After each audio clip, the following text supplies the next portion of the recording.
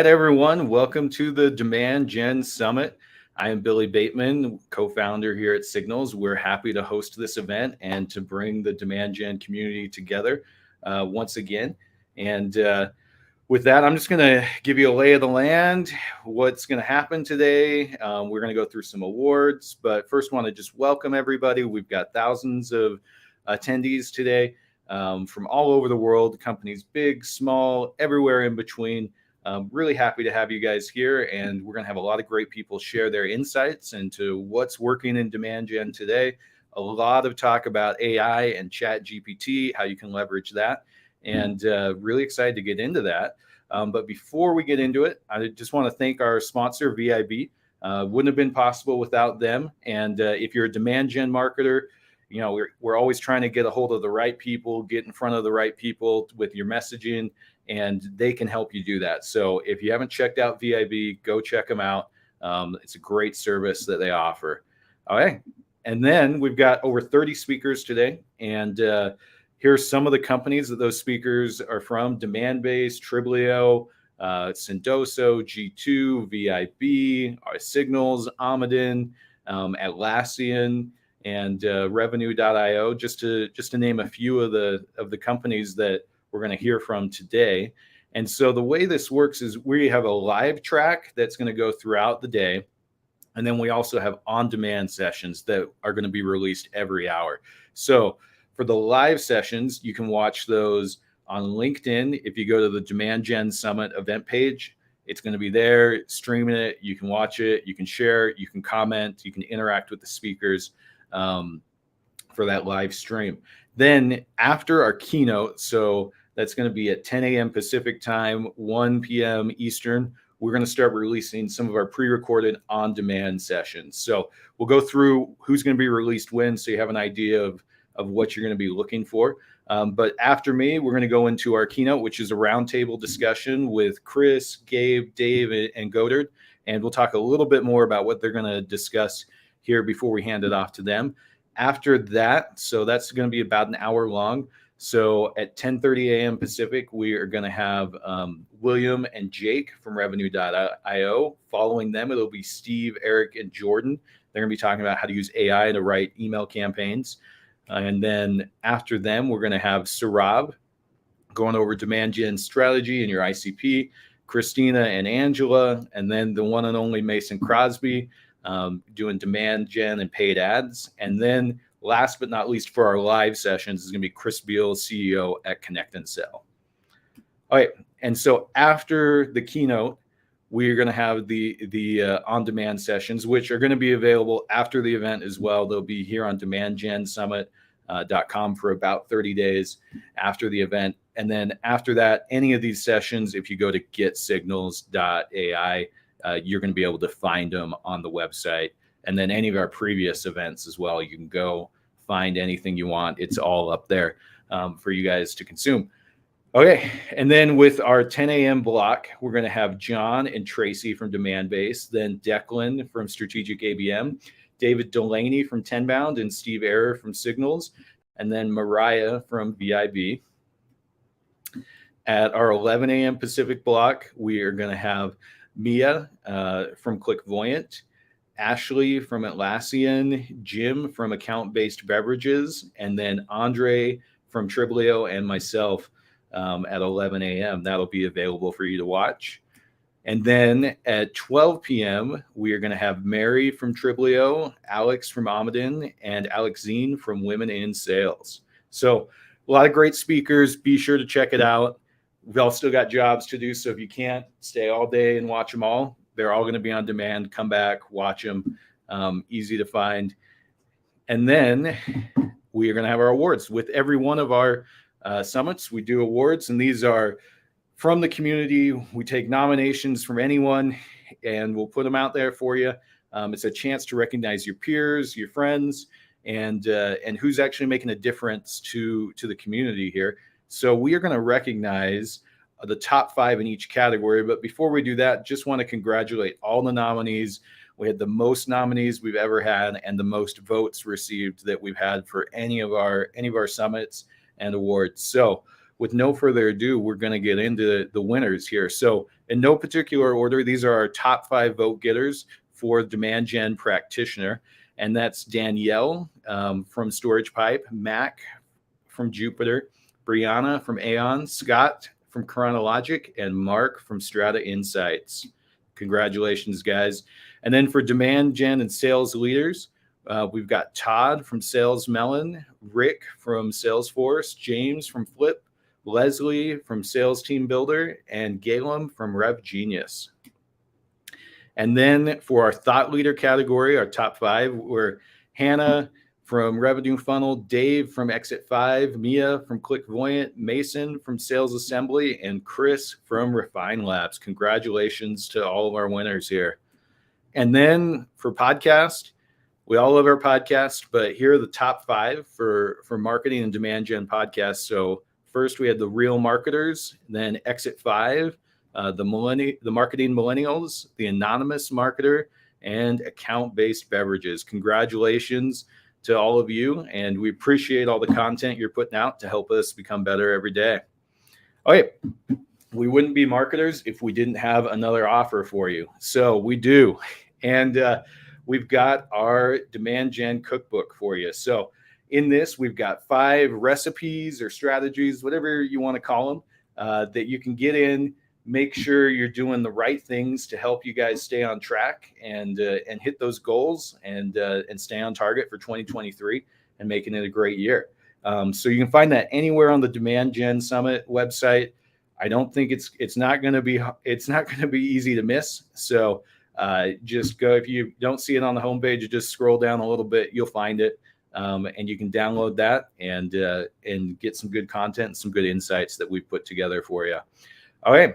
And then with no further ado, let's get you to the keynote. So this is going to be a roundtable discussion with Dave Elkington. He is the founder of Inside Sales, former CEO, sits on several boards now, and Godard Abel, CEO over at G2, Gabe Regul at Demandbase, and Chris Rudegrap from Sendoso. They're going to be talking about how to do effective marketing and sales in 2023, and then also a lot about AI and Chat GPT and how to use that effectively and use it well, and what bad looks like as well. So with no further ado, I'm going to turn it over to them.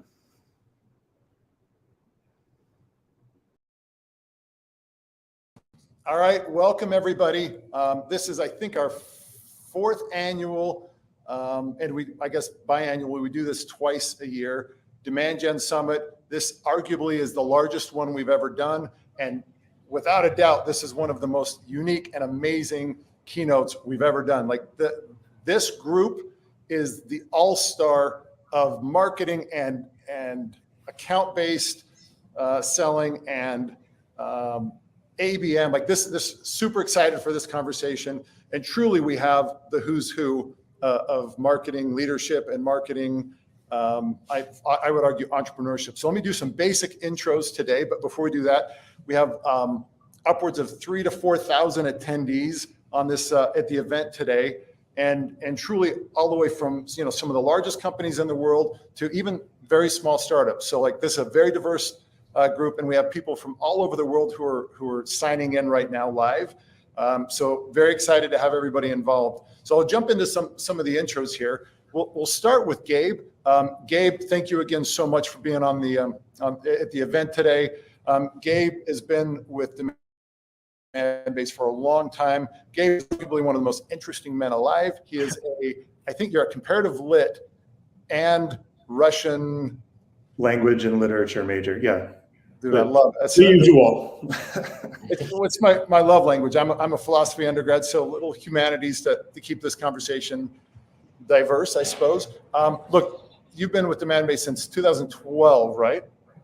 Yeah, it's been an incredible ride, kind of unbelievable. From the kind of the beginning of ABM and to see all the change and evolution and advances. And I love the company. We have a great culture, so it's been a great ride. I'm really thankful for. And truly, you've been instrumental in this growth. I mean, you guys are really raised over 300 million, almost 350 million through debt and equity. You guys, again, the OGs of this industry of ABM, and truly have kind of helped, found modern marketing approach that there's a lot of like targeting and personalization versus the old spray and pray approach. So super excited. I mean, how many employees you guys are about set? Yeah, we're about up to 750 employees. We're global. We have a presence in Europe and in India. Yeah. And truly, I think, as the markets open up, potentially one of the next big hot public companies, though, we got to get through this craziness that we're in. So, really excited to have you on, and truly one of the luminaries in the industry. Well, thank you so much. You being very kind, and I'm excited. I'm incredibly excited to talk to Chris and Godard and yourself. And thanks for having me. Yeah, super excited. All right, Chris, you're next. So you guys literally invented this whole concept and of creating ABM in a way that no one ever did it. I mean, similarly, you guys have raised over 150 mil. You guys, I think over 250 employees. You are, a business grad, so like we'll forgive you on that one. I mean, there's got to have some diversity. Just kidding. Honestly, you guys started. When did you start the company? 2017. And really, as you did this whole concept of doing high impact mailers and doing this in context to high personalization and high targeting on the account side, really, I think revolutionized the industry. It's pretty amazing. Some of the amazing metrics. You guys have done over 5 million deliveries, right? Mm-hmm. What's the best one that you guys like? What's the one that you're in the ivory tower and you're like, this one is the money play. It works every time. What is it? Well, the actually unique thing about what we do is it's not a one size fits all, and the personalization effect of knowing who you're going to send to what's the right time is actually the best. So what works for Gabe might not work for Dave. But in general, there's some themes around, the Yeti mugs, the Stanleys, socks, cookies do really well, Amazon gift cards. But again, it's all about the personalization. That's a good answer. It was a bad question, but you helped me not look so dumb. But truly, it's a whole nother perspective of the personalization approach that we have on the roundtable here. So thank you so much for being involved. Thank you. Cool. And last but not least, Godard, you have invented a whole new type of research, right? I mean, basically disrupting the traditional approach that, has been around forever and was largely ineffective, creating this whole new genre, again, of research and really it's led into a whole new type of intent. And what's super interesting, again, some of the interesting kind of vanity metrics, over 8 million software buyers are involved in your ecosystem. And what's cool is just recently you were recognized as one of the top 150 most influential websites in the AI space. So if you think about what's happening with like GPT today, like they're learning from the content and the research that you're providing to the world. So like it's actually, you're raising the overall level of what's happening in AI, which is kind of amazing and frankly pretty exciting. What's from your point of view, and again, I'm just trying to understand a little bit of background. And by the way, for people to know, Godard also is a serial entrepreneur, wildly successful, built a company more than once, but like the one that I'm very familiar with was Big Machines, sold that, and then started this and really helped build the industry around what he's doing. So again, couldn't be more excited and more thrilled. What's from the G2 side, if you were to be like, hey, this is our secret sauce, what would you say it is? I would say it's consumerizing B2B software buying. And I know, Dave, you're also a longtime software entrepreneur, inside sales. I think I always thought it was just way too hard to sell and buy software. And one of the friction points to me was Gartner and analysts like them, right? Because it took years for them to catch up, and they write a book, kind of every 2 years. And when we started the company, I thought, wow, that's like Encyclopedia Britannica. I don't even know if some of our listeners remember that, but when I was going in school, right, these beautiful books, and then Wikipedia came along, and we just thought the software industry deserved something more real time. And like in consumer purchasing on Amazon, we all rely on peer reviews, and we just thought that our industry would be better if we had real-time peer insights that would help software buyers buy faster and also help software sellers more easily connect to the right buyer.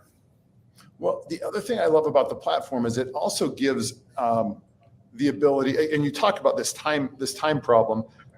Traditional research, software research and corporate research firms, you've got this dating period and it costs you a lot, $50K, $100K, $200,000, $300K a year, and this dating period of 2 or 3 years before they really start to cover you. And then even when they do, they're filtering all of the content through their lens, where what you've done is you basically said, look, we're going to speed this thing up. This can happen in real time. And we're not going to filter. We're going to put content out there that's unabashed. We're going to it's good, it's bad, but it does give real access. I mean, it feels just like a modern exchange of ideas. And so it was one of the spaces that was clearly severely in need of some disruption and obvious because again, 8 million software buyers and in the small time frame you've been able to build what you've done is pretty stunning. So thank you for being on. All right, let's jump in.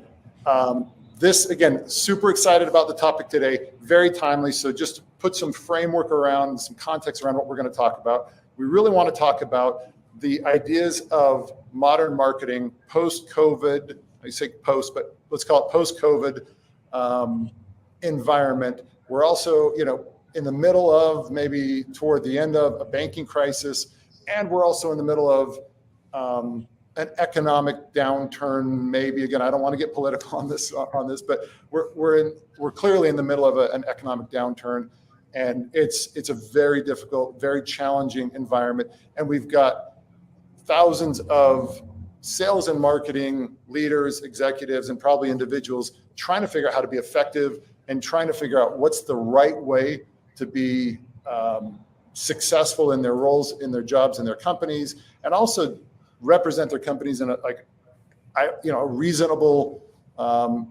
effective way. So that's the context for today's conversation. And so I want to start off with Gabe.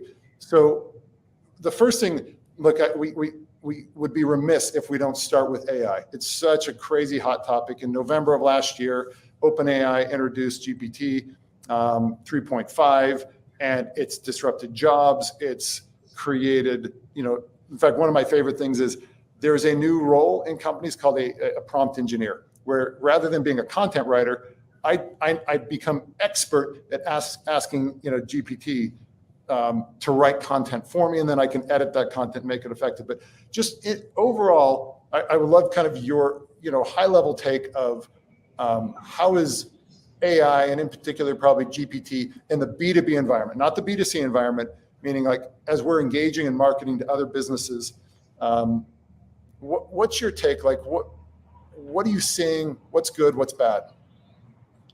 Yeah, well, I mean, it's a huge topic that can't be overstated. I mean, I think that's where it all starts. And, in my mind, having been, in the workforce for 25 years, I feel like it has the potential to be the most disruptive technology of any we've lived through, maybe save the internet. And, broadly, I think in a lot of ways it's going to follow that cycle. So I do think, the excitement about AI, the investment that goes into AI will be a part of what, takes us out of the recessionary conditions you mentioned. I think there's going to be the typical kind of buzz or winners and misses cycle, and it'll probably, not to be cynical, the hype cycle, it'll probably create the next bubble. And I think, as entrepreneurs, as sales and marketers, leaders, I think it's incumbent on everybody to invest, in their business and in themselves to make sure, they're getting the actual benefit out of the AI versus the buzz. Interesting. And I think that's going to be absolutely key. And I think we're in the early innings of deciphering, what is real, which there's a lot of meat on the bone, and what's not, and in fact is probably going to lead to some bad businesses. That makes sense.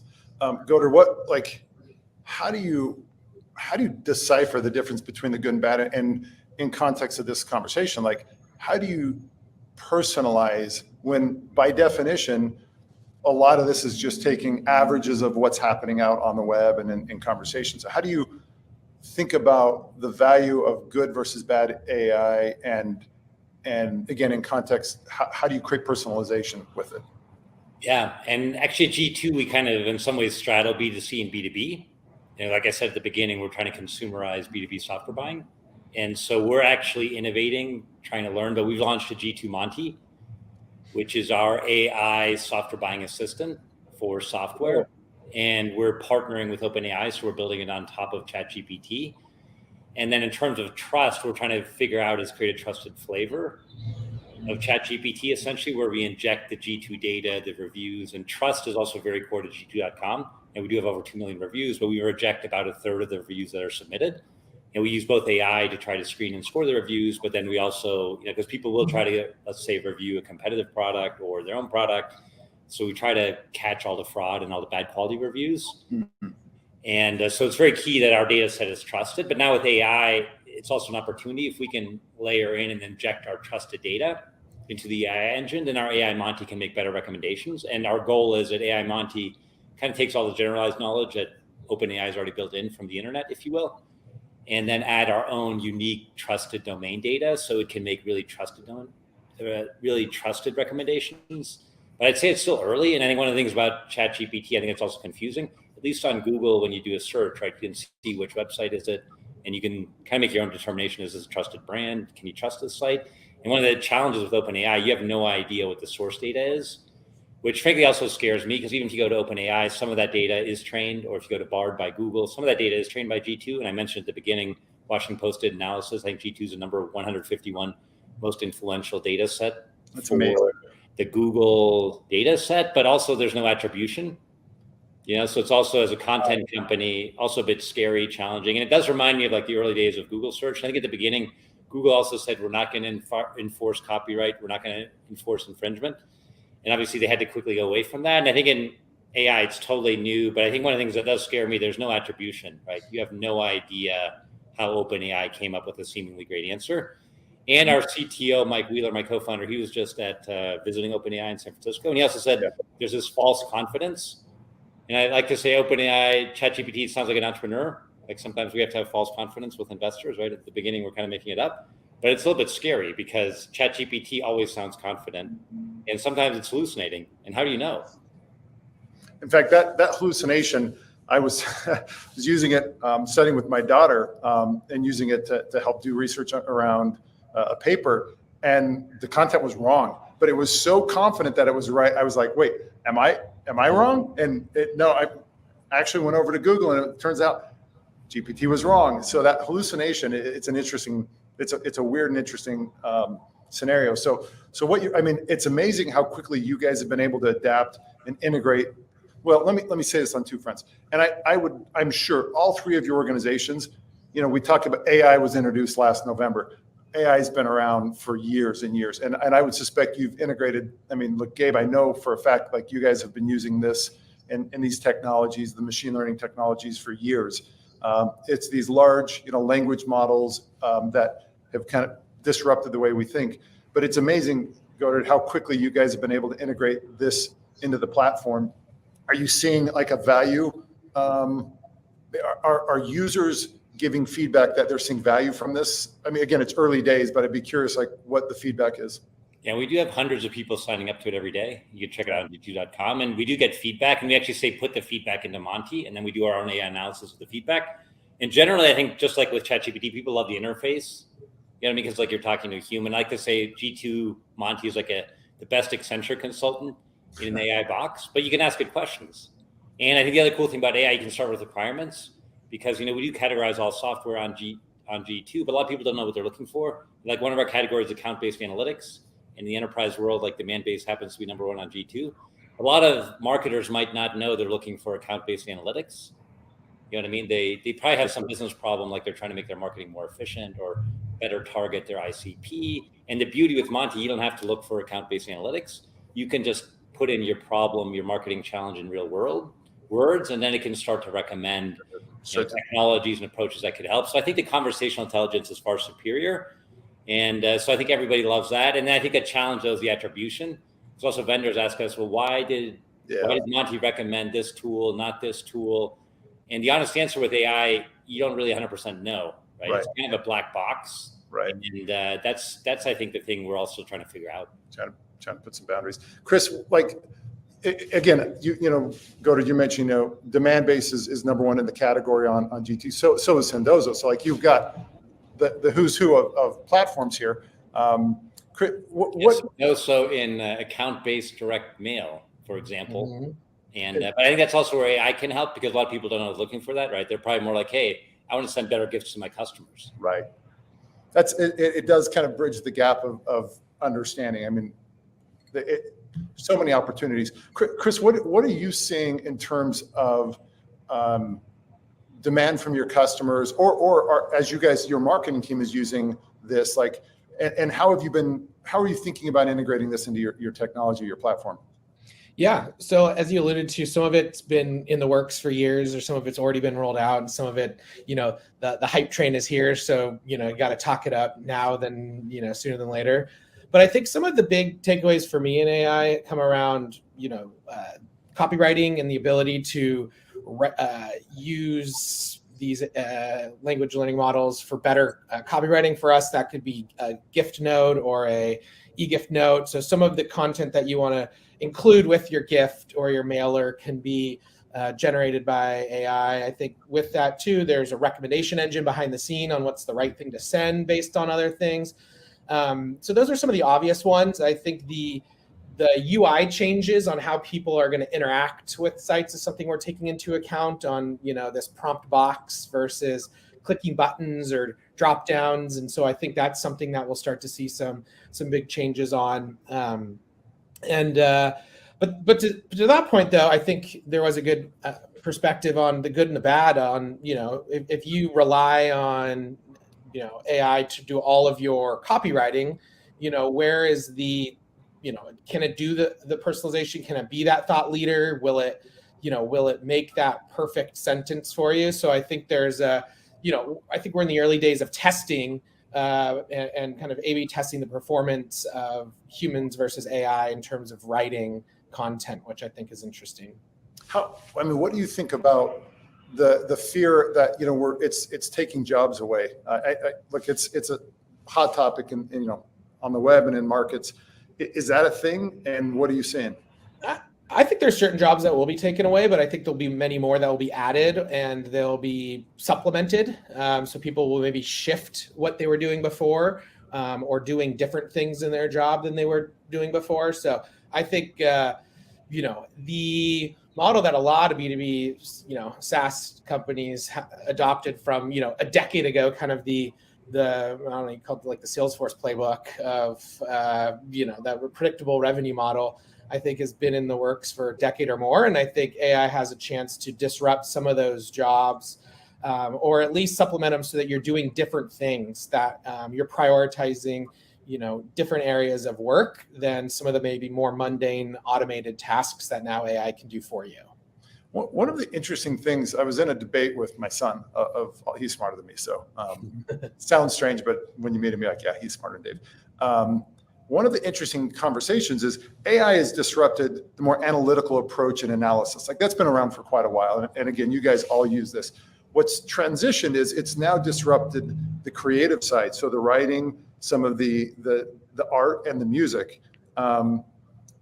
What do you guys, I'd love a little bit of feedback of what should not be done right now with AI? Like, what should people not be doing that might be happening? And maybe start with Gabe here. Well, I think where its limitations are, right, and where its dangers are is where you want to avoid the use cases. And I think, you hit on something big there on the analytical side, which is kind of a little bit what I was getting at before. Is there's AI beyond generative AI, right? And I think a little bit what's being lost right now is how much is there in terms of building models that make decisions that are going to have a tremendous impact on technology. And I think a lot of, my take would be a lot of the buzz is going into the generative AI right now. And I think there's going to be a lot of kind of me too use cases there. So I think you got to be careful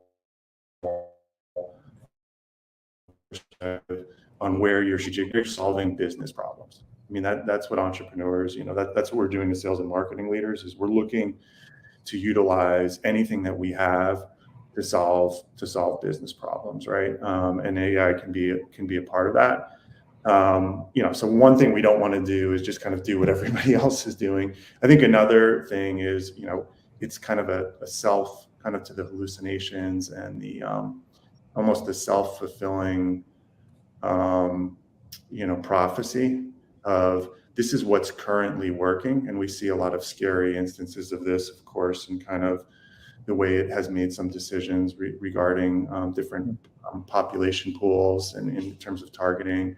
But within marketing, if you're continue to do what you have been doing and amplify what you have been doing, as opposed to being disruptive, which is the heart of an entrepreneurship, you kind of risk losing the lifeblood of your long-term business, right? So I think balancing, what I'm getting at is that you kind of have to balance the tactics of AI with a sound business strategy that still relies on entrepreneurship, or else you kind of risk becoming, undifferentiated. Yeah. Again, almost definitionally, AI finds kind of the optimal average. And your point is, if you just rely on AI to run your strategy, you're going to be really average. It's interesting. Yeah. Chris, do you agree? Do you disagree? Let's get this. I definitely agree on the whole, it's buzzy. And if you're the new, I don't know, a decade ago, it was what's the next Uber for X? Everyone was creating the new Uber for X. And now it's let's create the next, AI for X. And I think that's risky, because if you're not solving big problems, or you're not passionate enough that you're going to spend decades trying to stay to this one problem that you're trying to solve, it's going to create a bunch of companies that pop up and potentially go out of business. So I think that I agree with Gabe. I think there's other things that's just uncharted territory. I think, I hit on the content piece earlier, where that copywriting is an obvious, creative, nuance that's being disrupted. But people write content for thought leadership, and, can you, as the chat GPT, be able to create that same thought leadership that, the CEO or the C-level VP in that category can create? Or is content created for SEO purposes, and is, in 6 months, a year, is Google and Bing going to get smart enough to be shame on you, that was created through chat GPT, we figured you out, we're going to ding you. And so now there's this huge, hey, I have hundreds of blog posts that I just spun up overnight, and now you're going to be in trouble. So I think there's just a lot of uncharted territory, and people are going to be making guesses, putting bets, and I think it'll be years before we figure out the true benefits or the true risks that happen. That's fascinating, because again, I've read a couple of articles, and I'm just this is not a person. It's not interesting. And if it is a person, shame on this person. It's just not that good. Go to what? How about you? What? Again, do you agree kind of with the sentiment here? What's the current bad of AI in general, and what's the bad of AI in particular on kind of these large language models? What are you seeing not going well? Fake reviews? Is that kind of stuff emerging? For sure. It'll certainly be just another way to write fake reviews. And I think that's an example of the bad. But I would say the good, and what I tell our team, to me, it's the ultimate human assistant. And I think also in any company, not just software, not just B2B, right? I do think, and my CTO co-founder, Mike Wheeler, he's the one doing the OpenAI partnership, but he also said for himself, this co-pilot, now every software engineer can use right in GitHub. And, but every really good coder I talk to, they're like, wow, this is amazing. So I think your 10x engineers can become 100x engineers, but it's still just a human assistant. And I think that's great. And I think it's the same thing with a writer. And actually, what I also told our teams, one of my CSMs, one of our best CSMs at G2, he's kind of worried. He's like, hey, is this going to replace me as a CSM? I'm like, I don't think it's going to replace you. This is one of our best CSMs. I'm like, you're going to become 100x CSM. Yeah. I honestly worry more, and it's a new tool. I do think we all have to learn it. So I'm actually using it myself. It's one of my favorites on my browser, a ChatGPT, and I'm paying the $20 a month, so I get 4. But even do my own work as a CEO. So I kind of feel like any knowledge worker now, it's kind of like when Google came out, and if you didn't learn how to become good at Google searches, like that would hurt you in any job. And I probably don't believe that prompt engineer is going to be a separate job. I actually think that's kind of honestly dumb, because I think for every job, whether you're a writer, an engineer, or a CEO, it's an assistant. And it's like any new powerful tool, you have to learn how to use it. And if you learn how to use it, I think you can become 10x better at your job.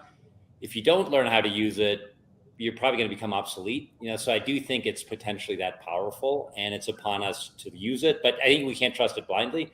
And the idea, if you just push the ChatGPT code or just a ChatGPT blog, it's not going to be good. It's not going to have any personalization, and it's going to be kind of useless, right? It's just going to be spam content. And so I do think we have to add the human element, the human design, and the overall human direction. But then it's a great assistant for all of us. That makes sense. And just I want to highlight a couple of things I heard from the group here. Like everyone needs to be a prompt engineer. Like if you want to be relevant today, like you better know how to use these tools. And really, this should be assisting everything we do. An interesting story is, so I sit on the board of a university here in Utah, and they took an approach, it was fascinating, where they actually said, we expect every student to be using this and leveraging GPT in their writing, in their papers, in their research, versus trying to say, hey, you can't use this, instead of blocking it. They actually have the professors learning how to use it, and they don't actually discourage people to not use it. They're saying, look, students, this is a new tool, it's a new reality. You better figure out how to use it, yet still create value and content on top of it, versus trying to just run away from it. So I want to move away from the AI conversation, but I'm sure it'll integrate back in. But I really want to talk about personalization, about ABM, about really what I would argue is modern marketing. But before we do it, does anyone have like one last, I've been thinking about this. Here's one last thing I want to say about AI and GPT. The last thing I would say is I think there's an opportunity for sales or revenue enablement teams to really think about how do they enable everyone. Right now, it feels like a Wild West, but can you centralize training around how best to create prompts, and or how do you make sure you have some level playing field, so that if you're looking at data, you don't just assume this rep's so much better. Are they using AI? Are they not? Are they, is everyone on the same playing field? Because I think you want to make sure it's not a Wild West for sales reps and CSM. So I think there's a big opportunity for enablement here for go-to-market teams. That's an interesting. Go ahead. Sorry, Dave. What Chris said reminds me of one really tactical idea. My favorite ChatGPT prompt is like, say it with 50% less words and make it punchier. That's it. So true. Like, how many times does it just go on and on? You're like, oh. And especially I get like outreach requests from our BDR team, because they'll see, like, I know Chris, hey, can you email them? And then they always send me a draft. And I try to tell them, but I take it to ChatGPT. My system does it now. Say it with 50% less words, make it punchier. And that's just like one thing it's great at, for example. But I think I like the idea, Chris, put that enablement, right? Because certain things it does really well. Mm-hmm. I was going to add, I think I would distill it down, it's a strategy, not a tactic. And I think that's internal and external, meaning in your product, it's got to be a long-term strategy versus a feature that you're adding. And in your for your internal efficiency in your workforce, to Chris's point on enablement and Goddard's on everybody should be using it, you got to have a cohesive approach to leveraging it within your company so you're differentiated. And again, I love this concept of differentiated, which is kind of like, don't just do what you're seeing everybody else do and say it. So I actually really love this concept. That kind of gets to where I think the next topic ought to be, which is how do we be better marketers in this, like, again, environment, very unique environment we're in. And I think the answer is personalization. So let's start maybe with you, Gabe. What is the next generation of marketing? Like, what do people need to be doing that they're probably not doing right now? Number one is align as closely with sales as possible.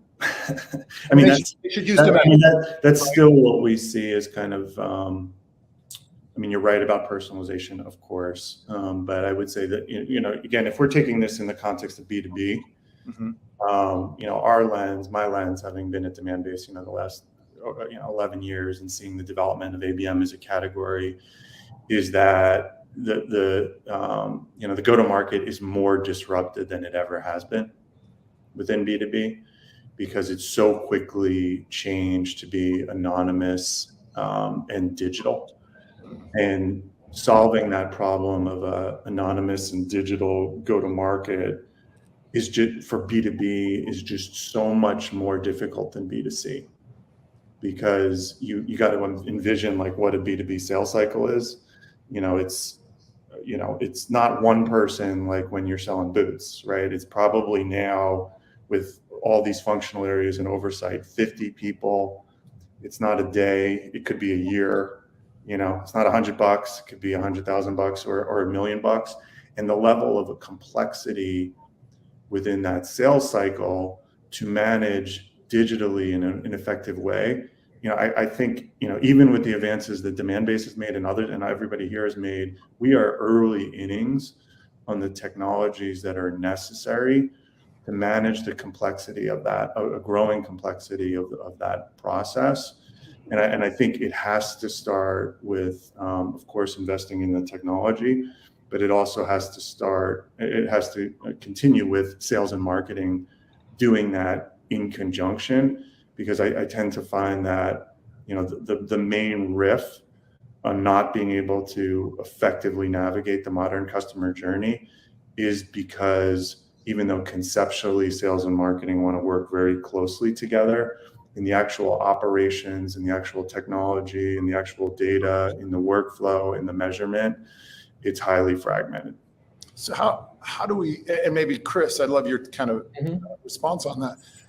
Pardon me, like how, this is not a new problem, right? This rift between sales and marketing, but theoretically, the technology should help us bridge that gap, or am I missing something? Like, how do, and maybe Gabe will come back to you, and Goddard, I actually would really love, I'll hit all of you guys on this, but Chris, like, how do we solve that problem? Because it's so, like, right now, if you don't drive efficiency and productivity, you're probably out of job and you're probably not effective. So how do we solve that right now? Yeah, one of the things that I see to solve for this is really on the onus of the vendor, the tech stack provider, to make sure that they're building a software platform that can work closely with both sales and marketing. And I think that we're seeing, maybe a decade ago is like, hey, this is MarTech. And, you feel like, oh, this is only going to be used by marketing. But increasingly, our tech stack now has thoughtful use cases where sales can use it and marketing can use it together, whether that's through orchestration or whether that's, marketing. For us, it's marketing setting up maybe a campaign and sales actually going out and sending the items out. And so I think we're seeing more savvy, software development that really thinks through the jobs to be done and the use cases on bringing sales and marketing together versus maybe having separated platforms in the past. And I'll pile on. You say sales and marketing. I already know you also mean customer success. Yes. Like a buying cycle is not. I mean, people thought about them in these silos historically, and it's not. Like, a customer is a customer whether they haven't bought from you yet or they're renewing. So, like, I really love this concept of, like, we need platforms and technologies that look at it holistically, not in silos. Goddard, what do you think is the solution to drive this, these gaps between these different departments, and how severe is it right now, kind of with where we're at in the economy? Yeah, and I do think there's more pressure, and we were talking about it earlier, because right now I think it's almost impossible for most companies to rate venture, unless you're in AI, and then you're probably too early stage to even be worried about your sales and marketing stack. But I think I think we all have tremendous pressure to get more efficient from our boards. I know we do, right? Our investors, I think every investor is now saying, hey, you got to do more with less. And I do think now marketing has to really not just produce pipeline, right, but produce revenue. And so you have to bridge that gap between the sales bookings and the marketing pipeline metrics. And marketing really has to prove, no, my leads are actually driving revenue. And I do think one interesting trend also is I think there was this book written by Sangram, another pioneer, Yeah. called Move. He's also co-founder of Terminus, helped start ABM, right alongside Demandbase. And, but also talks about bringing rev ops and marketing ops together, because I think if you have one scorecard, if everyone has the same set of metrics, which has also been a problem, because let's say marketing was working in, Demandbase, Marketo, sales was in Salesforce, right? But their metrics weren't tied. And a lot of companies still have that problem. I know we still have some of those problems. So I think we're actually contemplating, hey, do we bring our sales and marketing ops teams together and have one ops team, one scorecard, one set of measures? Because I think if you have common measures you're looking at, and marketing can see how their campaigns are flowing into revenue or not. And, I think that could be an unlock. And I think systems like Demandbase and Dose, I think we're all working to integrate tech stacks better to make that easier. But I think it's still work to get to that one scorecard, that one set of metrics. And I do think it's an interesting idea of, could you have one ops team across sales and marketing to make sure that happens? So some of the best practices I'm hearing, and again, so for the listeners, I want them to kind of pick these like really good tactics. So one, go to just mention a single scorecard for the entire organization, not these siloed scorecards. And then teams, ideally not teams, but a centralized ops leader that, and this is, something Sangram talks about, a centralized ops leader that actually represents the entire customer lifecycle, not segments of that. And Chris, I think what you shared is like, make sure these teams are using technologies that tie it all together, like Sendoso, like Demandbase versus, I think 5 years ago, we saw technologies for departments, and what it sounds like you're recommending, and Gabe, you frankly said the same thing, find technologies that support the entire customer lifecycle. And then, Gabe, you brought up the problem. And I think it is maybe the incumbent problem in our current situation. What are some like tactics that you'd recommend? And maybe we start with Goder this time, and then we'll move around. But what are some tactics you're seeing from your team? And you have this unique perspective that you actually see a little bit of a bird's eye view of marketing approaches that seem to be trending and more effective. And I don't know if you have it, but I would love, even if you're seeing shifts in your quadrants where you're like, hey, this company or this group of companies were not as relevant. Now we're seeing a lot of relevance in these kind of technologies and these kind of approaches.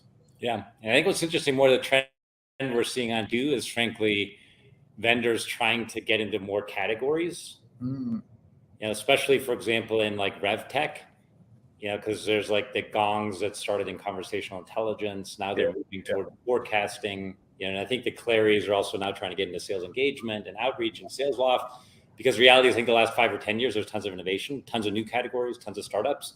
But a lot of these companies became unicorns, raised hundreds of millions, right? And now I think also to respond to the customer, because right now the customers in this tougher economy, they're trying to consolidate systems. And so I think that's one interesting trend we're seeing. I think more vendors entering more categories and trying to offer a suite. Yep. Because I think that's what a lot of buyers want right now. So I think that's certainly one interesting trend in the data. And I think and also G2, we like to say we try to drink our own champagne. Or people used to say eat your own dog food, but at least I like champagne. I don't like dog food as much, so I'm with you. But the idea, and I think the other trend now, I think as we all have to get more efficient, right, is how do you really make sure in your marketing efforts you're targeting the right buyer at the right time with the right message? And we all see that. I think consumer marketing's gotten really good at this. Like I always make the example of Insta, where Insta somehow they always know, somehow they know my daughter loves to ski. They know it's end of ski season right now, and there's clearance in her favorite brand and her favorite color, and I end up buying it on Insta. I think we're not quite there yet, but I think G2 also, we provide buyer intent data, so we can tell you who's shopping your category right now, which means you're reaching out at the right time. And then we also can help with the right message, which we think, the best message is, hey, Dave, here's a peer, here's a peer entrepreneur that loves this app. And, and frankly, that's where we also have a good partnership with platforms like Demandbase, because Demandbase manages all that orchestration, right? We provide just the intent data and the content. But I do think that's what also our marketing teams are trying to do. And I think, as I advise to every marketer, you really got to be efficient. So you just have to have the right target, the right buyer with the right message at the right time. And that's really essential right now to get efficiency. I love it. And by the way, you referenced something early on. And every sales and market, if you're not doing this, a little tactic is use G2 as a research platform. Before you talk to clients or prospects or customers, come in and find out like what people are saying about these companies. Like it's, again, this is kind of an unrelated thing, but it's this crazy resource that sales and marketers typically, I'm not seeing use enough. So just maybe an unabashed pitch for G2, but you're stupid if you're not using it. It's great content out there. Okay. That part's totally free, Dave. So I agree. I know. It drives me. When I see people not do stuff like this, like I'm just like, yeah, Chris, like what's your take on this?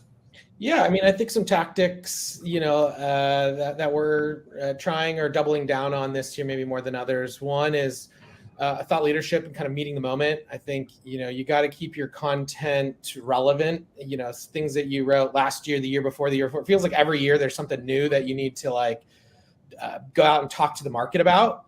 This year it feels more than ever talking about how important your customers are and expanding those customer relationships. And so how do we adapt the playbooks for people using Sendoso to adapt to those, really in-moment trends, or, adapting to the CFO being like the ultimate, buyer now at some cases in terms of having more control than ever before. And how do you educate your champion that how to talk to their CFO? Because, previously a champion might be able to just sign off on their own. So I think that's an area for us. The buying experience too, we quarter before last rolled out a new kind of freemium PLG approach and testing that motion out from what was for the first 5 years of life of pure sales-led motion, and really going to test out the buying experience for, a freemium onboarding type of strategy. So I think that's been important. And then I think it's just all hands on deck to drive revenue and retention. So what I mean by that is doubling down on partner co-selling, on exec sponsor co-selling, and really, or co-renewing, co-successing, and making sure you're using all of your resources. That's super helpful. And that's, kind of brings me to Gabe. And you mentioned this, like the buying process, and you guys are all saying the same thing. The buying process is not the same. It's not an individual. And I would say I think, if you guys disagree, I'd like you guys to challenge me. I think with the economy and where we're at in kind of our economic situation, it's getting more complex. It's not getting simpler. The buying committee is increasing in size. The approvals are more complex. Gabe, what are some of the tactics that your team are using? And I'd love you to, in preparation for the roundtable, we all talked a little bit about this, but what are some of the things that are changing right now in the way you guys are kind of thinking about a go-to-market? Yeah, well, I mean, we're also, like you said, kind of in the catbird seat in that, like, what we do is sales and marketing alignment. I mean, that's essentially the, ABM's mission is to align around the account so that marketing and sales are most effectively driving revenue. So, for better or worse, we see best-in-class implementations and we see a lot of struggle, right?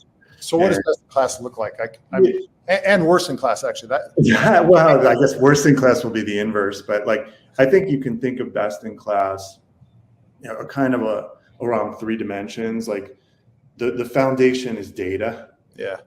And that's, if you don't have that, it's kind of like it's your diet, it's the whatever analogy you want to use, your house falls down, to mix metaphors, like, AI is not going to be good, right? Like, so there's so many data issues still, and data is a combination of third-party data sources like demand basis intent and G2's great intent, and also first-party collection.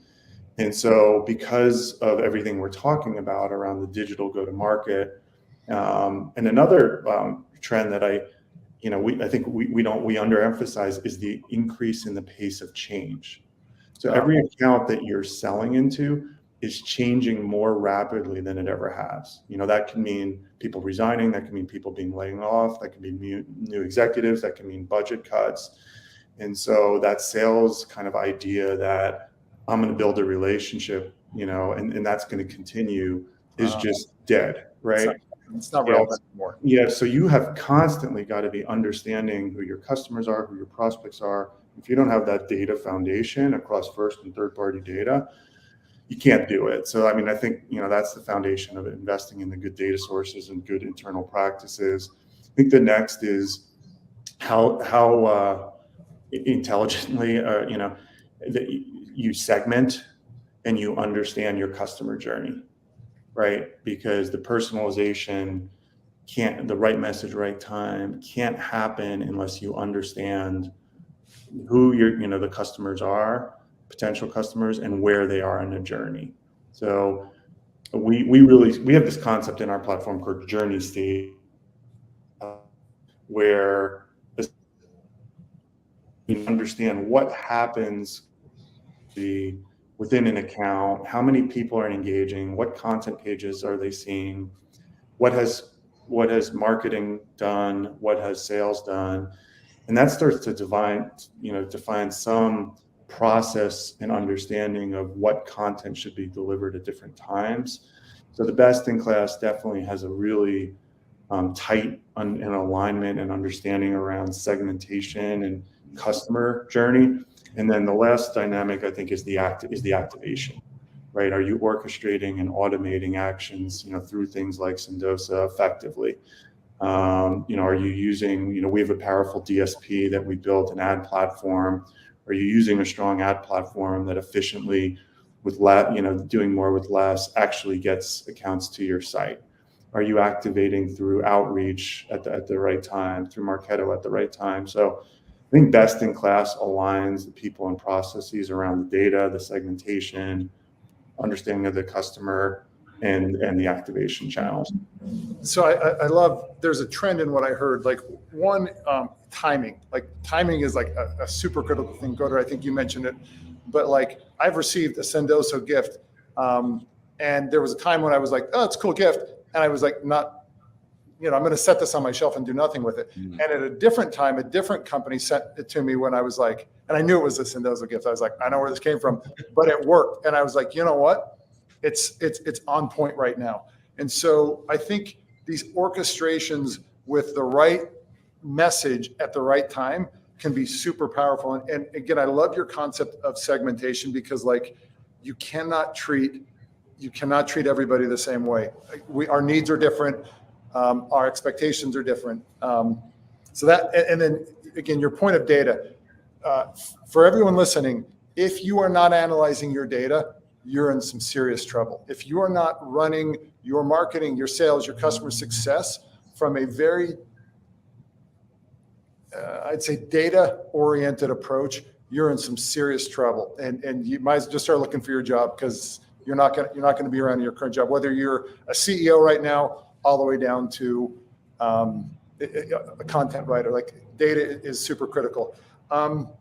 Let's talk a little bit more around, and I've got, as you see me looking down, I've got some notes that we've talked about here just a bit.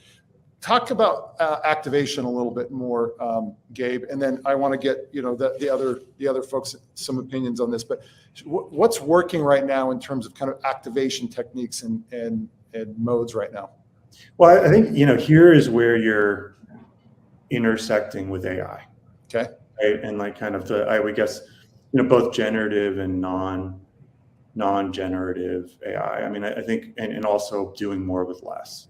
Okay. Right? Because if you go back to what we were talking about in terms of segmentation and how important it is to understand even just the difference between enterprise and mid-market, right? Or different industries, different geos, like what is needed for each one of these accounts is completely different, right? And so to the degree to which you can automate that activation and not have to make decisions in real time or have people in real time working over long periods where you're actually missing out and coming in later in the sales cycle, it's a win-win-win. You're going to be more effective and you're going to do it for less.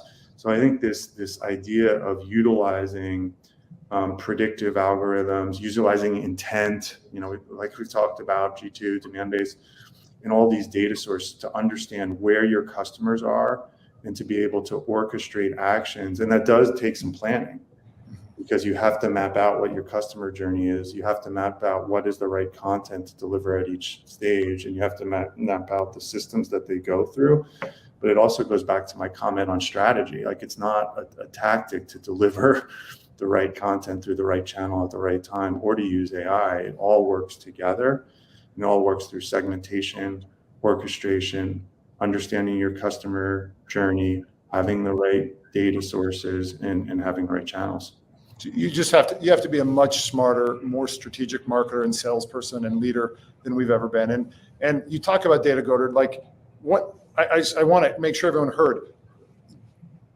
G2 has intent data, and this is good intent data. It's not all intent data is created equal, and this is data. Well, tell us. Actually, I'll pitch it, but because I use it, but you'll pitch it better. Like, what is that data, and then how are you seeing? What are the tactics people are using around your platform to be super effective?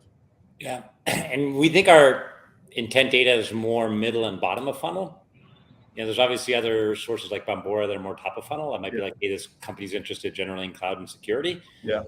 And that can be also good for targeting, but we think, on G2, they're actually then searching for specific, a specific category. Like they might be, searching for account-based analytics, right? And then you can also see, hey, they're looking at demand base, they're looking at 3 competitive vendors, and you can see exactly what that company is doing, what products they're engaging with, what categories they're engaging with, and you get all that data via API in real time, and then you can score it. Mm-hmm. And I think most ABM, most marketing platforms, they have some scoring tools, but then you feed our data, which is, I think, the best at bottom and middle of funnel for software, into that, and then you can really score it better. And then I think the key to figure out is also your processes. At some score, maybe you want to go straight to the AE via Salesforce Chatter or Slack. Other stages, it's more the account at the, still account-based marketing stage. You want to do some messaging on LinkedIn, heat that account up further and score it more and more. But I do think, and you said it, Dave, I think you have to be good with data now. And I do also think if you want to be efficient in marketing, you have to use intent data. But it's a complex thing to do, right? And I think that's where you do need, a platform like Demand Base and dial it in properly. And then also, obviously, you can tie in tools like Sendoso, right? Because, hey, this customer is so hot, and Dave loves cars. I think you love cars. I like cars. What your favorite gift is, right? But then with AI, you can say, hey, what's the best, someone that loves cars and is in the market right now for this tool, what's the best gift to send them? And I do think it's possible now with data, but it's also super hard, right? And we have these problems in our company. Everyone has like bad data in Salesforce, bad data in marketing, and all this stuff fails if your data is bad. And so I think that's the challenge, right? You have to have the best data, and you have to clean it, so then all the orchestration works. So again, kind of like what Gabe said, a lot of prep work, more prep work than ever versus just go out and just go do stuff. And Chris, you said something that I loved, and it's around thought leadership, where we've got to, like, we have to stand out. We have to create value for our customers. And what's interesting, kind of full circle, GPT is not like you're not going to get thought leadership out of GPT content, like almost by definition. You have to do the work. So that's one thing I want maybe everybody who's listening to really, again, if you guys disagree with me, like call me out here, but people have to hear this. There are not shortcuts. There are tools in GPT and AI, but there's not shortcuts. You have got to do the work. I think that's what you're hearing from everybody here. You have use it as an asset, use it as a tool, but do not use it as a crutch. Don't use this for your thought leadership. Don't use this for your strategy. Like you've got to be different. One question though for you, actually, and elaborate on this, Chris, but and kind of this like what are the right activation tactics? But when is it right to actually reach out with, because using a gift or some way that, using your platform is a much more expensive activation technique than an email or something like that. When is the right time generally? And then, how do I know if I'm planning, like, how do I think about this? Yeah, I think there is a bit of a misconception when you just look at the absolute cost of things. So like, sure, sending a $50 gift is $50 and sending one email is, close to free. But what if you had to spend 2 months sending free emails to get someone to attention, or you spent, 2 days with a gift? So I think there's some behind the scenes math and opportunity cost and tracking by channel conversion metrics. $1 in for an ad generates X dollars for this. So you really have to do, again, data. And on the back end, even though gifting can be perceived as a more expensive channel, if it drives superior results, then, it's irrelevant. Yeah, it's irrelevant. So, but to that point, I think there's different things that you could send if someone's showing intent data, or if they're, you're running a, maybe a meeting maker program, and you're trying to have, the ABM team drive people to an event, or, an SDR's trying to catch someone's attention, or a CSM's welcoming a new customer. I think there's, depending on the situation, again, what's the right gift. And I think it's not necessarily a silver bullet, but it's, you have to, in this day and age in B2B sales and marketing and CX, you have to do everything. You have to be doing all the different channels all the time, using all the different data at your disposal, because, if you're not doing it, probably your competitors are. And so it's all about how do you master kind of all the different channels, in my opinion. Yeah, that makes sense. Okay, so we're about out of time. What I'd love is just one from the three of you, like something that's like on your mind that you've been thinking about lately that you could share with the audience, the people attending, like, because you get worried, you ruminate on these things that's occupying you. Let's start with Gabe. Like, what are you thinking about lately that would be useful for people to hear? Well, I mean, I just think it's a better time than ever to dream big, as entrepreneurs and CEO. Like, I mean, I can't believe how fast things are changing, and as a business, you have to take advantage of that. But also, as individuals, and we've talked about the skills needed are different. It's just such an opportunity, and we feel like at Demand Base, it's we're just scratching the surface. Our concept is, which aligns, I think, with everything here, is we ultimately want to build a self-driving go-to-market for B2B. And we really visualize it like that we're really at the beginning of our journey. And so I think even though we're going through very difficult economic times, we should, take the time to realize we're on the cusp of something really amazing, for great companies and for people that are investing in their career. I love it. Basically, what I'm hearing is challenges create opportunity. So for people who are opportunistic and can be proactive, this is a career-making moment in their lives. That's 100%. It's super inspiring. I get the chills when I hear you say it. So I love that stuff. Chris, what's ruminating? What do you think about?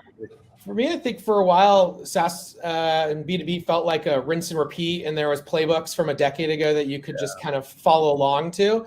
And I think now more than ever, you kind of have to rethink things. And, similar to Gabe's point, now's the time to kind of reinvent processes, reinvent some of your motions, rethinking how you're doing things. And I think it's a topic to address from, top down, and making sure that you can inspire your team to rethink whether it's how to leverage AI into products, or how do you have the revenue enablement team think about new techniques and tactics that we talked about today. But I think it's all about getting out of your comfort zone and trying new things. Yeah, I love it. And that's kind of what we're hearing is like, you have to be strategic here. You have to be thoughtful. And using your old plays or someone else's old plays is the opposite of that. And using GPT to try and figure out your plays, that's literally the opposite of that. It's using everybody else's in average. That's amazing. Thank you. Go to what are you cooking on lately? Like what's been bugging you, or what are you thinking about that would be useful for people? Yeah. Well, one thing, and I do a bit of angel investing. I think one thing I tell entrepreneurs now is assume you'll never raise money again. Yeah. And make sure you can make it, which creates a constraint around efficiency. And then I think the second exciting thing I've been in tech now since the 90s. And I remember when the Netscape graphical browser first was launched. And I do think generative AI is as big an opportunity. And I think the two can come together well, because we can use the AI to get efficient and to make it without more funding. And so I think that's the challenge. Very constrained funding. The opportunity, I do think AI is probably the biggest, breakthrough opportunity in tech in the last 30 years. Yeah. So use it. So look, what you're hearing today is you may feel down, you may feel overwhelmed. I think expectations from your leaders are probably the highest they've probably been since you've been in your current roles out there. But the opportunities are the biggest you'll probably ever have in your career, which makes sense. As we know, you said this, Goder, like with constraints comes innovation. There's a time to innovate what you do. And that's what you just talked about, Chris. Like, you have to be thoughtful. You have to be strategic. Guys, honestly, one of the best conversations I've had as far as I can remember. Like, really pretty inspiring stuff, you guys. I think there's a lot of good nuggets for everybody to go out and be better. And if nothing more, just be inspired. Again, people watching, if you don't know these technologies, these companies, go check it out. Like Sendozo, I've used it, I've consumed it, and I've bought from it. Demandbase, similarly, used it, consumed it. It is such a game-changing technology. And then obviously G2, like, guys, there's so much opportunity that you can gain from what these men have built. So please invest in check it out and enjoy the rest of the day. Like, there's a lot of amazing content. Everything's, ungated, everything's open to everybody. And then one last thing, if people want to reach out to you, and I'll just start with Gabe, how should they best reach out to you? Well, I guess email is best. So it's a first initial last name at demandbase.com. Perfect. Okay. Thank you. Chris, how should they reach out to you? Yeah. Find me on LinkedIn, add me on LinkedIn, email me, chris@sendoso.com, or send me a gift. I like that. That would probably work for you, Chris. Go to what about you? How should people reach out if there's something that's burning and they really want to connect? Godard@g2.com. Okay. Honestly, guys, I cannot thank you enough. It has been super inspiring, super educational, and really helpful. So thank you again.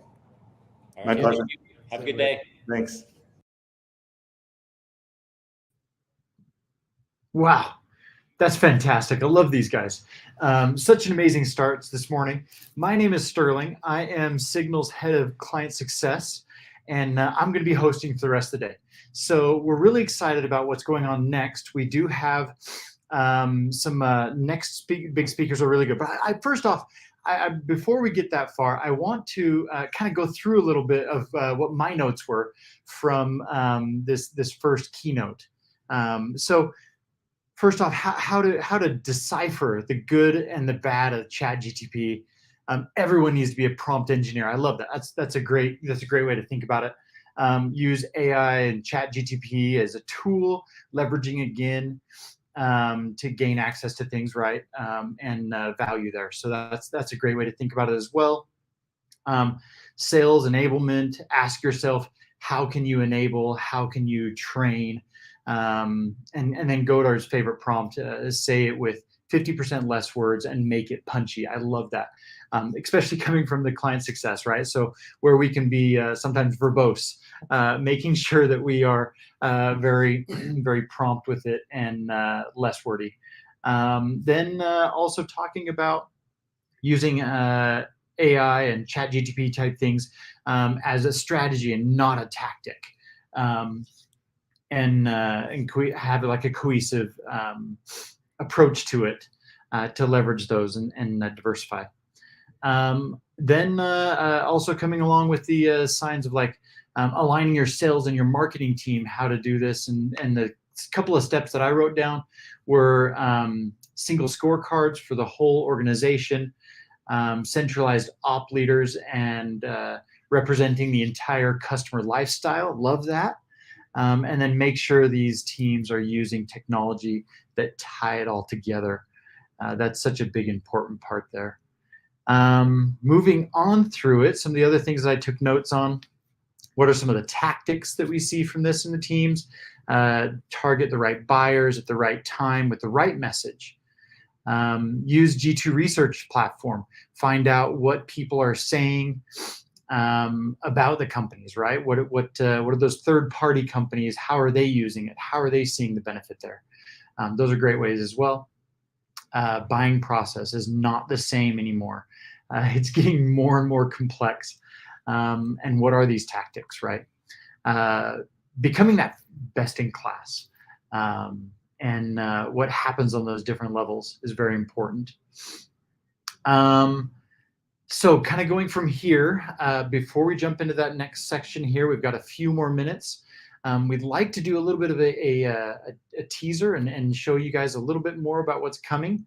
We have a 3-minute video here. It's just a small little intro of Declan and the strategic ABM that we would like to show. And that's going to be now open and available, so you guys can watch that as well during either during our live sessions or afterwards or whenever you want to. Don't miss that one. That's a really good one. So we're going to do a little teaser right now for that. So let's go ahead and start that. Definition of what ABM means to you as a business. And I think that the key point here to mention is if you don't define from the outset what it means, and by that I don't mean what's the definition of account-based marketing that you might find on some website somewhere, or you might ask ChatGPT. This is actually what it means to you and your business. We're all different. Our businesses are very different. So you have to sit down with your marketing colleagues, with your sales colleagues, even with your C-suite and your leadership. Define what it means to you and how it aligns to what you do. Number 2, no clear way of measuring what success looks like. Now this, if you start a journey and you don't know what the finish line looks like or where it is, you're going to struggle to finish the journey. So this is the same with account-based marketing. You have to, even before you start, you've got to create the dashboard. You've got to understand what good looks like, what success looks like, what you are defining as your success metrics. Write them down, make sure you're actually able to measure them. So don't be too adventurous at first with your measurements. Think about things that you can easily measure in terms of measuring the reputational impact of the work you do, the relationships and the impact you have there on building relationships within your target accounts, and then clearly the revenue upside from your activities. Write them down. Make sure everyone is in agreement on what these metrics are, because then when you report back, you'll have everybody on side, you'll have everybody agreeing, you'll have everybody congratulating you, and you'll be able to move forward perhaps from a pilot to a full-blown, or from moving from perhaps a one-to-many to a one-to-few to a one-to-one, etc.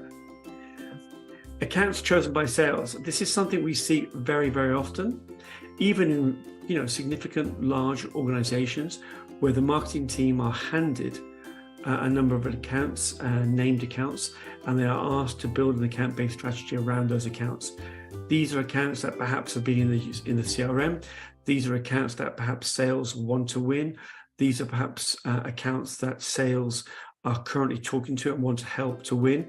But we always think that building an account list is a team effort. It's not just sales and it's not just marketing. It's never done in isolation.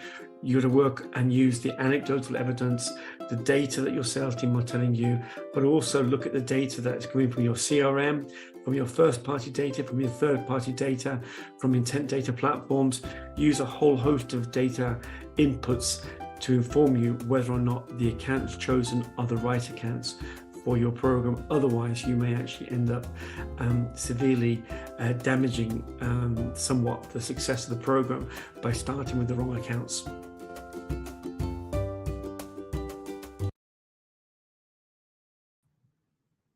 Awesome. That one is available now, so you can go and watch that now. But let's get into our next section here. This is our next live keynote that's going to be starting right here, right now, pretty soon.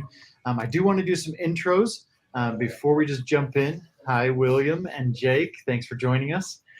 So we'll start with William.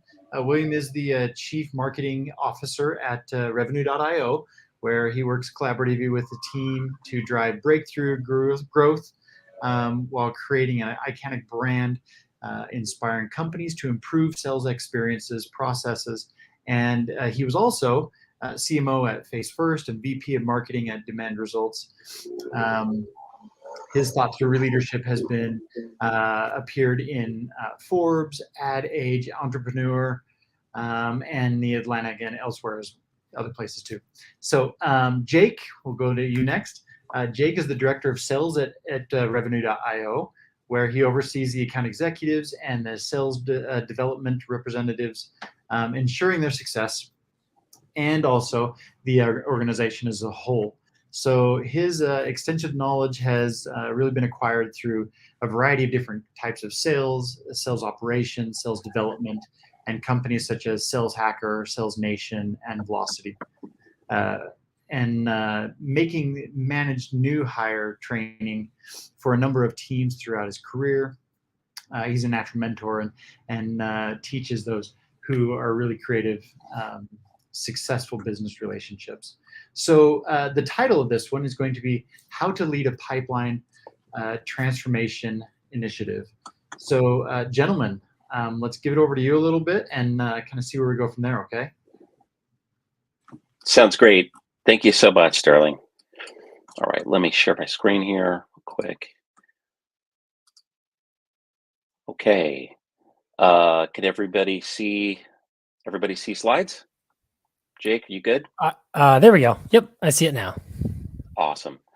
All right. Well, thank you everybody so much for joining us. And as Sterling mentioned, we're here to talk about closing demand. Everybody knows, yeah, we got to create pipeline and create demand too, and we will get into that. But how do we then close that demand as well? And so we're going to take you through some data, and then we're also going to focus on actionable tips for how to do that. So we're going to talk a little bit about the MarTech sales tech gap, where people can focus, like where can you really focus to close more of that demand that your team is working so hard to create. How do you lead that pipeline transformation initiative? We'll actually have some actionable things that we can also send you, and then audience questions as well. Cool. So let's get into it. So this is, I think anybody who has probably led marketing or led sales has probably seen or heard something like this. Might be in your executive meeting or like in a board meeting or whatnot. And it doesn't matter if it was about a campaign or an entire year's worth of effort. It's, well, we created all this pipeline, we haven't closed any of it yet. Now, obviously, we all know there's a lot of reasons for that. Enterprise level, for example, sometimes it takes a while to close that pipeline, but that should always be the focus, right? And it shouldn't shock us at all that people are wondering, well, okay, great, like, is the pipeline real, right? Are these good opportunities? And how do we get underneath it? One thing that I wanted to hit on here is McKinsey recently came out with a really fascinating study, the multiplier effect. And they surveyed 3,800 B2B decision makers, 13 countries across the globe. And I think, as a marketing leader, when I see a report like this, I'm actually expecting it to be mostly about marketing. Not the case. Sales dominates this report. There is some marketing stuff in here, but it's mostly about sales. And if you look on the left, like 2 out of the 3 like big trends that they saw for as they call it, like winners who are winning market share versus laggards in the space in their respective spaces, advanced sales tool usage was the number one thing. I was pretty surprised by that, even though it's what we do at revenue.io. So that was their number one. Also, hybrid teams and capabilities. No surprise there in terms of just like how do you actually make hybrid sellers effective, right? Selling remotely and also on site. The other thing that I do want to put here is highly personalized marketing. That's right in the middle. That almost feels like it's something for sales and marketing, but that's something we can talk about in a little bit. When I read the report, I was also looking at some of what we know, right, about customers and other things in the marketplace. And one thing is really, really true, and that is B2B MarTech maturity has vastly outpaced sales tech maturity. And I'm sure that is one of the big reasons why McKinsey had that in their top sector. Just look at these 2 things for comparison. And Jake, I want to kick it to you in a moment to kind of weigh in on some of the things that you're hearing from customers. On the left, there's another new study by Clearbit this year. I mean, it's the contrast is really vast here. By the time marketing teams reach a headcount of 5, just 5 people, they've got all these amazing tools at their disposal. More than 50% of marketing teams have productivity and analytics tools before they reach their first $1 million in annual revenue, right? On the sales tech side, this is a stat from Bridge Group, only 60% of B2B companies across all sizes have 5 tools in their sales stack. And as we all know, there's way, way more tools available for sales sellers than that, right? So Jake, I'd love to kind of hear from you, like based on the conversations you're hearing, do you encounter times when you're, meeting with enterprise companies or even large mid-market companies, and you see like, some people in these sales teams being undertooled, relative to marketing? Is there a gap there? It's a really interesting question, William. And not just undertooled, but I think one of the most interesting things that I've noticed is, especially when we get into these enterprise companies, as you're talking about, we sell a sales tool, right? I mean, but oftentimes we're getting the marketing folks as the buyers, because a lot of times the marketing team has that bigger budget because, as you're saying, they've got the resources to go buy up all these tools, and we're oftentimes getting put in front of them. And so what it says to me is marketing is still being prioritized above sales to the extent that oftentimes they're the ones who have the budget that is needed to then go purchase a sales solution for the sales team. It's kind of a weird, funny thing that's going on. Absolutely. And Jake, when we talk about closing demand, like closing pipeline, what's the kind of gulf between business development reps, or SDRs as they're known commonly in the tech space, versus account executives, the folks that are often kind of trying to take the opportunities, work them, and then take them over the finish line?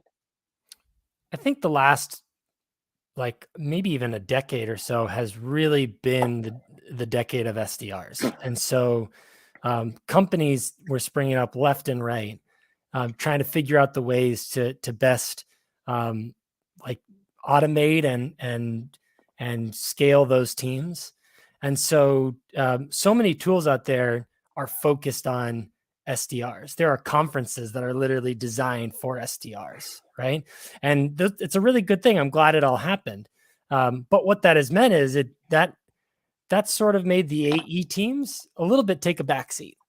And so what we've seen is that oftentimes AEs are less tooled than the SDR teams. They're expected to be as effective as they were prior, without sort of added tooling, whereas SDR teams get added tooling. We talk more often to SDR teams when we are prospecting ourselves. A lot of times a CRO or something that we're talking to will say, "Hey, talk to my head of sales development," because the market still is thinking very much in the terms of how do we make sure that team is successful, rather than the AEs. The other thing I feel like I've noticed too, that the vast majority of that tooling that is designed for SDRs has been designed around productivity, and pretty much productivity only. Can we make them do more in less time? And it's been a big miss, I think, for us as an industry to not think about the other side of that. How do we make them be better with what they have? That completely resonates with me. The other thing, Jake, that I think is interesting is, at the mid-market and enterprise side, especially, you actually see quite a few business development team, quite a few SDRs that are actually managed by marketing. So when you talk about sometimes marketing has the budget, I think a lot of times that's why you see these business development teams have like, frankly, all the tooling sometimes, and then the AE teams who are in charge of closing demand maybe not have much of it. So That's right. super, super interesting there. Just kind of moving on, I want to get into something you said is focusing on tools to improve productivity alone, right? I think that you're spot on there, is that for the most part, it's about, how can we like hit the do more button, right? And certainly, absolutely. Like if you are, if you don't have something basic like dialing automation in place, right? Or so like automated data capture and things like that, you're definitely at a disadvantage compared to your peers, right? But it seems like, to your point, this has been kind of the past decade has also been the decade of improving productivity. But I think what we're seeing now is that you really need to focus on effectiveness. So especially with, what we're seeing in the market, I don't know if Jake, you're like me, like, are you yourself, I know you're a seller, but as somebody with a great title, Are you getting a lot more inbound in terms of people trying to sell to you in terms of email volume this year? Totally. Yeah. Yeah. And And it's been increasing over the last bunch of years, right? I feel like I see more and more and more of it every year. that's right. And I think the tools, the automation, ChatGPT, like all of that, we're going to see a lot noisier inboxes. So what we have to do is make sure that I think everybody on our team, whether it's marketing, but especially sellers, are actually more effective at their jobs. So what we want to do is take people through some scenarios, because if I say, okay, I'm going to lead a pipeline transformation initiative, you think about, how do I do that? And you really can't do that unless you're prepared to put a plan in place where you're not just talking about ROI anymore, right? Yeah, you're talking about ROI, but you understand what the impact is. You understand what the levers are, but you also talk about cost of inaction, and then in some cases, even operational expense savings. So if you look at, if we ask the question, okay, how do we make reps who are in charge of closing demand and even creating demand more successful? The column here in the middle here is something that where we're kind of detailing that, and then on the right side, it's a template where we're looking at the impact, typical impact for teams. And at revenue.io, we're fortunate to have access to a lot of data, a lot of customers who are using everything from productivity tools to solutions that make them much more effective in the moment. So, Jake, could I have you kind of maybe speak to a couple of these areas and talk about, specifically, like, how do these things make reps more effective versus more productive? Well, it's interesting, William. I think I liken this a little bit to, there's sort of a common joke amongst sort of the younger generations, right? That companies, when they're hiring for like an entry level position, will say, entry level, but we need 10 years of experience, right? Okay. And that joke sort of resonates me as it comes to this, because I think about the makeup of the sales teams that I'm seeing more and more. And over time, those teams have gotten younger and more junior. We've brought in SDRs in many cases right out of college, and the tenure of an SDR to become an AE has gotten shorter and shorter. And so we're now expecting those folks who are still fairly new, not only to their industry, but to the business world as a whole. We're expecting so much out of them. We're expecting them to know their product, to know their industry, to know other industries, to know how to be a good salesperson, general business acumen, all things that typically you sort of learn over time. And so what we've sort of been forced to deal with now as a business, as an industry as a whole, is how do we get that information to reps who don't have it yet because they just haven't had that experience? And that's where I see a lot of this coming into play, right? We need to leverage things like AI to augment those salespeople with the knowledge and experience that they don't have, but that they can get right then in the moment, right? So if I think about something like real-time conversation guidance, this is the idea that, I mean, sales is really, really dang hard, as we're kind of already talking about, and people are not necessarily well equipped to handle it.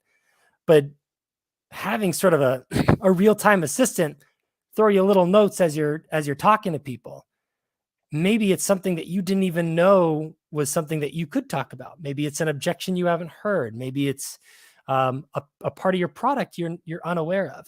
Being able to be queued up with those sort of answers, it's like, I mean, it'd be like having like a cheat sheet on a test in school. That's where this really comes into play, to sort of give that person a boost. Right. That's awesome. Let me kind of stop there just to clarify. I think for me and for the audience, though, this is literally like an AI assistant that's your co-pilot.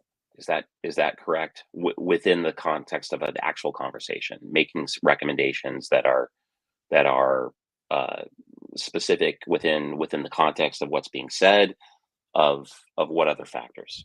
I mean, I used to, when I was an SDR myself, I had a manager who would barge my call. He'd listen in, and then we'd go into a room and he'd write on the whiteboard the things he wanted me to say.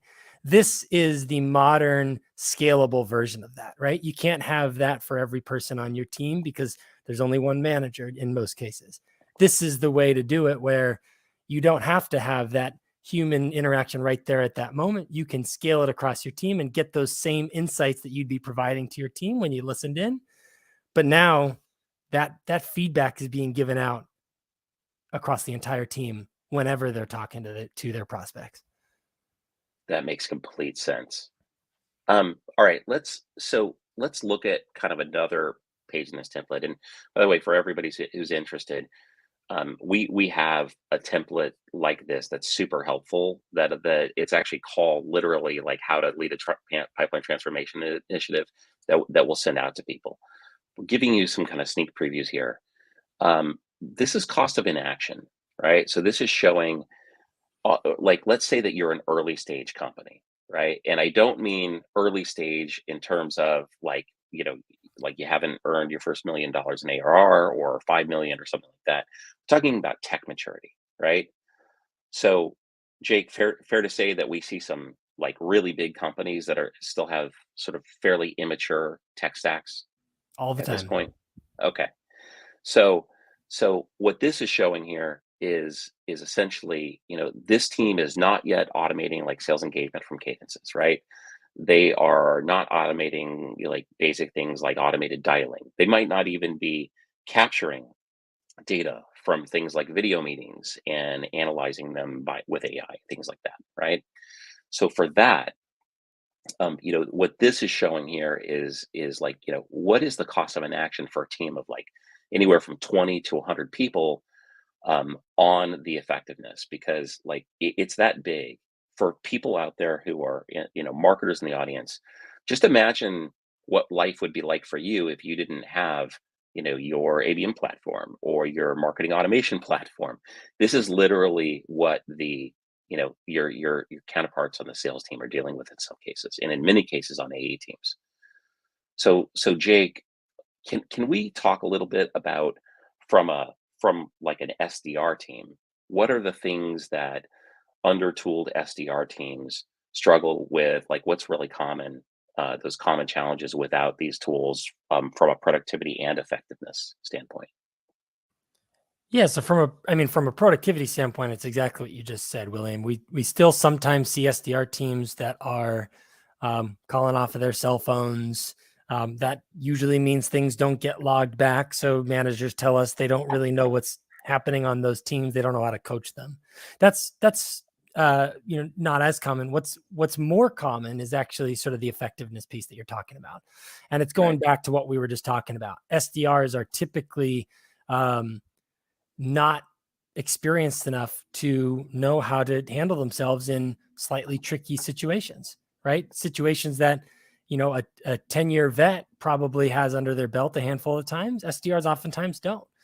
And there are many, areas where they may stumble or get stuck, and that's okay, right? Like it's our job as leaders to coach them. But when they don't have access to that information in a quick and efficient way, what usually happens is, and I'm sure everyone has experienced this, whether they were an SDR or they were listening to their SDR team, the SDR freezes. And this happens to salespeople too. They freeze, they don't have a good answer, the call stops, okay. And then the call ends, right? And you're sitting there as a manager thinking, oh, you could have said this, right? That's where we're seeing the most need for improvement, is those times in calls where things could have gone a different way had the SDR just been prepped for that. That makes total sense.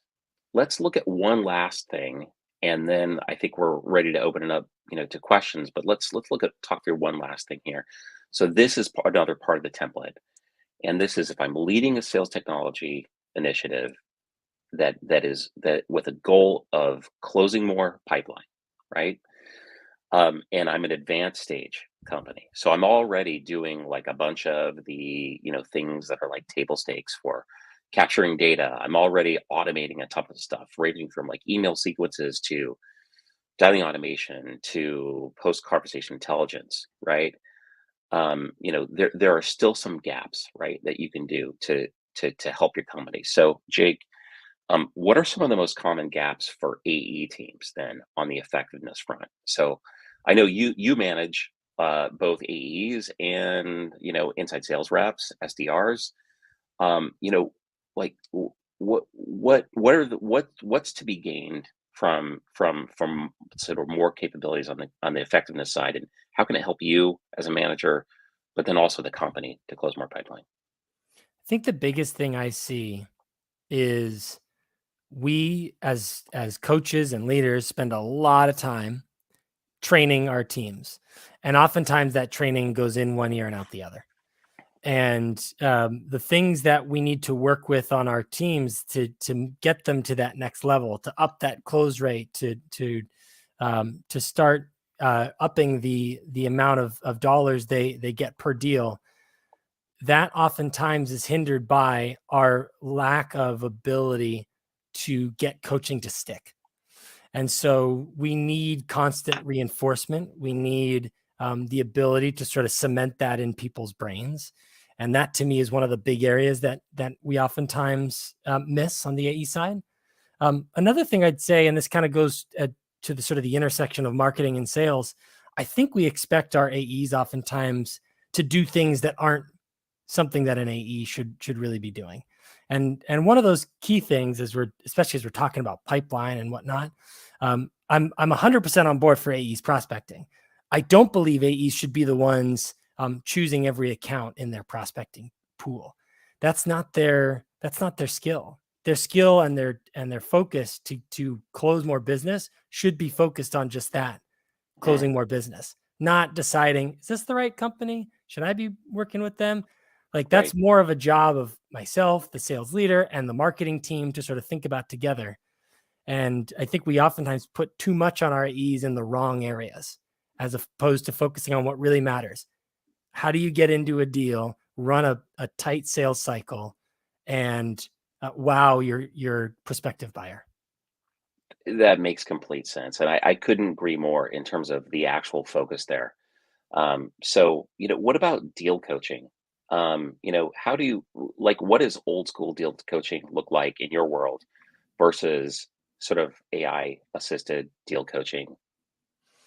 Yeah, I mean, old school deal coaching is I think how a lot of us probably sort of grew up on it, right? It's you get into a room, you talk about it with a group of people, and that's not to say that that isn't effective, but oftentimes it's the manager sort of interrogating a rep and hoping that the information is up to date, which it oftentimes isn't, and then you sort of all break with maybe you have some actionable next steps, but maybe you don't. And not necessarily everyone feels satisfied. Um, New deal coaching, really the difference is that the leader or the coach comes prepared with knowledge about what's already going on in that sales cycle, right? They know what's gone on those calls, not because they've listened to every minute of every call. They know because they've gotten the actionable insights served up to them through AI from those calls. And they've maybe listened to 5 minutes, but they haven't had to spend hours and hours and hours diving into opportunities and phone calls and Zoom meetings. They've been sort of served up with, here's what's going on this deal, generally speaking. And then they can have a really productive conversation in those sort of war room sessions with their account executives. That makes complete sense. Awesome. Well, listen, just a couple notes here, and then we want to open it up for questions. I think when we're all trying to lead like a real transformation initiative, and I'm thinking, it's like, yes, like we've driven a lot of pipeline, or we need to drive more pipeline, but we want to make sure we improve our win rate significantly, right? We really close them a lot more of that demand.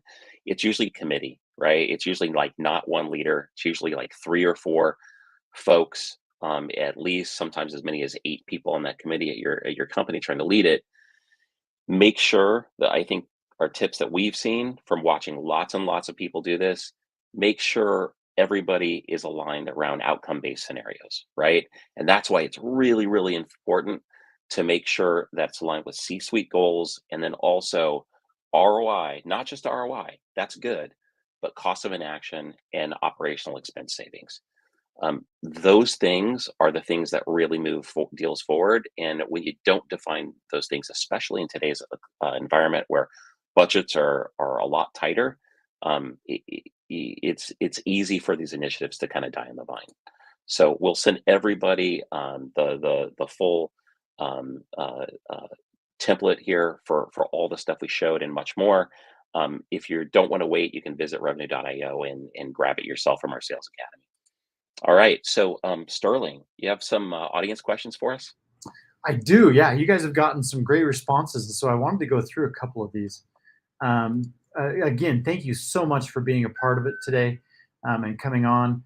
You know, I'm guessing that we all share the same goal of increasing our pipeline while reducing our costs, right?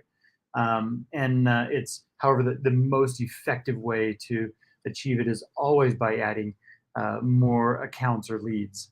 So it's a hard thing to approach, and I really appreciate your guys' approach on it and how you guys talked about it. Thank you so much. Let's get to the questions.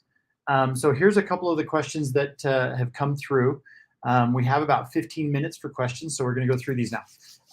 How do you think sales will be different in 1 year and then also in 5 years from now? William, Jake? I guess I'll jump in, being the resident salesperson here. I think it's gonna be really hard to predict the 5-year one, right? Because I think 1 year is going to be extremely different. So here's my take on 1 year. Within 1 year, we're going to see AI explode. I think everyone probably can guess that, right? But I think what that's going to mean is a lot of the content that sales people put out, whether it's emails or whatnot, or maybe they're posting on LinkedIn or whatnot, is going to be AI written. I'll give you a quick example. I posted about this show yesterday, and I didn't write the content, and neither did our marketing team. It was an AI written piece, and I read it and I went, "Hey, this is actually really good. It's better than what I would have written for this LinkedIn post." Right. And so I think we're going to see a lot of that happen. We're already seeing it on our team, right? We're automating the research process by having AI read things like 10Ks and other posts that some of our prospects are posting out there or listening to podcasts for us, right? So I think within 1 year, we're going to see that really take off. 5 years from now, it's a lot harder to predict, but my guess is there's a chance that we could see the job function of what we're doing here, SDRs, AEs, shift dramatically, where basically we prioritize just the sort of the in-person interaction and sort of all the manual work that we're still sort of accustomed to, and a lot of it's been automated already, is probably taken off our plate entirely. I will still sort of see how that plays out, but I think the way we're seeing technology explode right now, it's nearly impossible to predict 5 years from now. Yeah, I second that. I think one of the things that I would say is, within the next 18 months, even, we're going to see a lot of shifts. I mean, we've made predictions. Gartner has made predictions on the role of AI, but I think that Jake, you're absolutely right. I think that I don't think sales jobs are going away, but I think that they are definitely gonna shift because the technology is just that powerful, right? So it's about using the technology to be more effective. And again, yeah, productivity remains important, but like things like the insights that you can now use for conversation data, right, to help you understand what's actually happening in deals. We touched on deal coaching earlier. Is just amazing. So I think that the role of sales managers and sales leaders changes greatly related to all these advances. The ability now to see actually what's happening in deals based on conversation data, measure the sentiment, actually at a glance look at the topics without even like listening to the conversation from the webinar. Really, really big. William, I'll add one thing too here, and this is sort of a word of caution for everyone out there who are sales leaders. Not only does AI get used for sales teams, which is going to be a benefit to them. But your buyers will also have AI, which means they can use AI to understand better about who you are, read reviews quicker, right? And so things like that are going to enable buyers to be smarter. And as we've seen over the past few years, as buyers get smarter, they oftentimes try to edge the sales rep out a little bit more, right? They start it within their own sales process by talking to a sales rep further along. They're more informed. They will continue to be more informed, which means salespeople will have to be even more on their A game. Totally great. So I actually have a question that came up through LinkedIn from Katie. And she was wanting to know, if your sales team only has Salesforce with very little automation, what tools would you invest to help close more deals? So if I basically had sort of a blank slate, I think is what the question is. I got Salesforce because I have to have it. Where do I go first? As we're sort of talking about, a lot of this stuff is going to be sort of freely automated. And I say freely meaning like the tools are going to be free or near free for most folks. I don't think I'd focus on the automation piece. I think I'd focus on the effectiveness piece. I think I'd look for tools that make my team better. So call coaching, real-time coaching, anything that could allow me to understand my deals better. So maybe forecasting guidance and team coaching interaction. That's where I'd put more of my focus. The productivity side, that's going to become, I would think, dirt cheap over the next few years as AI sort of takes over. I mean, OpenAI right now with ChatGPT is free for most users, right? That kind of thing is getting democratized in a way that I think we'll see more of and more of as time goes on. And I totally agree with that. I totally agree with that. One thing that I should add though is, we did a webinar recently where, we asked people like, and it was like all sellers, right, and sales leaders on the webinar. And we asked them, hey, what's your AI plan, or do you have one? And there were various options. What we found is 47% of those people, so almost half, which was the highest response, said, all of our sellers are using their own AI tools. Now that is like not a place where you want to be. I would say like that's like great for like a month or two as you're kind of like, kicking the tires. But I fully agree, Jake, with your recommendations on starting to get into the business of using artificial intelligence to make your sellers more better. But ultimately, you can't scale it, and you have to make sure that, like when we talk about ChatGPT, it's awesome for like little things here and there. But really, you need to make sure that with a unified platform, you can actually get in there, share best practices, share responses, and all of that to make sure that you're really applying things and learning at scale. Cool. Okay, so sorry, I had a little bit of a camera function there going on. So Jenny jumped in to help. But I have another question here for you. So this one says, which metrics are most important for tracking sales effectiveness? I mean, there's the standard ones we all think about, right? Which are, if we're talking about the AE side, the things that everyone sort of knows to look for, things like your close rate, things like your sales cycle. Those are all things that are easy measures of sort of how effective an AE is. But I'd hesitate to only look at those. I'd start to look at when coaching is given, how often is that then put into play? That to me is where is sort of the next iteration of how this AI transforms our sales teams. And so it's not enough to just look at the end result. Did they close the deal? Did they do it quickly? It's now to look at, are they getting better on a daily basis, right? I coach them. Did the next time that instance that I coached on comes up, do they actually change the way that they do things? That I think is going to be the key to sort of key metrics to start unlocking more potential out of your sales reps.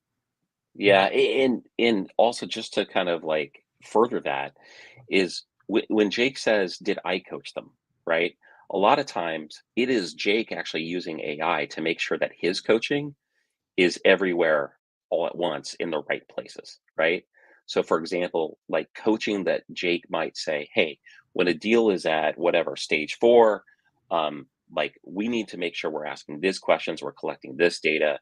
We need to remind people, like, here's how we overcome these sales objections." Again, Jake is not doing this old school where it's like he's like everywhere. The AI is doing that for him, and you can actually see like through analytics, did those reps actually take the advice? Did they adhere? And was it effective?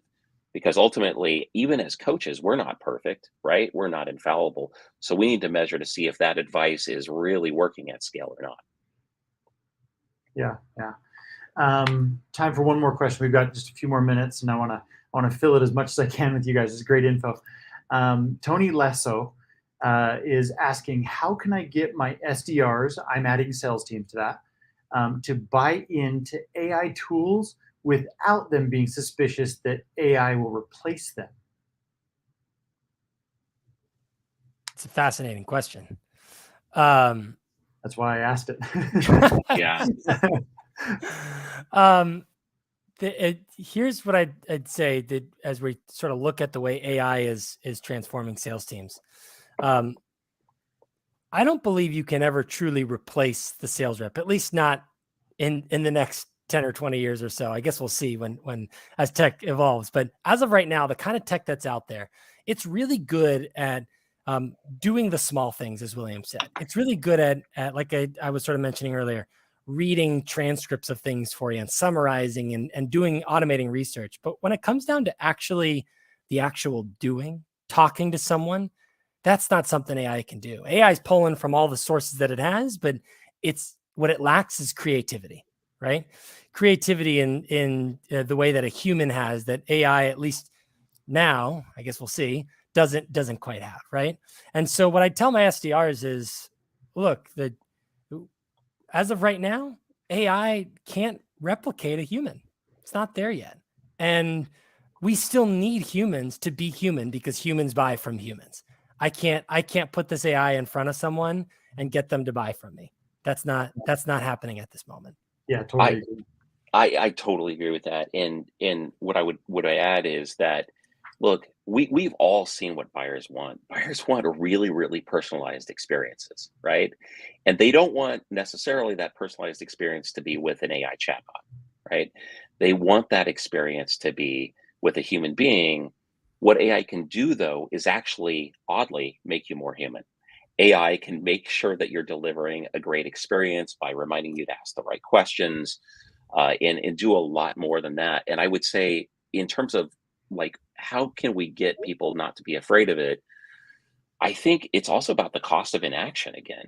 Like, if you are a seller and you don't have some of these tools that your peers have, like, for example, as a marketer, I don't want to live in do I really want to go back to a world where I'm not using like a really effective ABM platform or a really effective intent data or marketing automation?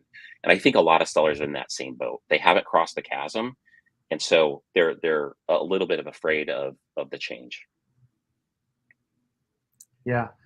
Yeah. And I think those are amazing. And that's a hard question too.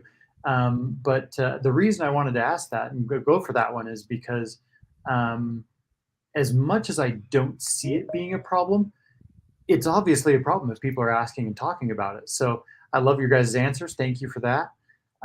Gentlemen, it has been fantastic. I love this conversation. We should keep this going. So let's make sure to connect on this later.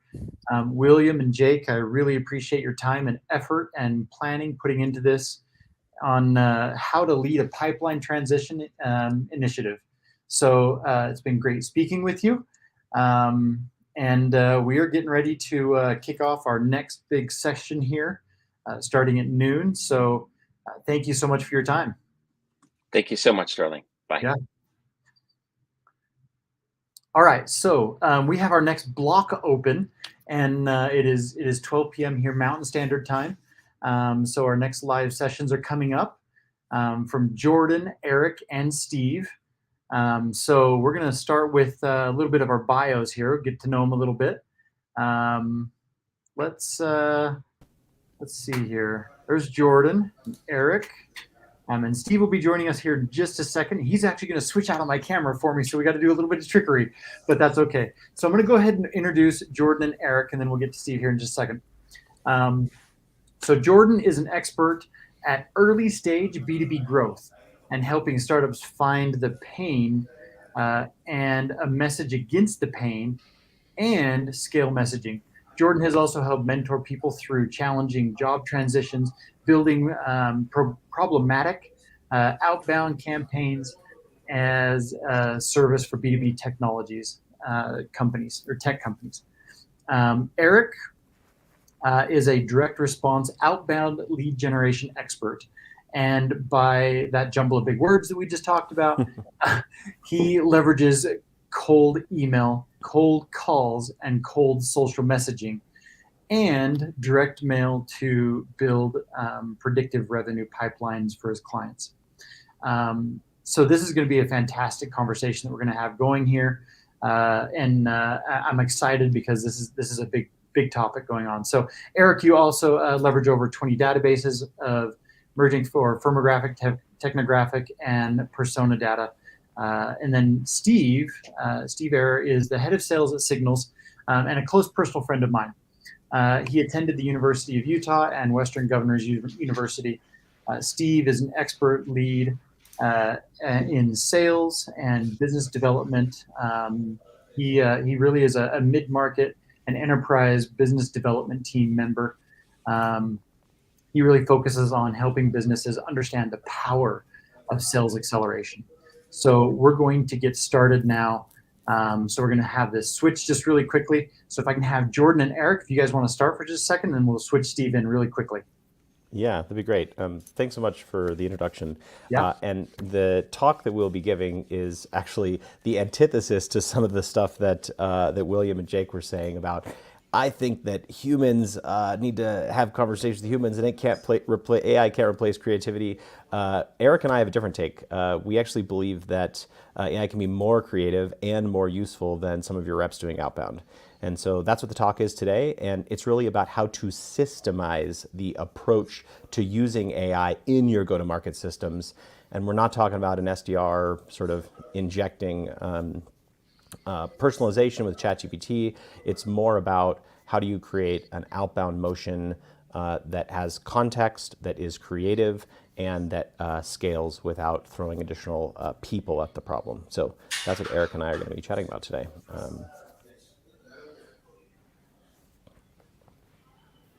And I think we're just... I think we could get started without Steve. Yeah.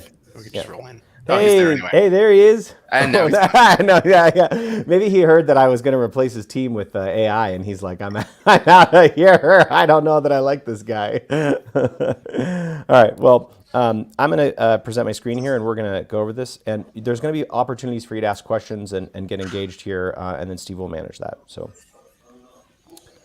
let me... Great. All right. Eric, does the screen look good? It's loading. Yep, there we go. Great. So our talk today is the last SDR, how to use AI and automate your B2B cold outbound motion. And so Eric and I believe that AI has the potential to completely replace most of your SDRs and to be creative at scale, but it's not in the way that you think. So a little background of Eric and I, our agencies send hundreds of thousands of emails every month. We do millions in pipe, 0 SDRs, and we don't use Zoom info. And so the goal here is for Eric and I to show you what would it be like if instead of hiring us, you used AI? How would you build that system? What would you do? So I asked Sam Altman, the CEO of OpenAI, via ChatGPT to try to replace me in the systems that we use. And Eric will be representing the human in this in this talk. Eric, are you ready to compete against GPT-4? Yes, ready to go. Okay, all right. And you'll see these highlights here when we have questions. So Steve will be facilitating some of those questions as we go through. So It's really important to understand how we got here, right? How companies start and how their sales motion begins. And so usually it starts with the founder and wow, they sell their product, their friends love it, right? And then their friends refer other friends, right? Like, wow, my friends love it too. This is amazing. And you raise money because money was cheap and you had traction, right? These are people using your product. I'm gonna raise a bunch of money. And so you hired a Chad or a Mike to sell full time for you. And he's like, great, like they're gonna sell like mad. And Chad's like, great, I could, I'll hit the ground running and I'll go sell. And it's sort of 6 months in, and Skip doesn't really know, he hasn't really got many deals. He's been trying, and so but you still have to grow. So, and inbound's not going to get you there. So what do you do? So should I do marketing? Like, was it Chad's fault? What about PLG? Like, is it a product problem? Or for folks that have a more advanced motion, you pay your SDRs. And People Data Labs did a really great presentation on this where they showed that when ZoomInfo, Clearbit scaled, they just threw bodies at the problem. They just threw a bunch of reps, right? And so this is kind of the feeling of the rep here. It's like they got a research account, they got to write good emails, like it's GPT-5, the thing that's going to kill me. They got to update the CPM, the quarter closes, and they're just kind of all over the place. And it gets even worse because AI is sticking its butt in your business. It's like, great, every part of your process is going to be replaced with AI. We don't quite know how yet. And so this talk is really to answer some of these questions. Hey guys. Hey Steve, how goes it? So good. It's been so long, Jordan. It has been so long. I should have taken that Mandalorian helmet. I thought it would be pretty funny if I just left with it, but I thought you might not invite me back. I would definitely invite you back because I'd want to win it back in combat. But I apologize. I was having a little bit of a technical getting on here, and I want to get into this, but just introduction to these guys. So listen, as part of my team, what we did is we reached out to people who had attended these events before, people who had registered for this event. We said, hey, listen, we've got some great speakers coming, but tell us what topics or technology are you interested in hearing about? Without a doubt, the number one thing that came back was AI. And as we dug into that and said, okay, what do you mean with AI? I think the people have been using, ChatGPT. I did a session with David Delaney in the last block where we talked about some tools that you can use that are really cool and out there. But I think a lot of people suffer from the same place that I suffered with before I started talking to these guys, which is great. I can get onto ChatGPT and I can say, hey, write me an email. And it's going to be the same credit email that everybody else that goes in ChatGPT says, write me an email. I can even say, hey, do it in the voice of Jack Sparrow from Pirates of the Caribbean, and it'll do it. But there's so much more to these AI tools, especially this from the advent of GPT-4, than what we're doing. But I think that there's a fear from folks like me, us mere mortals, of how do we get into this and how do we act on it. And so I reached out to LinkedIn and I said, hey, who knows, who should I be talking to? And literally these guys, like everybody's like Eric and Jordan. So we connected. We actually connected so well that Jordan was driving across the country and we were texting, kind of prepping for this. He's like, yeah, I'm going to be driving through Salt Lake. And I'm like, you're going to be a mile from my house. You need a place to crash. And so he crashed at my house on his way over. So, and we were up way too late talking shop. So, but if you saw Jordan's recent post and go onto his LinkedIn and check it out, that was my house and it was a Mandalorian helmet that I had that he put on there. But I do want to say this before we get going. One of the things that we want to do here is we want to have conversations. So go ahead and make comments. I'm watching them on Twitter. I'm watching them on YouTube. I'm watching them on LinkedIn. Go ahead and make comments and just add hashtag DGS 2023. And I will monitor that hashtag if you've got questions for these guys, because these guys are titans and pioneers of this whole AI space. So there, I've done my thing. So. Thanks so much for the intro, Stephen. The chicken was great. So Thanks. I was like, oh, you know what? How can I get a free place to stay? Maybe I should give a talk at this. It was a long, it was a long-winded way to do this. Yeah, so Steve's point is really key here. We really want you to engage, we want you to ask questions about what we're doing. Not many companies have figured out what Eric and I have figured out, and they're not doing it in the way we are because we're not encumbered by any of our past decisions because we're nimble founders. And so the purpose of this talk is really how do we fire ourselves? And so, and Eric and I have been doing this for a while, and so it's time to like think about what would we do if Jordan had to fire Jordan, how would he do it? So let's get back into the It's a bold question. Yeah. Well, it's like actually was kind of sad how good GPT-4 was at firing me. All right. So this is the scalable framework. This is kind of the only framework that you need. I'm going to use some jargon because it wouldn't be a talk without jargon. So total addressable market, TAM. SAM is the service addressable market. So the TAM is what you sell to your VCs and the SAM is what your customers buy. They're different. And the ICP, of course, is ideal customer profile. So this is sort of what at a high level, what the framework looks like. In section 1, there's setup. So this is email warming. Eric's going to give some really great talk about this next. Then it's TAM scoring, total addressable market scoring. And this is more about elimination. So this is not getting your perfect companies. This is finding who are the companies that you definitely don't want to sell to and pulling all of the company domains, URLs, information. This is basic stuff that you guys know today, but there's a layer that's much more interesting when we go from TAM to SAM. And then section 2, we're going to talk about scalable campaign testing because in sales, there's a lot to go wrong. Did you get the person right? Did you get the timing right? Is your messaging bad? Is your messaging bad? Is your messaging bad? We always can improve messaging. And so AI is going to help you with the email warming, which Eric will talk about. It's going to help you with TAM scoring criteria. It's also going to help you not only with ideas, but execution as well. And within sort of the subset of this TAM scoring, is defining your service addressable market. AI is going to tell you how to do that. It's also going to give you ideas about how to score that ICP from sort of an A+ to an F.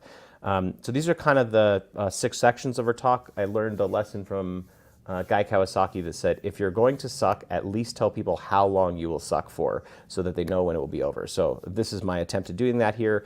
2 sections. There's a setup section. We're going to talk about warming, ideas. You will have access to my whole ChatGPT conversation here, so you can steal this. So get your phones ready and you can point at the screen. You'll see that a couple of times, so you can steal everything I've done here. How to score accounts to go from TAM to SAM, where to find data, AI will help with that. And then section 2, we're going to talk about campaigns. This is action, right? This is where William Jake were like, I don't think AI is going to replace your sellers. I believe that once you're on the phone, of course, ChatGPT is not going to be having a conversation with your customers anytime soon, but everything before that can be done with AI. And so we're going to talk. Yeah, please. One thing I'll add to that. Like, so I'm a Detroit kid, right? Growing up in Detroit in the 80s, the big question was like, they were changing the factories out. I remember this. They were changing out to go from automated guys turning a wrench to robots. Yeah. And everybody was convinced, hey, they were going to replace people. And it didn't happen. I mean, it did a little bit, but it didn't happen. What happened was people's jobs could get more specific. The quality could get better. So it's not that it's going to replace your job. I don't think that's going to happen. I think what's going to happen, in my opinion, I think what's going to happen is you are going to get more specific. There's going to be less of this less of the stuff that you have to do that's quote unquote busy work. And you'll be able to kind of get going faster. That's exactly right. And thanks for helping clarify here. What I meant is that AI is, I think, going to replace all of the top of funnel stuff that SDRs spend most of their time on today. And that is like account research, writing like personalized messages. I don't think that's going to happen because frankly, AI can do a better job if you deploy it in this system. A sales rep still have to have a conversation with someone. People do want to buy from people. And so I think this is just going to, I believe in the adage that AI won't replace your job. Someone that uses AI will replace you if you don't find a way to use AI. So that's my thought. I'm going to introduce a concept called creative constraint with context. This makes all the difference in how you use AI here. And this is when you see those, it's like, oh, ChatGPT can write a message for you. It's like, write a message to the VP of sales. Like, that's no context. It's very, very creative, but there's no constraint. And then we're going to have some examples, and you're going to talk with the humans. So I wanted to give a pause here. and talk about. I want to hear kind of how people are deploying AI today. This is a great Garfield without Garfield, which is a wonderful cartoon where they remove Garfield You're not. from the. I don't think you're. Yeah, you're not sharing. Oh, Share your screen, Jordan. Come on. yeah. Yeah. Well, AI didn't really help me out there. Let's. Okay. Is it happening again? There we go. Garfield Great. without Garfield. Yeah.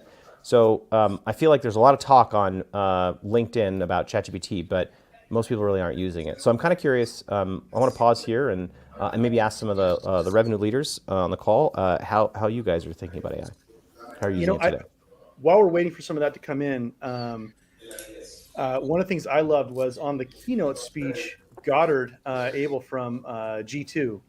He gave his favorite ChatGPT prompt, which is, I don't know if you saw that, but he said, put your email in and then make it and give the prompt, write this 50% with 50% less words and 200% more punchy. Yep. And I did it like live while we were sitting there. And if you take an email that you've been writing, throw it in the ChatGPT, again, context, and then give it that prompt and see what comes back. It's actually been really, really, I mean, I was like, wow, that's a lot better. Yes. You know, why didn't I write that to begin with? Duh. So. Yes. And it's funny that you mentioned that because I was listening to the B2B Power Hour and Bilal was on there and he was saying, look, there's a sentence that you can write that says, we helped save Verizon $1 million. Okay, great. It's a great proof point. But what if you said, we helped prevent Verizon from losing $1,000 so that they could provide bonuses for their employees to buy Christmas presents for their kids, right? Same message, but way more provocative of a message. And this is like this sort of going 10% better, 20% better. GPT-4 specifically is excellent at this. We did have one comment that came in that I want to highlight because I think it goes to kind of the point. It's from, and I apologize, I'm going to butcher your name. I'm just going to say that first and foremost. AI wouldn't, but I am. Oxy Ziolente said, because the velocity of outreach, clients will appreciate the real person conversation even more. And I think that what that means is, and I'm curious for your take on it, but we can automate a lot of these processes. So in the example of the factory, what happens is we're going to push more cars out. We're going to push them out faster. We're going to have more conversations. As we've been using AI, one of the great things is it's not that I'm replacing salespeople. I'm hiring salespeople right now. Like I'm looking for salespeople. But what we're able to do is handle more deals. And where in days past, when you're just on a dialer making, 100 calls in a day, talking to 3 people in a day, when we're prospecting, we're having 3-4 conversations an hour now with the added use of a tech stack. Yeah. So, and, yes, I am horrible with names. I apologize. One thing I'll say about that is that the purpose of this presentation is really to address that concern because the way that, and Eric, I'm going to have you chime in here and talk about how you think about this, but the way that you see AI used in most of the SDR workflows is like a personalized first line, right? Or it's like write the entire email, and that you read that and it feels like AI.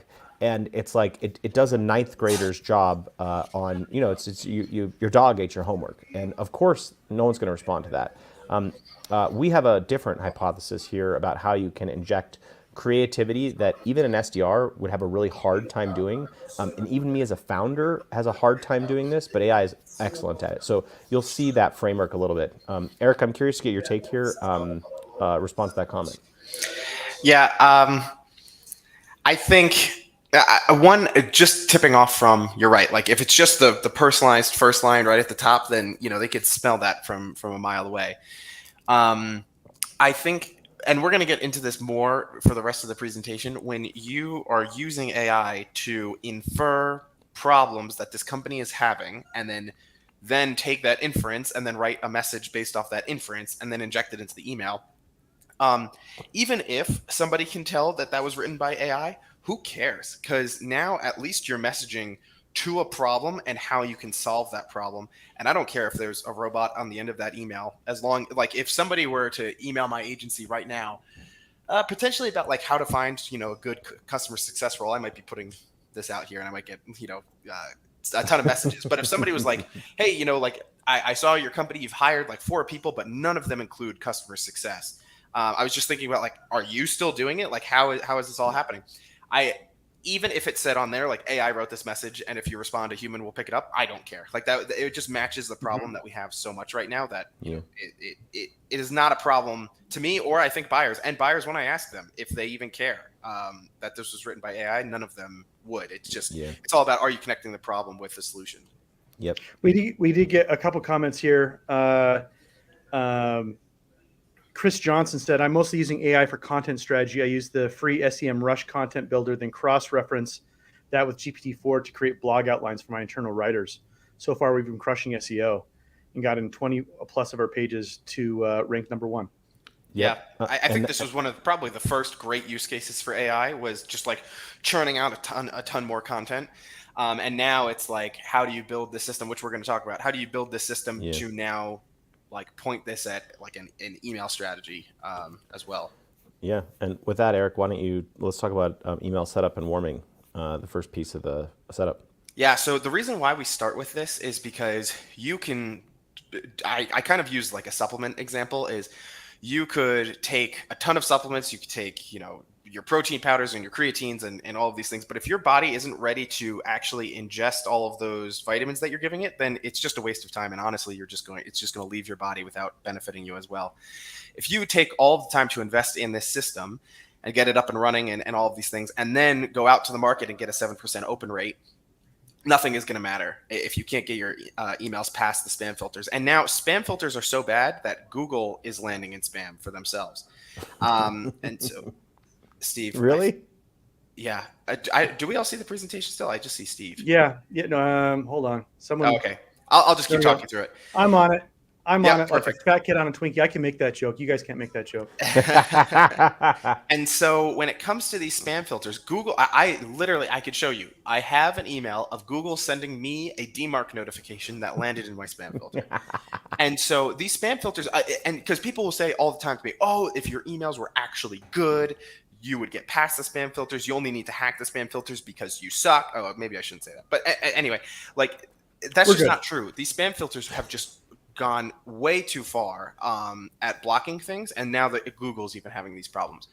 So whenever you're thinking about, well, how do I set up a campaign that's going to get past the spam filters? I like to think about it as, first think about what spammers do. They buy domains and they start sending emails immediately.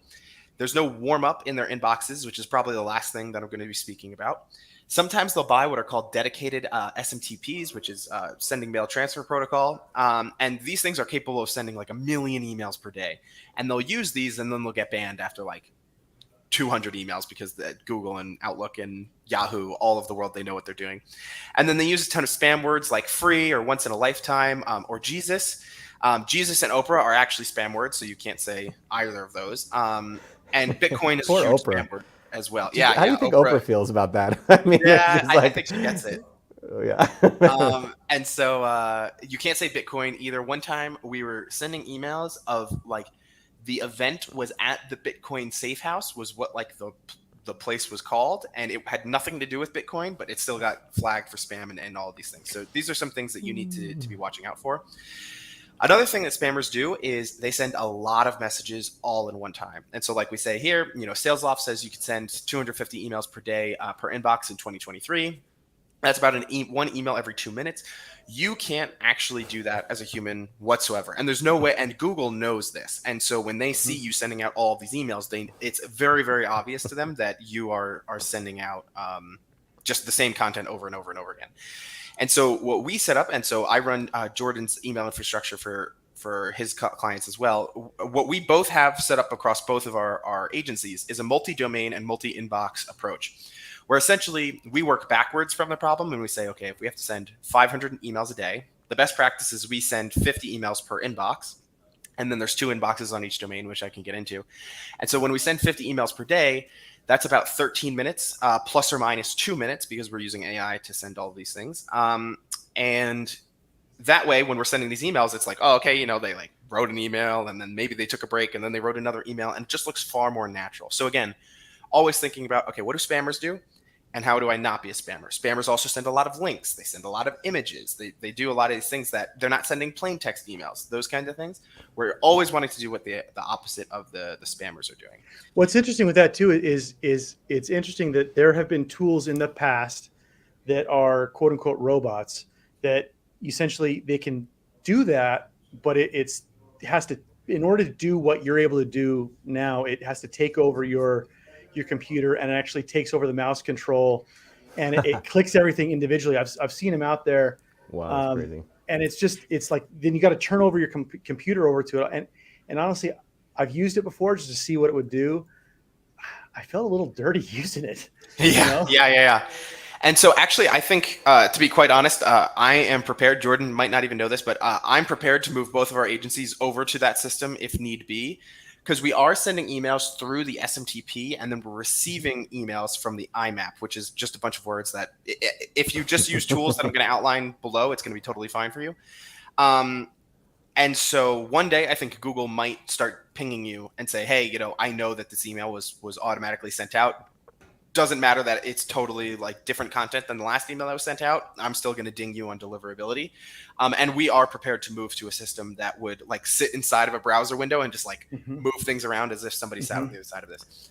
All of these things that I'm saying, basically, if you go to smartly.ai, instantly.ai, or upticks.io, if you go to any of these, this whole system that I'm talking about, they will help you set up the system for a, extremely good ROI. Like I think all of their plans are like, the top one is like $100 a month before you get into enterprise seats. And they'll allow you to have as many inboxes as you want. So you don't have to pay per inbox like you do on Apollo or SalesLoft or Outreach or any of these things when you pay for each user. The kind of like the last thing that we're seeing as well is we're starting to see some increases when we email from a Google to a Google inbox and an Outlook to an Outlook inbox. And so we're getting prepared for that system. We'll be done with that system in probably 3 days. That'll be set up. And so if you are a company that targets enterprise companies, all of them are using Outlook. And if you're a company that's targeting SMB, I would even say mid-market is still probably using Outlook as well. If you are using, or if you're targeting SMB companies, they're probably using Google. And so if you need to just pick one, like that's how you would kind of make that decision. And then just the 101 basics. People post about this stuff all the time on LinkedIn now, like email deliverability has gotten super interesting. But no matter how much people post about it, I feel like they still don't get it. You need to set up your DKIM signatures and your DMARC. Use companies like MailTester or MailGenius to test these setups. And all of these things are incredibly easy. You just need to know that you need to do it. Like I had a call with a company last week that didn't have a DMARC verified, and they had like a 20% open rate, and then they put on a DMARC, and then they got like a 55% open rate. And it's just awareness. Like people are like, oh, do I need to get an engineer on this? Like, no, like it's fine. Like you literally just copy and paste things. People just don't know what to do. And now this is how AI is helping us do this, is when we warm up these emails, like I talked about in the beginning. Essentially, we set up all of these emails, and then we let them run for about 3 weeks. 4 weeks is best, where basically they join a pool of other people who say, hey, you could send me emails and I'm not going to mark you as spam, and I'm going to send you emails and don't mark me as spam. And so then we're kind of tricking Google into thinking, oh, okay, they send emails and they get responses. Like nobody's marking them as spam. They must be, a high reputation sender. And so going from like a cold domain to a warmed up domain, that's the process of how that happens. And it's using AI generated messages that looks like sales emails, but they're different every time to kind of just like warm up Google to say like, oh, it's totally fine if they say, can I send you a PDF, because they sent it in the past and that person didn't mark them as spam. So this is probably legit going forward. And again, all these tools that I laid out, they make all of this easy for you. Again, a lot of this email deliverability stuff is pretty easy if you just need to set up like 5 inboxes. When we scale like Jordan and I do for our customers, it gets a little bit more trickier. But if you just need like 5 inboxes and you're sending like 200 emails a day, this is not difficult. It's just people just need the awareness that they need to be doing this. Yeah. Yep. So I'm kind of curious. What are people doing now? Like, are you setting on subdomains? Are you setting on your main domain? Are you taking SalesLoft's advice and sending 250 emails a day per inbox? What are folks doing for cold email today? I've while we're waiting for a couple things to come in, I've worked at companies who have kind of run the gamut. I had one that they sent out so many emails, so many things were warmed up that wasn't a huge issue over there. I mean, we were getting, like 3,500 MQLs to my team a month. Wow. So they had this ramped up to a big level. I think a lot of people just haven't known the logistics of what you just described, because it sounds, you start throwing those acronyms around, it starts looking intimidating. Yeah. And then it also, I'd say that you're like, oh, that's an IT issue, I'll have my IT team on it. No, that's a marketing issue. Those are marketing things you need to learn. Yeah. So we can continue on if we're Yeah, not, let's go on. Yeah. So a quick aside on prompts. So this is the difference between when you've ever listened to interviews and people say, "Oh, that's a good question," versus like, "Do you have any questions?" And the sort of the question on the right, like write an icebreaker, or like fix all my sales problems for me. These are the kinds of questions that you see, and they're not really helpful. These are the types of questions in this presentation. I'm selling a service, so we're going to talk about Bonfire Women, which is a company that I work with. Go ahead. Let's just for a second, let's talk about why those aren't helpful. And I think, at least for me, if I understand the why, then I can focus on the rest. Yeah. And I think that it's like, right, how many people are going to write things like write an icebreaker line to a prospect given the information? Like they're going to write that basic stuff. That's going to be a common prompt. Yeah. Right. Yeah. And so what's going to happen? Well, you're using the same database, right? It's going to GPT is going to go out and they're going to it's going to tap the same information, and it's going to come back to a similar variant of the same email, right? A little bit different. So the more specific you can go ahead and get into that prompt and telling it what you need, the more context you can give it, the better. Yeah, and I'll say that's right. And I'll say one other piece about that is that this sort of write an icebreaker line, this is attention. And the problem we have is not attention. I mean, it's one of the problems, but it's not the key problem. And so people think I can use AI to get attention, and then I can puke about what I do and my business. So once I get over this thing of talking about them and who they are, I can finally tell them everything about me. It's just a bad way to think about cold outbound, because no one cares about you. They don't care about your product. No one wakes up and they thought, damn, if I only had a SaaS solution to help me with my cold emails, I'd be great. No, they're like, my emails aren't getting in inboxes. They're thinking about their problems. And so really, these are unfocused. There's no context. And even if there is context, it's like too creative. It's not coming in with an opinion on mind. Whereas like on the left, it's like, I'm selling a service to help women get promoted. All the text on the homepage is below, so I paste it in the context. I'm looking to figure out which titles would be the best to target at my ICP, the exact moment or inflection point, and where they would need me most, and then give me 10 complex ideas that solve for timing and when to reach out. This is the creative constraint, and which customers I should target, and why you think this moment and title is a perfect person to reach out to. Here's our website. So we're gonna dive into that.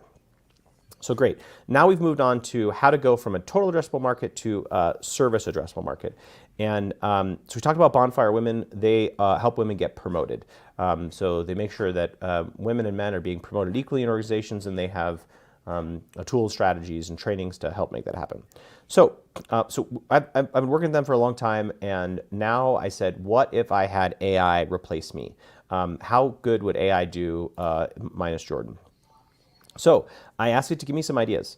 If I had to score a company from 1 to 10 to determine a company would be a perfect fit for Bonfire service, what are the top 10 data points I would use to define a perfect fit?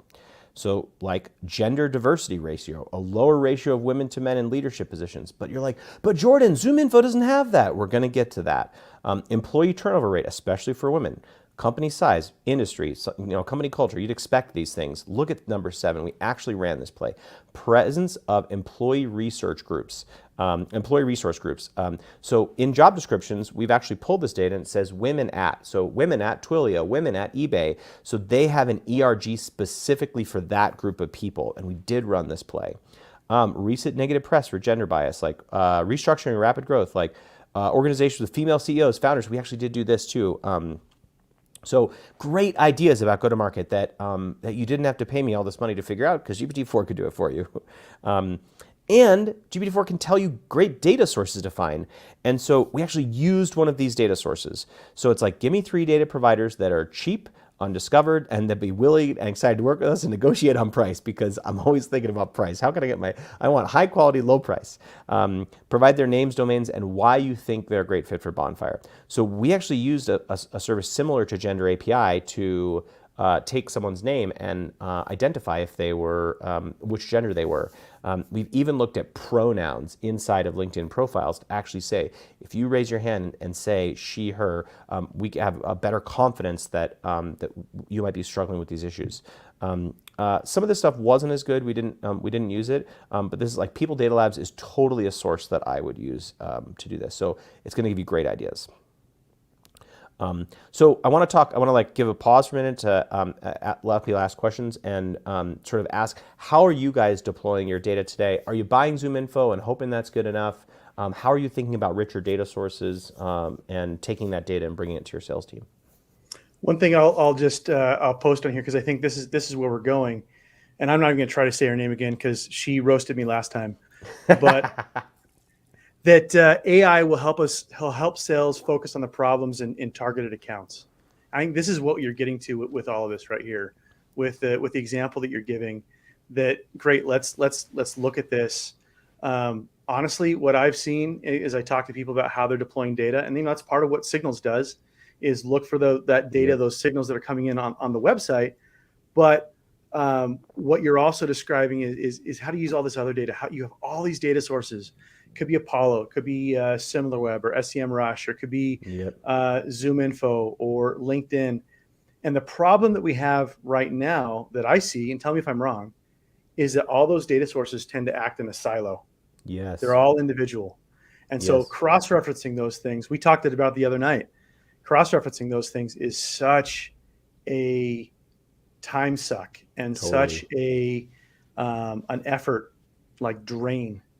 That you don't really leverage the real power of, hey, the G2 data plus LinkedIn data plus Apollo data plus whatever else you can throw in there. Yeah, and this is exactly right. And you really have to think about this as the best data sources are usually layered data sources, so combining 3 or 4 different variables. And so, and once you do that, the thing is that the revenue team and the SDR, they're usually worlds apart. The revenue team buys all this software, they throw it in Salesforce, and they're like, good luck. And the SDR is like, well, where do I start? It's like, well, we gave you 4,568 data points on every company. Like, what else do you want? Yeah, what else do you want? I mean, do you want 5,000 data points? It's like not actually helpful because you need to ship that to the market. And so you give this entry level person just a massive amounts of data. And even me as a founder, like I wouldn't. I mean, I've got access to a ton. Eric and I have access to tons of data. Like, how often do we manually look at it? Like, never. We deploy it at scale, which we will talk about. I joke with Jordan that sometimes, when we talk with SDR teams, and actually sometimes they have a lack of data as well. I'll joke with Jordan and be like, we have so much data that I forget about data that is like the same size as SDRs have access to. That I'm like, wait, we do have that database. Yeah, that's exactly right. Okay, so we've gone over the setup stuff. Now let's talk about campaigns. I think this is where the juice is. So thanks for sticking with us so far, because I think this is where you're going to get a lot of value. Because now we're talking about actions, right? Like, okay, ideas are great, but Jordan, how do I take this action?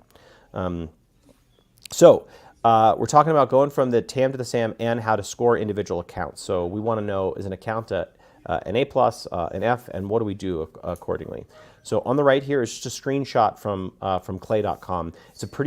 It is the F14, the F16 of sales tools. And so if you get in there, you're going to be like, what the hell is going on? But it is very, very powerful. And so one of the things that you can do here is, on a row by row level, have a conversation with ChatGPT. And I'm going to show you that a little bit later. But this is just an example. This is a company description. And here's a recent job. Now, given my company description, rank how good this company is a fit for my service 1 to 10. So really, really simple, right? But it's taken a lot of context.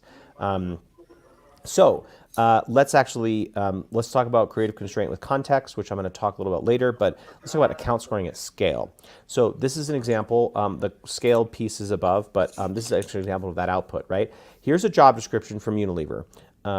It also has their company careers page. Tell me on a scale of 1 to 10 how good of a culture fit this company is for Bonfire, and explain your reasons and why you gave it that score. So this is not hallucinating because I gave it context, and I did ask it to be creative, right? Because I gave it to, but I asked to be constrained. I didn't say write an email. And so it's like, oh, they're committed to gender balance, like a 54-46 gender balance, male or female. That's like actually from their job descriptions. They have a presence in a bunch of countries. They like emphasize the importance of employees. Internship opportunities, like the job description of the HR people demonstrates Unilever values employee well-being, development, and engagement. So it's like 8.5 out of 10. Pretty incredible. So I'm just going to give you a chance to scan this, and we're gonna keep plowing through because we've got some more stuff to talk about. And then I want to actually, Eric, I'm going to hand this this piece on targeting over to you to talk about. Yeah, and so when it comes, geez. I have so much to say about this. When it comes to targeting, so often companies will come to us and they'll say, every company in my market, the people who are in my service addressable market are chief marketing officers who have 50 to 150 employees. Go. And it's like, well, no, that's not true, in the slightest bit. And the reason it's not true in the slightest bit is because when you say something to everyone, you're basically saying something to no one, because it just doesn't fit all of these people. And so when Jordan and I build these target lists, whether we're using AI to build them or not, we're building the targeting in a way that becomes the message. And so, this one right here, even, congrats on your promotion at Camp Arcadia. Now that you've had time to settle into your role, I was wondering if you think there are enough development opportunities to support women as they advance in their careers. At Bonfire, we understand that promoting gender diversity is crucial for organizational success, right? All these things where like people are like they're like, what do I say in the email? But in this situation, this is, okay, we're reaching out to somebody who got a promotion at a company. And the next thing that we're talking about is giving context of how that promotion might infer, problems that they're having in that company, then just a quick little pitch and then a quick light CTA. And so instead of just attention hacking and then puking about what your company is, now you're like, okay, well, I'm reaching out to these people specifically because they fit the ICP of the companies generally, but this person, they might be seeing this problem differently because they recently got a promotion. And then that becomes the messaging that you put into these things. Yeah. And so And a lot of these things can be done without artificial intelligence. Like, I know we're here to talk about artificial intelligence, but the amount of campaigns that we run that have this level of sophistication to them that don't use artificial intelligence is still pretty high. Like, I would say even still, it's probably like 75% of the campaigns that we run are really just using more interesting SQL queries of big data sets and not necessarily like using AI every single time to do these things.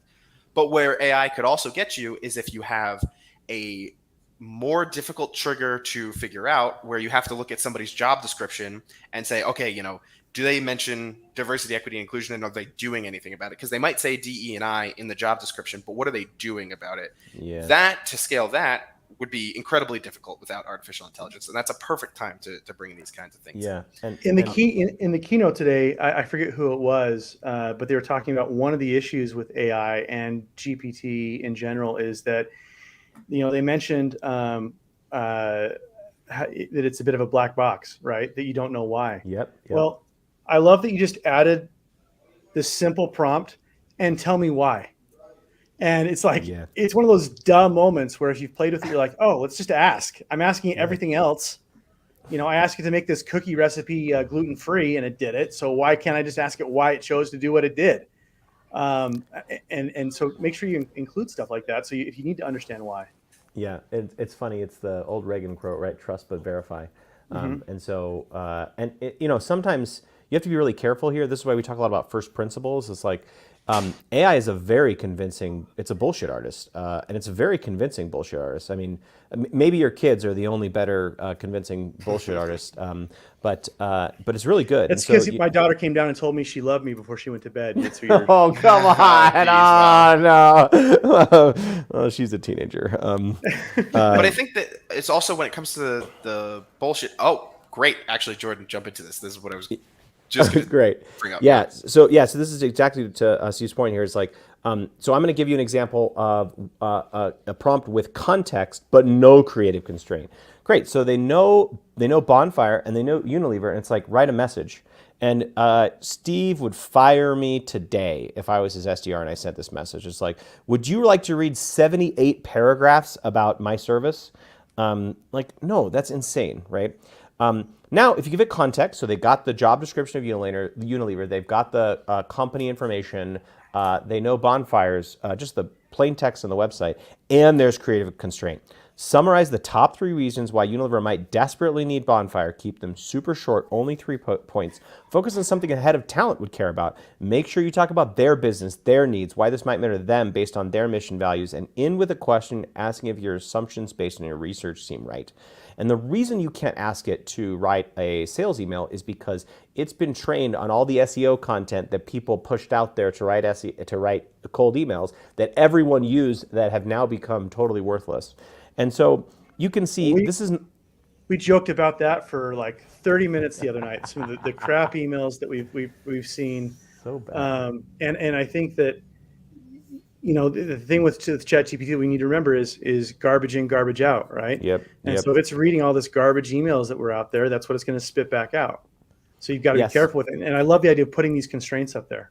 Yeah, and so this is not exactly something I would send. It's going to get smaller, but at least it's talking about Unilever, and it's like, here's why I believe you. Like, you care about retention and attraction and sustainable impact, right? I'm not going to send this in an email yet, but you can kind of see if there's context and creative constraint, you can get somewhere. All right, I'm actually going to get into actual campaigns that we've run here, so you can see like that I'm not just on here for the lulz. So I can give you targeting ideas too. And so this is like an example of a question I ask for Bonfire. It's like, okay, so what are the key moments for me to reach out? Newly appointed female executives, like low gender diversity. We talked about some of the negative press, right? A high employee turnover, right? We talked about some of these ideas. And so let's actually talk about an example. So I'm going to give a subtle plug for Blueprint here because we used AI recently to promote my service. So we're monitoring, we've got over 4 million jobs that we have scraped and put into a database. It's and so cool. Yeah, it's really, well, I got to show you that. It's even since I've been at your house, we've had an advancement that I got to show you because now we're using this thing called an embeddings model. So you just can write a natural language sentence. When VPs of sales are having problems identifying their ICP and figuring out who they should sell to and determining when to act, Signals can help them act at the right time, define the message, and convert more deals, right? So you can write a sentence like that in this natural language search, and we'll say, we looked at 4 million jobs. Here are the job descriptions that talk the most about these problems. So you will basically, in my service, you'll have a Google search-like experience or a ChatGPT-like search experience on job descriptions, because jobs talk about jobs to be done. What are the problems? So what I did is I chatted with AI at scale in clay.com to give it creative constraint with context. And what I'm looking for here is I want to be able to send a personalized email that actually tells what is the search that you should run inside of my tool. So what is the search for the titles, the problem, and I want to do this at scale, right? I don't have any SDRs on my team. I need to do this at scale. So I give it context. You're the VP of sales at this company. Your website is this domain. You're in this industry. You're an absolute expert in markets. You understand the customer better than anyone else inside the company. You're deeply familiar with the jobs to be done framework as outlined by Clayton Christensen. Great. This is a description of a B2B SaaS company you work for. Tell me what top 3 job titles you might find indications of the pain that companies might be facing before implementing the products or solutions. Great. Now that you know the titles, this is just on a single row of data, a single company. You can do this inside of Clay. Now that you know the titles, I want you to pretend to be their ideal prospects. You should impersonate each of those job roles above and be the world's greatest expert. Now this is the sort of really where everything comes together. Focus on the keywords you have found in the past that might exist in each of these job descriptions. Now assume that you have access to the world's smartest search engine. That's a little, I got a little fancy there. I said I have the world's smartest search engine that only searches jobs. It works in natural language and only needs several perfectly articulate sentences to find the jobs that are perfect. Now write up 3 distinct queries, one for each job title that you identified, that would serve as the top fit jobs. So this is what it did for Kentic. So my friend David is the CMO there. It's a network observability platform. It like network engineers. So this is a message I sent. Google your TAM. David, what if you could run these Googles? I sent him a cold email. I told him I would send him a cold email. We like have coffee all the time. I'm like, only reply if you think it's good. I don't know if you replied actually. Network Operations Center Manager. Show me job descriptions for network operations that mention challenges in network performance monitoring, maintaining network health, improving visibility across cloud and on-premise infrastructure, ensuring fast troubleshooting networks. Wow. Like super, super, super relevant, right? Creative. It had context, and it was constrained, right? Here's an example for Front, right? They they're a unified inbox. Find customer success manager job descriptions. Search for operation manager that like managing information, distributed across teams. Like really, really, really creative. Lots of constraint and context. So you can see now, I'm not sending, hey, Steve, you got the greatest beard in the world. Like, do you want to buy my SaaS solution? No, like I'm not talking about that. I'm talking about what he cares about, what he's targeting. Another example for Ricardo, we'll skip it in the interest of time. But I do want to give sort of a pause here before we go on to some more examples. And we're doing great on time, as my calendar's reminded me. So what context do you need to be creative? I'd love to hear from the audience. So that's the hard part, and that's the key is narrowing down the context. But clearly you can see the closer you get to the context, the better the results. Just like we said, garbage in, garbage out. And I'm just watching here to see if we've got any comments coming in here. Let's see here. We can pop over to more examples if we don't have any. Yep. Let's go ahead and throw out the. Eric, you want to take this one?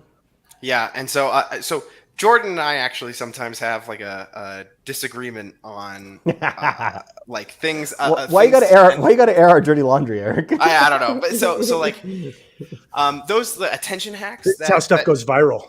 Yeah, exactly. Yeah. So Okay, great. And so I think that sometimes these attention hacks that we were talking about do increase your overall reply rate, but they have to be used in ways that, one, are definitely not detracting from the message, and two, just kind of help things move along. And so in this message, I said, I was on your LinkedIn company page, and it looks like you help employees develop mentally and professionally, which we were basically analyzing their website and just picking up, what they do. When we targeted these companies, when we just said, hey, when we took out that first line and said, not sure if you've seen all the chatter about ChatGPT, but I was curious if you had a plan to leverage it in your business. We actually saw a 4x increase in responses when we said, I was on your LinkedIn company page and it looks like you help employees, blah, blah, blah, and whatever. Well, it's context. Erica, you are providing content. Like most people think about these first lines as like, hey, do you know Jordan rhymes with Gordon? Hey, what a great name. But this is actually you went to the University of Utah. Yes. Your mascot is. Yeah, and so using AI to just basically put something in front of somebody where they're like, well, yeah, like thanks, but me going to the University of Utah has nothing to do with any of this. Those are the kind of attention hacky things. Yeah, those are the attention hacky things that like Jordan and I both agree on. Like you just shouldn't do. Like you shouldn't touch that at all. But in here, we're using it, and we're like, oh, like I took a look at your website, and on the spectrum of personalization versus relevance, like this is very much just like this just checks the box of just saying like, okay, did they manually research me or not? Yeah, I'm a person. This actually got sent to me, which is not the highest level of using artificial intelligence, but definitely, one to definitely be leveraged. And so, that is basically what I would say about this one is you could, if you don't have phenomenal opinions about what you should be saying to people based on the context, because the context might be too varied. Like, why should these people, I'm reaching out to CEOs across like, I don't know, it was like 25 different industries. Like what AI would I like put on them to like basically have a message that I could say to everybody, it'd be tough. But like the offer is pretty good. We have a lot of social proof. Let's just summarize what their company does. So they feel like we actually reached out to them. Yeah, makes a lot of sense. And then I did something really dumb with AI, so I thought I would share that it's not all roses. So I was looking at a conference, and I pulled all the people, used Apollo to pull all the people like 300 miles away from the conference. And then I used GPT 3.5 and I say, tell me the driving distance from this person's city to the conference city. And it's like, looks like Rancho Palos Verdes is a 6.5 hour drive for you. I am the only person that will make a 6.5 hour drive in a day. And so like, and the AI, the sort of non-AI campaign certainly performed a little bit better here. And I think this is like a good example of something really small that AI can do, that it can just naturalize the language. So it can take 3 or 4 steps and say, well, look at the distances between these two things, and then convert it in such a way that a human would write it, which is like a really good use for AI. So this is all we have for you. You can access this presentation if you just put your camera here or type in that URL, and then the whole ChatGPT conversation I have is on the right. So we got the last 6 minutes to answer questions. Yeah, it was the big first question was, someone, hey, is this going to be available online? So there's so much here. This is so dense. There's and dense in a good way, not like dense the way I got called in high school. It's dense in that, like, I'm sitting there going, okay, I'm going to have to rewatch this, even though I've worked on this before. We've had a conversation at the dinner table, and I'm sitting there, okay, so and so needs to see this, and so needs to see this, etc. So, yeah, if you've got questions, let us know. We want to go ahead and answer them. And you've got access to some really great AI folks on here right now. Let me ask you this question to start out with. Yeah. I think that the big question that I've got right now is where, this is a lot of great stuff. We talked about Clay, we talked about Blueprint. Is going on right now to ChatGPT, is that a great place to start and get used to it? Where else should they be going to kind of start getting their hands dirty? I know I used Clay the other day, and they give you 1,500 credits, which I was like, this is great. This will last me forever. And like, I used it, and I got a little overly aggressive, and wouldn't you know it, I quickly ran out of 1,500 credits in about 10 minutes. So where do we roll up our sleeves and where do we get into it? Well, I think, and Eric, I'm curious to get your thoughts here. My thought is just, if you can do something manually, for like the way that I tell all my clients, you write the perfect email. Assume you have unlimited amounts of time to spend. So just don't worry about research, just write the very, very perfect email, and then back into ways to automate that, to scale that. And you can start just inside of ChatGPT, paste in the context. All I did is I copied a company's website. Like everything that I did, I didn't use any technology besides ChatGPT to like do everything that you saw there. So you can do all of that today. Now you got to set up the systems, et cetera, to be able to scale it. But if you can get it to work at a small scale, it's not really all that hard without any code. I do not code, and you can easily do this inside of Clay. Eric, anything? Yeah. I think, what was I going to say? I think all of this is really just a knowledge gap. Like whenever I was just at a sales agency summit this past weekend, and people were like, "Oh, AI is going to like replace everyone's jobs." Like, well, like people just aren't asking the right questions, and they're not getting good enough ideas from it. So like the people who are like, "Oh, let's just target every chief marketing officer with 100 to 150 employees," they also don't have the frame to think about anything new as well. And so I would say the biggest thing is like, it's still so nascent that if you were to watch Jordan's YouTube channel or my YouTube channel, you'd be like caught up with us, because like there's not a whole lot on there that we haven't posted about. And really, in order to get into it, like you really, like what Jordan said, like you need to come to it with a blank slate and say like, all right, if I can do anything, like let's think about this. Because, for a long time, I was very against having GPT-4 write a full email for outreach, because I was just like, it's like, you're not going to be able to give it enough context. It's never going to work. And then there was somebody who did it, kind of, and I was like, oh shoot, I have to figure this out, because somebody's doing it and I have to get ahead of them. And it actually was totally possible. And it was just my constraints on my beliefs about what GPT-4 could do that was actually holding me back, and not like actually GPT-4 from doing it. Yeah. Okay, two questions here we've got.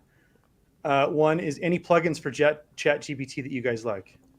Well, I just use the Google. There's a gptforwork.com, I think is the website, and it's not a plugin, but you can just bring GPT into Google Sheets, and you can do like equals GPT-3, and then like ask a question from the row. So you don't even need Clay to this. It's like with an open AI API key, which anyone can get, you can just paste that in, and it's great. The plugins which have just been released, I think. I know that there's like Bard now has access to the internet, and you can like chat with Google's bot. The plugins were like just released, I think, on Monday to most people that were paying for Plus. I haven't used a lot of them, but I think honestly they're not tied into our workflows, so it's actually hard to use the plugin and then like take that and do something else more interesting with it. I have played around with like summarize this Google Doc, so you have some more flexibility here, but I think that the way that I would probably use this is actually go and like take this technical documentation, explain it to me, or summarize this, and have it talk to the internet a little bit better to understand kind of the context of what's going on the internet now. That's probably how I would use plugins, not necessarily in my workflow. Just very quickly, plugins, you have to be there using ChatGPT, and Jordan and I use the API, so it'll scale with the system. I took a look at the list. The only thing that looked interesting today was Zapier. Everything else kind of just looks like marginally interesting. And then Jeremy Ross. Hey, Jeremy. I think Jordan and I both know Jeremy. What's the best way to automate relevant research collection from the web? I'm thinking blogs, news, etc., not including LinkedIn. There's data sources that will get you this that we bring them in through with Clay. So like Predict Leads has like blogs and news and things like that. But I think if you know exactly what you're going for, just using Google search operators is a way that I would handle this, where it's like, if you want to know their blogs page, or you want to know that they mentioned a keyword on their site, or you want to know any of those things, we'll see what it looks like when ChatGPT's API has access to the internet, which I don't think it does yet. But actually, I'm very sure that it doesn't. And so when they have access to the internet, we'll see how that changes. That will be a radical change, but at this point, I think Google search operators and like something like Predict Leads will get you all the way.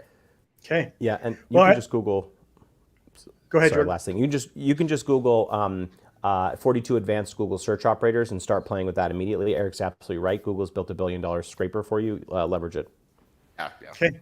Well, great. I appreciate it. If you guys are both on LinkedIn and very active on LinkedIn, as I found out, we're also on LinkedIn. So look for me, engage. If you got questions, ask Eric or Jordan. Eric's also on Twitter. Jordan, are you on Twitter as well? You play around on the Twitter? No, I'm too old. Yeah, I don't even know how that works.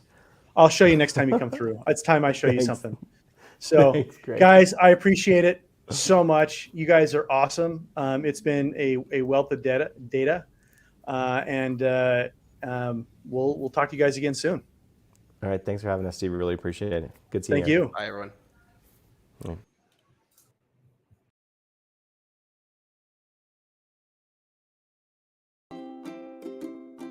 Sales and marketing after a good quarter, which might look something like this. It's a little awkward. They're not, they don't really speak the same language, but they have positive energy for each other after a good quarter. What might be happening here is you might have surpassed your targets for sales and marketing. There might be kudos and back pats for a job well done. And you might even be facing higher goals for next quarter now that you all have succeeded. But what is happening to a lot of people right now, especially, is sales and marketing teams are having bad quarters. They're, perhaps not anticipating economic conditions, had lofty goals that they just didn't reach recently. So sales and marketing after a bad quarter might look like this, which is not good. So what might be happening is you might have missed your target metrics for sales and marketing. There might be some disconnects between MQLs and SQLs. You might have a high volume of low quality leads, lower than expected conversion rates. You might have lost deals that completely blindsided you. Forecast was that you're going to get it and then you didn't. And there might be some finger pointing. Hopefully not, but there might be. So what do you do next? How do you dig yourself out of this hole? How do you get alignment between sales and marketing? And how do you hit your metrics next quarter? And of course, the next quarter's already started. So first, deep breaths, because you can't flounder your way to success. It just won't happen.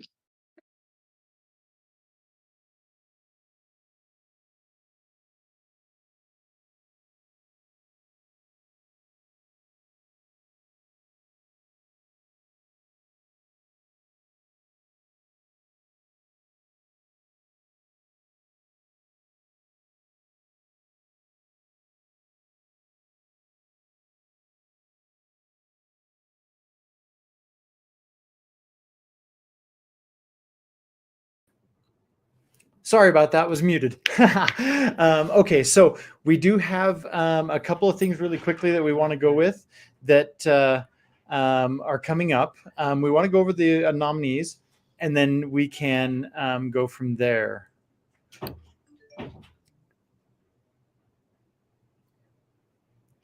Yeah, okay. Sorry, we had a couple things coming and saying I was muted and it's a little overlapped.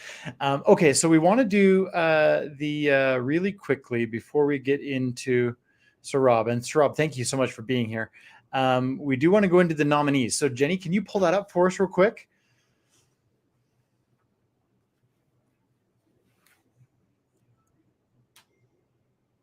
Jenny's pulling that up here for us real quick, maybe.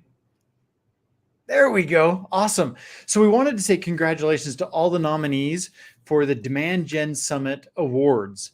We had quite a few people that got nominated for it, and that's fantastic. We love the fact that they are a part of the Demand Gen Summit family. So let's go through a couple of these real quick and pull them up here each at a time. So here are the awards. This one is for Demand Gen Practitioner. Wanted to do a little bit of a shout out to Danielle at Storage Pipe and team there. Awesome job. And then next award was for Demand Gen and Sales Leaders. Shout out to Rick Tolman there at Salesforce and also James Gilbert at Flip. Both have great teams over there. Super exciting for those teams. And then next is our thought leaders. And wanted to give a shout out to Mason, who's going to be speaking in about an hour from now over at Sales Assembly.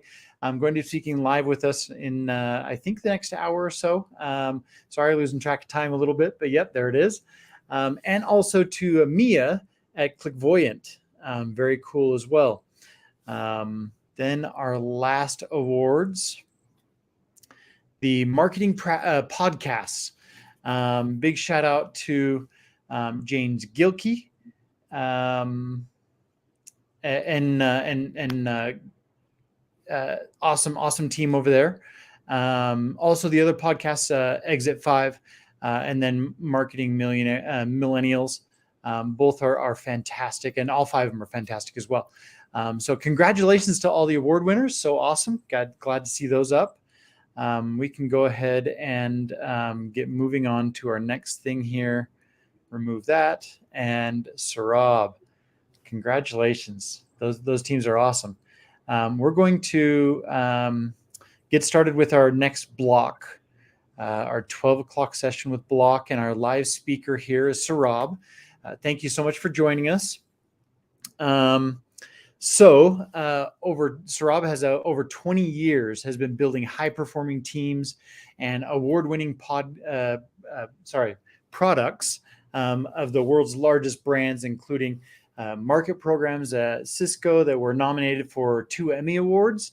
And Saurabh is the Chief Marketing Strategist at Demand Gen Studios, where his team produces growth marketing services for small and mid-sized B2B companies.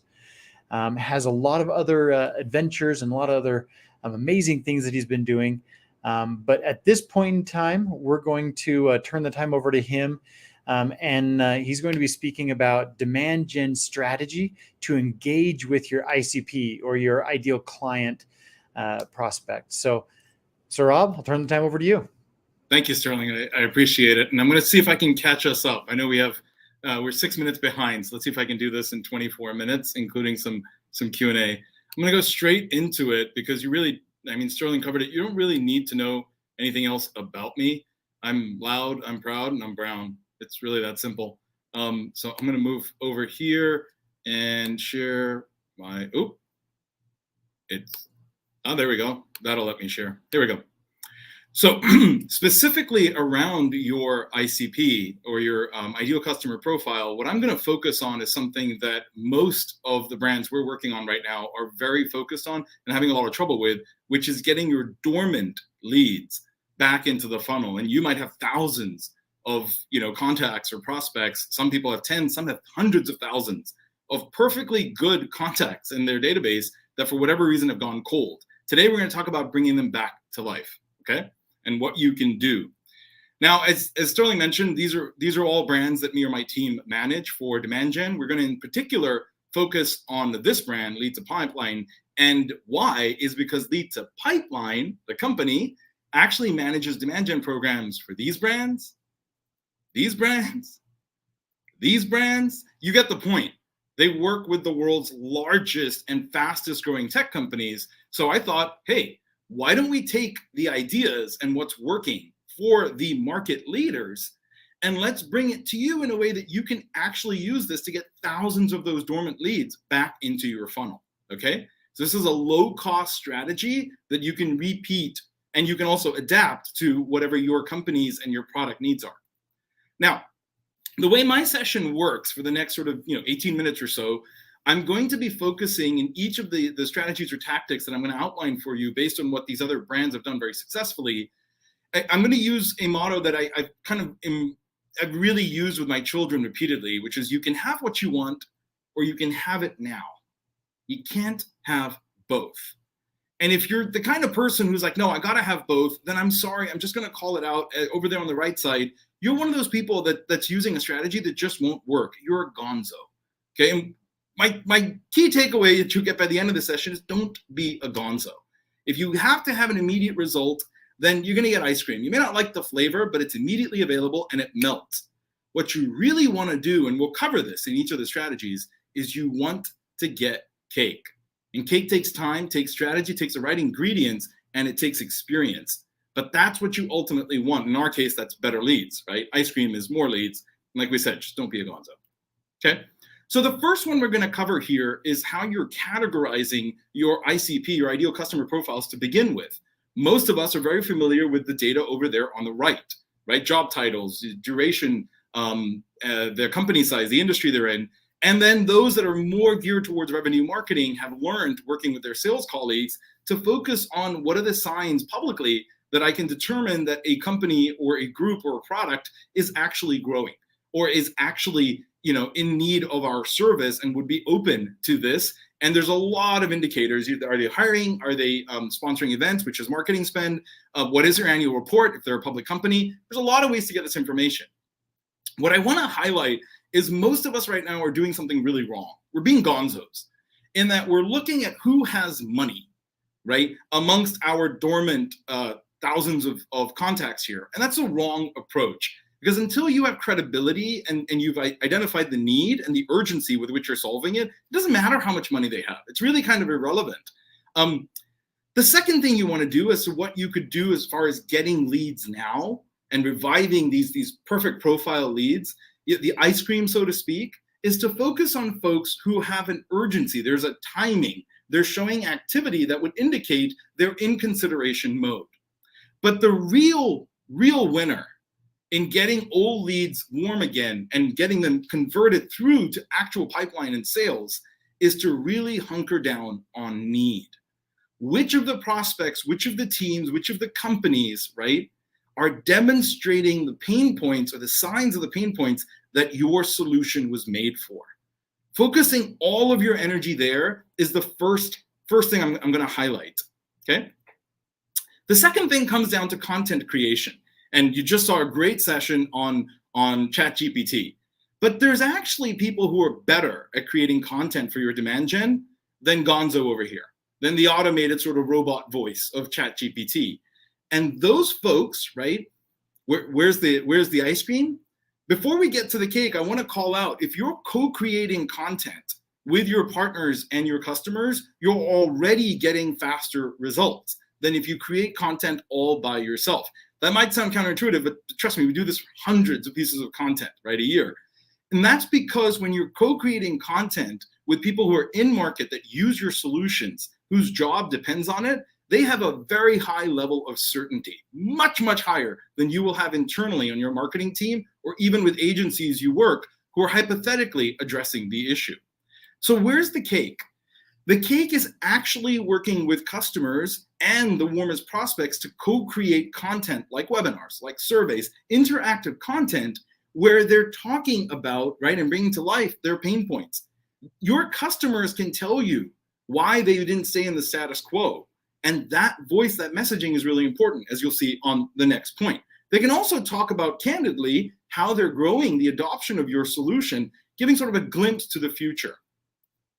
Third thing we'll cover here pretty quickly is when you get to the point where you are co-creating content and you're selecting the voices of the customers and the segments in which to create that content to revive these leads, right, to reanimate them, that have just kind of been sitting there, to re-engage them, you don't want to focus on Arnold over here, on Mr. Universe. No, that's the gonzo. Okay, this is someone who spent 15 plus years, right, focusing on fitness and his physique. And if it's not attainable, what you're demonstrating as the benefit to your solution, or the whole point that your campaign drives towards, what they'll achieve as a prospect, if it's not attainable, it's not truly attractive. It's just too far removed from where I am to see myself in that future state. So who's the cake here? This is, as most of you might recognize, this is Fight Club Brad Pitt. It's not just Brad Pitt, it's Fight Club Brad Pitt, right? At the peak of his physique. He has incorporated the solution, in this case, in our analogy, right? Training and physical fitness, but it hasn't changed his lifestyle. He doesn't live for this. Everything else is the same, but he has succeeded using your solution.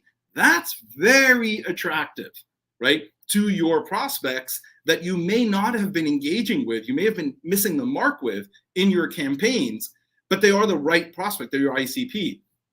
And one of the key things that you get when you get the newlyweds, the folks that are just past their honeymoon period, right, in your adoption of your solution, whatever it is that you sell, is you'll get them to reflect on how their pain point was resolved in their words, which is far superior to yours. They'll give you real data. We used to spend this, now we only spend this. Plus, I don't even look at that. I look at it like once a week.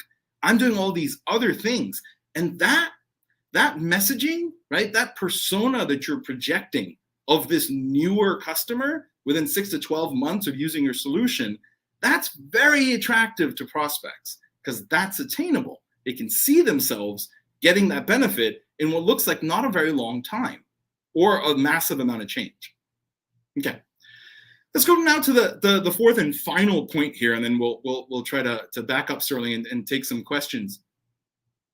One tactic you really need to think about when you're focusing on your ideal customer profile, right? There's no doubt in this conversation, in this session I'm covering today, that the folks you're going after are the right people, right? We've already established that. They look right, they smell right, they sound right, and they're probably right.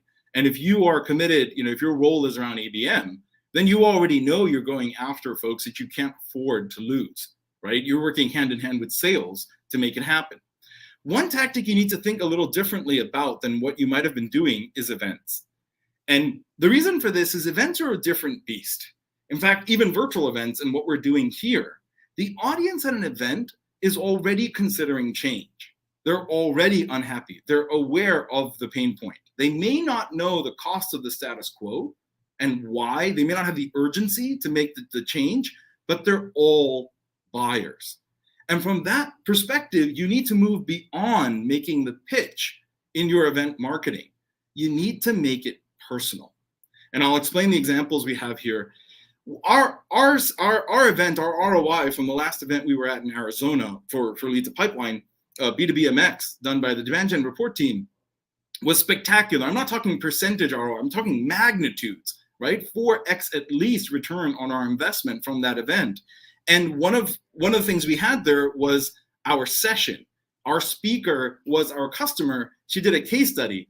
But because we are data nerds, she went really deep into her conversion metrics, all the way from the tippy top of the funnel, all the way down to marketing contributed pipeline, sales qualified leads, all the way down to opportunities, right? To the extent that she could. They're a publicly traded company. And what we did is we created something called marketing acronym bingo for her session, which is what you see there. This was a huge hit. People loved it, but more importantly, it positioned her session as people who already know the basics. You're coming into this to refine, to get better, and so you would know most of these acronyms, if not all of them. As you can imagine, at the end of that session, we were mobbed. The ROI, the lead gen from that session alone was phenomenal, not to mention the entire event.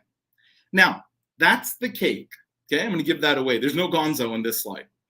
We also did something separate, which was, instead of connecting attendees just with our sponsored session, we wanted a way to connect our attendees at this event with our salespeople. Okay, what was our sales enablement? That's the sticker you see on the right there in the middle of the slide. That's actually one of our employees' dogs, and she was there. And the idea we had at the booth is, if you took this sticker, we'd give a $25 donation to the ASPCA, because since every sticker had pets from our own employees, you can tell we personally care about this. Now, this didn't qualify the people walking by our booth in any way. There's no mention or even idea around budget, but it made our salespeople incredibly personal, right? Time after time, I saw this. I was at the booth, I saw this. Time after time, they talked to somebody about making this donation on their behalf.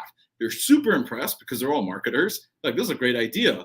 They'd walk into the booth, and then after they'd mention which sticker they wanted, which pet they liked, and why it was important to them, they'd sort of look at us and go, "What do you do?" It was an open invitation to pitch.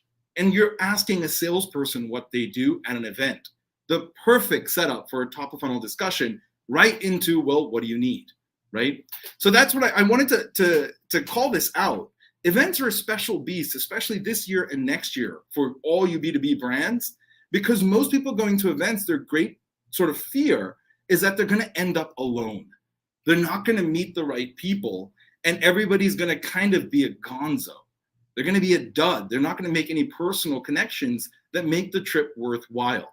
These are two really simple things you can do. The bigger message is ultra personalize your event marketing, and you'll see that leads that have been dormant for a long time, opportunities you thought were lost permanently, are back on the table, because that's why they went to the event to begin with. Okay, much like why all of you are here today, watching and engaging with us. All right, this is my recap, Sterling. I can stop sharing, and we're happy to take whatever questions we do have. I think I even got a question coming into this, so we could start there. It's entirely up to you, but I just wanted to recap really quickly, right? If you're looking to get your ICP leads back, you've got them in your database, right? And they're just gone dormant. These are things that you can do that apply to any size B2B company. It applies to really any type of solution. But you've got to acknowledge that you can have what you want. You can have it now, but you can't have both.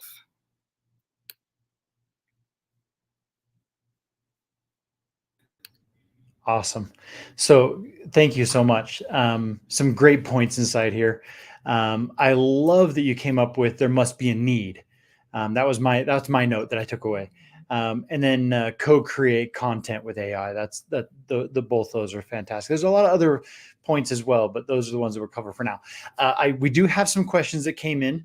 So can you share data on how well this strategy has worked for companies with long sales cycles? That came from Jim over at. Sure. I'm not sure. Yeah. Okay. So let me just explain why the longer sales cycle might be relevant for this particular discussion. Just a second. A longer sales cycle means that the deal has to get personal. What I mean by that is that the approval and the adoption, or even the pilot, right, before you sign the contract, is going to go through a lot of decision makers that you will not have the ability to influence. Only your champion will be able to influence them. So you've got to be able to make the need to get out of the status quo, you've got to make it personal. You've got to invest in your champion, that this is something they absolutely need within a certain time frame to move their career forward. And if the company they're at doesn't want to do it, then they are actually thinking about other companies or other jobs where they could be able to do this. That's the kind of impetus, like the kind of urgency you need to drive. Okay. Now, clients that we've worked with that do this, lead to pipelines clients, I can't name them here. It's a public forum, right? And many of them are publicly traded companies, right? But they have very complex technical solutions. You might remember some of the brands I covered, right? They are the number 1 or number 2 or number 3 in their industry on a global level, and their solution is very complex. So the kind of results that they're seeing, for those that have implemented some of the things we're talking about, they're seeing not a percentage lift, but a magnitude lift. And I just want to put this in context. These are multi-billion-dollar companies. Their average sales cycle is 6 to 12 or 18 months. And they're seeing a 3x lift in conversion. It doesn't take a genius for you guys to do the math. That's a massive amount of pipeline being generated by doing what is really just sort of simple tactics based on what your buyer really needs. So that would be the first metric I throw out there. So the only other one I'll mention is a hyper-competitive industry that one of our clients is in. Their campaigns are focused on the middle and the bottom of the funnel, and they've seen a 2x increase in speed of conversion. So this is different from a longer sales cycle. These are people who could have a shorter sales cycle, but by doing some of these things, they've moved twice as fast in the programs that we Lead to Pipeline have run for them to get to sales. Wow, that's awesome. Great answer with that, by the way. So we still have a few more minutes. I want to go through a couple more questions here. Sure. I have Tammy Long, who is asking, excuse me. This one's a technical question, so I like this. To clarify, are you suggesting we provide fewer leads to sales? Because that sounds like a quick way to get fired right now. Yeah, so I mean, okay, I get it. Cake is better than ice cream. If you have to feed ice cream, it's not sustainable. It doesn't last very long, and you're gonna get sick really quick doing this, right? But my point with this is, if you have to use ice cream to buy yourself time, to ground yourself, to get your team, your budget, your focus together, but the only way out of this, the only way to succeed from a demand gen perspective is cake. You have got to focus on better quality of leads. And here's why, guys, right? A lot of senior marketers, my friends, are having very difficult conversations with their leadership, who are being asked, why do I even need this? Why can't I just spend my money and get marketing from elsewhere, right? That argument is going to intensify over the next 6 months, right? With other geopolitical and economic changes, is what's the ROI of my marketing? You can't win that argument by doing more of less effective work. You can only win that argument by demonstrating that you can deliver better leads, that'll deliver a better sales experience. Even if they don't win the deal, the sales team is over the moon that they got that opportunity, right? And then you've got the basis to say, I could do more. I could add ice cream to my cake if I had more budget. Okay, yeah. That's a rough question. Nicely done. Our last question here, and we've got about 3 minutes or so. So again, thank you, Saurabh, for coming in and talking about these topics. It's a fantastic way to look at this. I loved your 4 points. They're fantastic. The last question, it comes from Christy Carroll, and it says, we have a very small marketing team. How can we produce the relevant content without a large budget? Okay, so I think it's very important, right, to change the way you think about content. And I'm going to give you 2 very simple examples. I don't have slides for this, but I hope I can explain this in about 60 seconds. Yeah. Instead of asking your VP of marketing, or if you're a very small company, the head of marketing, right, or the CEO, what they think the next prioritized content should be, don't ask them. Go straight to your sales team and ask your sales team, what are you using to get meetings? What do you say? What does the prospect say back? What questions do they ask before they turn into a meeting? Now, you might be surprised. Wait, that's SDR work. Yes. Yes. If you're a small team, find where the SDR success is. What qualifies a prospect to be open to a sales conversation, a demo, or a pilot? And then from there, focus entirely on that. Find the content that would identify such individuals, right? That's how I would tell you to cut about 80% of the content you may be working on out, because it won't deliver demand gen results, not quantifiably, to your sales team. Go to sales, work backwards from what the sales do before they get a meeting, and then bring these things, a survey, a webinar, whatever it is, back to your leadership. Hey, if we were to do this, everyone coming through here, sales would want to talk to. Can we start with that? And of course, I have to say, Sterling, this is what we do. If you need help with that, I'm on LinkedIn, ask, just reach out. I'll tell you what you could do with very little budget or no budget if you have to do it yourself. Yeah, very, very, very true. And I love the fact you gave us a little shout out there to reach out to you personally. I love that. Thank you so much. You may get hit up from some people, so that's appreciated. Well, hey, Saurabh, thank you so much for your time today, and we really appreciate your topic and moving forward with things for that. So. With just another little shout out, demand gen strategy to engage with your ICP at that time, right? That's the important time when they want to engage. Appreciate it, so Sterling. really Thank you appreciate guys it. for having Thanks. me. Yeah. Have a great day. It was helpful. Okay, so next we have up our 12:30 session is starting, and this is going to be with Christina Brady and Angela Romario. I see. So want to give a little bit of background here on these two as they're coming in. Hi, welcome. Thank you so much for joining us. So just so we know, their topic is marketing and sales, play in the gray.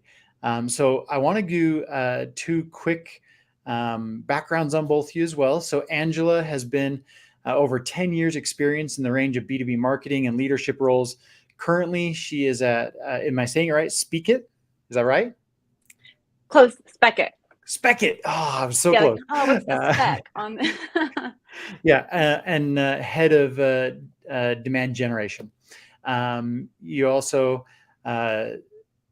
lead campaigns for strategy and paid advertising, events, webinars, social media, conversation rate optimization, and so many other things that are involved in there.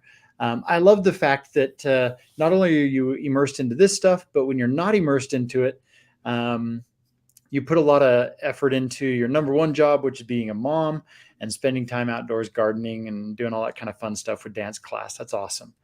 And Christina has been 2 decades of overall sales experience and leadership in the SaaS space.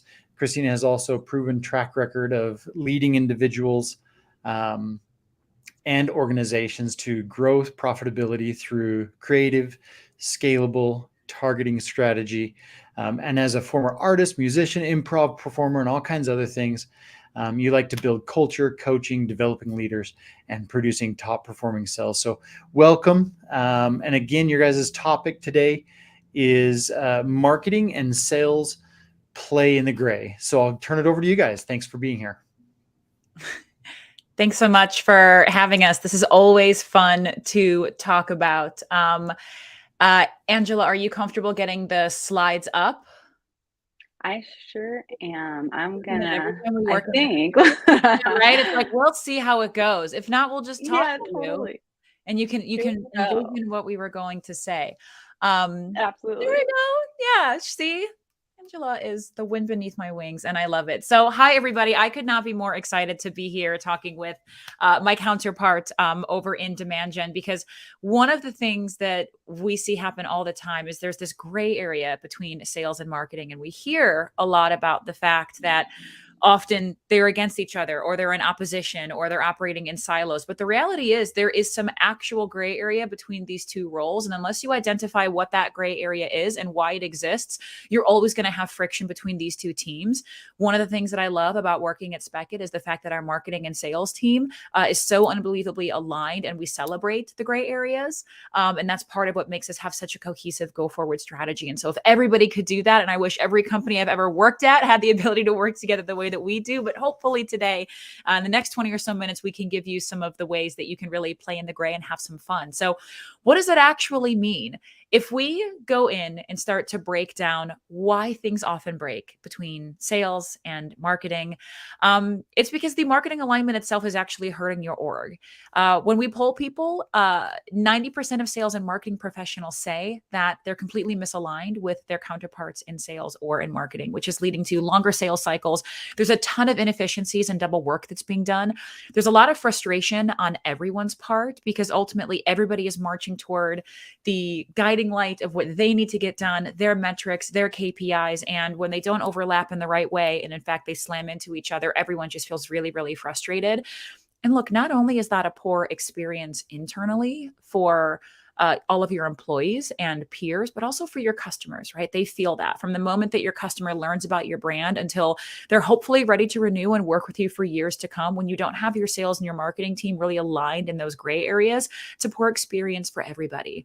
So how do we identify what are the gray areas, right? One is, who owns nurturing customers?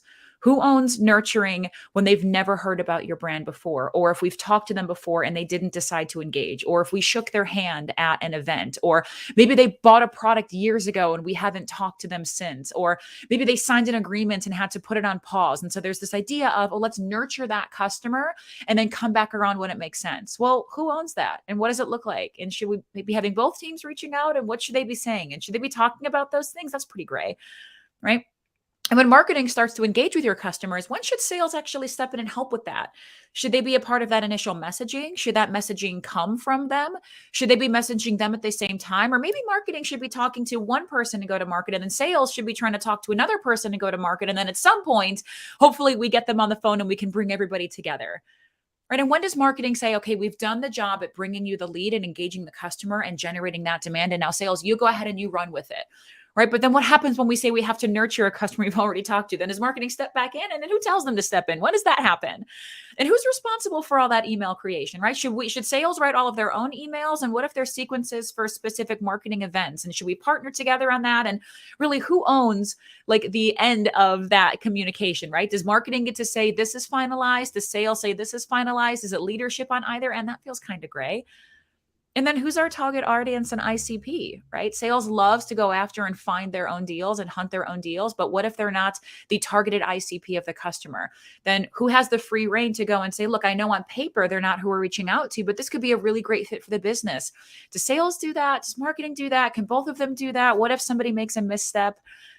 And then just the overall expectations around lead and lead flow and where they come from and what happens. The more we break it down, if you're anything like me, you start to sweat just a little bit around all of these areas where you can really accidentally step on toes. If one, you don't know what those gray areas are. And two, if it becomes really, really easy to then overlap on each other. Just watching Angela nod like, yes. Yeah. We've all been there. And I think something that you said, Christina, and why this presentation is named what it is just gray area. Like, I think both teams understand what the end goals are, and they understand what needs to be done. It's just understanding, okay, well, who owns what and what does it look like? And, where are the handoffs and how do we collaborate? So it's the stuff that is not as fine-tuned where the frustrations really start to come forward.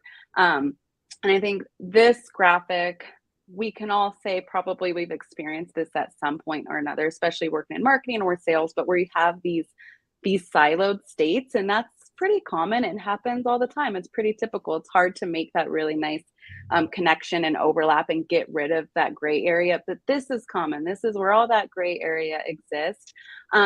And the problems here are that you're not really connecting the messaging that you're trying to portray for your customers. So you have product team, and they sort of know how they speak to customers and how they speak about the product itself, and they're so passionate about the terminology and the language they use. But if that handoff or that overlap isn't with marketing, then marketing might start to speak to things a little bit differently, or they might say, well, we've done XYZ research, and so we see that this is the real problem here, and here's how we're going to speak to it, and this is our audience. And then you have sales, who also has a different experience, and they might be doing their own sort of outreach and using different language. So then it's just sort of a misalignment for the customer, and the journey gets messy, and they're not exactly sure what the product does, or they're not sure if the features are actually going to solve the problems they have. And I think for the purposes of today's discussion, we're really talking about sort of that handoff between marketing and sales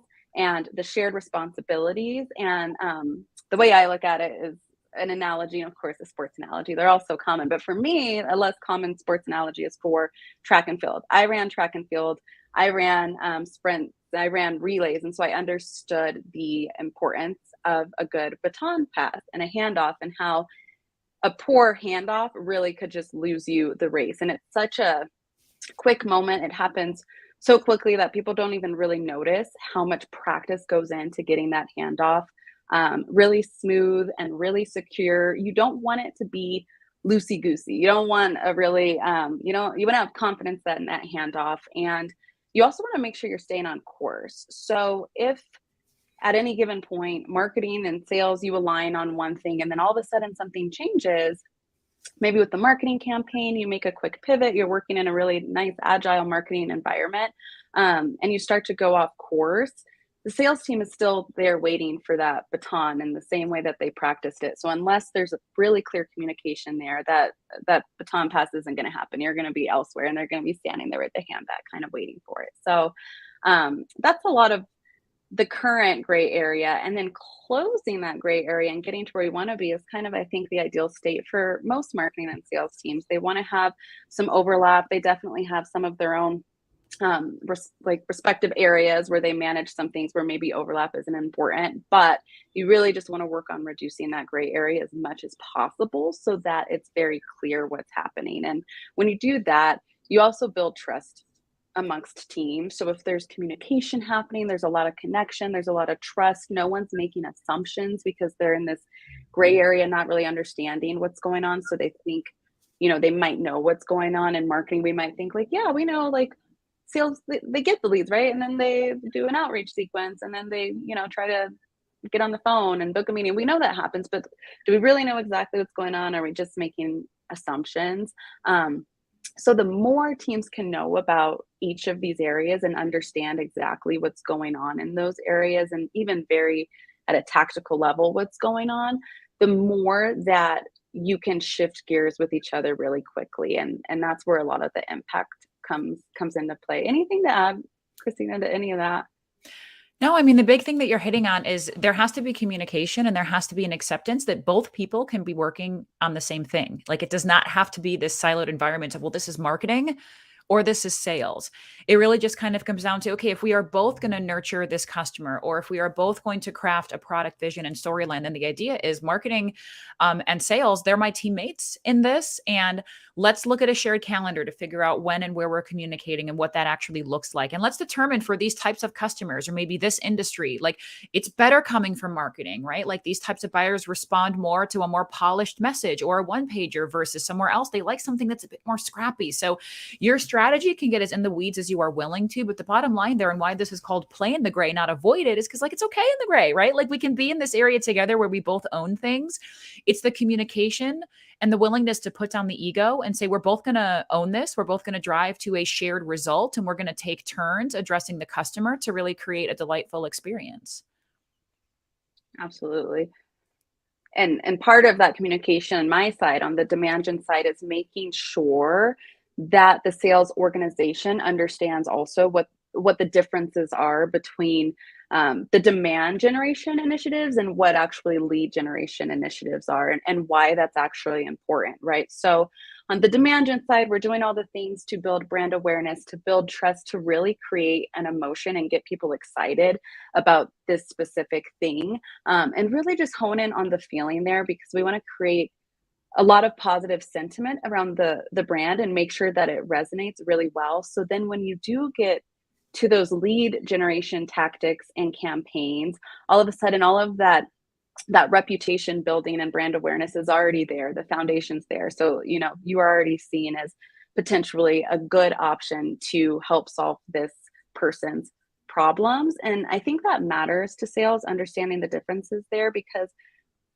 in marketing, we not only need to deliver to sales someone who has a desire to take action. So that's sort of that demand gen side, and someone who understands their problem, but also deliver someone who's educated enough on the area that we are selling into, and the solutions and the features and what we do and their problems, so that when that handoff happens with sales, it's a really productive conversation. So I think both those things, the demand gen side, the lead gen side, they have to come together so that sales is getting again that lead that's ready to have a good conversation. And you can start to see, if you're diving into the data and the reporting, when maybe that's not happening. If you start to look at some of those reasons of why leads are being disqualified or why things aren't moving forward, and you're starting to see sort of like those conversions go down between that handoff with sales and marketing, that's when you can start to kind of pinpoint, okay, so what on the lead gen or the demand gen side is missing? Is this person, do they not feel deeply enough that they have a problem and they need a solution for it? Or are they not educated enough on what our solution does to feel like it's a good fit for them? So both of those things, marketing has to keep a really tight pulse on to make sure that the collaboration between sales and marketing is really beneficial. Yes. So when do you engage sales, right? So we talk about like play in the gray. It's great, but what does that actually mean? And what are the areas where we typically wind up tripping over each other that we can have really open conversations about? And I think one thing that I would advise that we do is ongoing, consistent meetings where you talk about these things and you get aligned, and then you execute and you have visibility into what each other is working on. So everything is out in the open. We are operating in the light. And the first thing is scoring models, right? If you're working at any B2B technology company or B2C technology company in the world, your sales reps are always like, what is the scoring model that went into this lead? And how do I know that I'm getting a really, really good lead? And on the flip side of that, you have marketers that are like, I want to make sure that we are targeting the right people and that we are giving the sales reps the right data that's going to enable them to make the right decisions and have the right kind of outreach. And so making sure that your scoring models and how you're actively going out and identifying ICP and then gut checking that consistently by having open feedback between your marketing team and your sales team is going to be really, really critical, because built into those scores also are like, what are the engagement scores that you have for intent and what can impact that, right? That might mean that a sales rep is doing what feels like super cold outbound to a customer for the very first time. And the customer may not respond to that email, but then they're going to go visit the website and they're going to click on a link. They're going to request a demo. And where that generated from a sales rep's doing cold outbound, now that engagement is making that a higher priority lead. So when sales knows that that could potentially happen, then we can really track how sales and marketing can work together to increase engagement and then score leads appropriately. When everybody knows the mechanism that goes into how we spit out that algorithm, we can move with a lot more velocity and not trip over each other. And then also, how does marketing impact nurturing to increase the score, right? So you have sales who have the ability to sort of tickle your leads and bring them in and bring up their nurture score. But on the same token, you've got marketing that can do the same thing. And they're doing it in very, very different and really, really unique ways, like ads, like event planning, like any other type of non-traditional form of marketing that your sales rep may not be doing. But when you're aware of how that's happening and how it's impacting the lead, you know how to open up that lead in your CRM, see exactly how that pre-customer has engaged with us so that we know how we can format our outreach. So everything out in the open in terms of scoring models will just create a lot less confusion between your teams. And also hot leads. Right? How do we know the people that need us to talk to them right now? The hot lead that's like, we need to follow up with them within an hour because they want to buy right now. How do we identify that? And what does it look like? And who's driving it there? So what are the exact activities and scores that warrant scoring to an immediate MQL? Is your sales team aware of exactly what goes into that and why it's so important to reach out? And are they the right factors, right? Are your teams working together to, again, develop the right kind of algorithm that goes into that?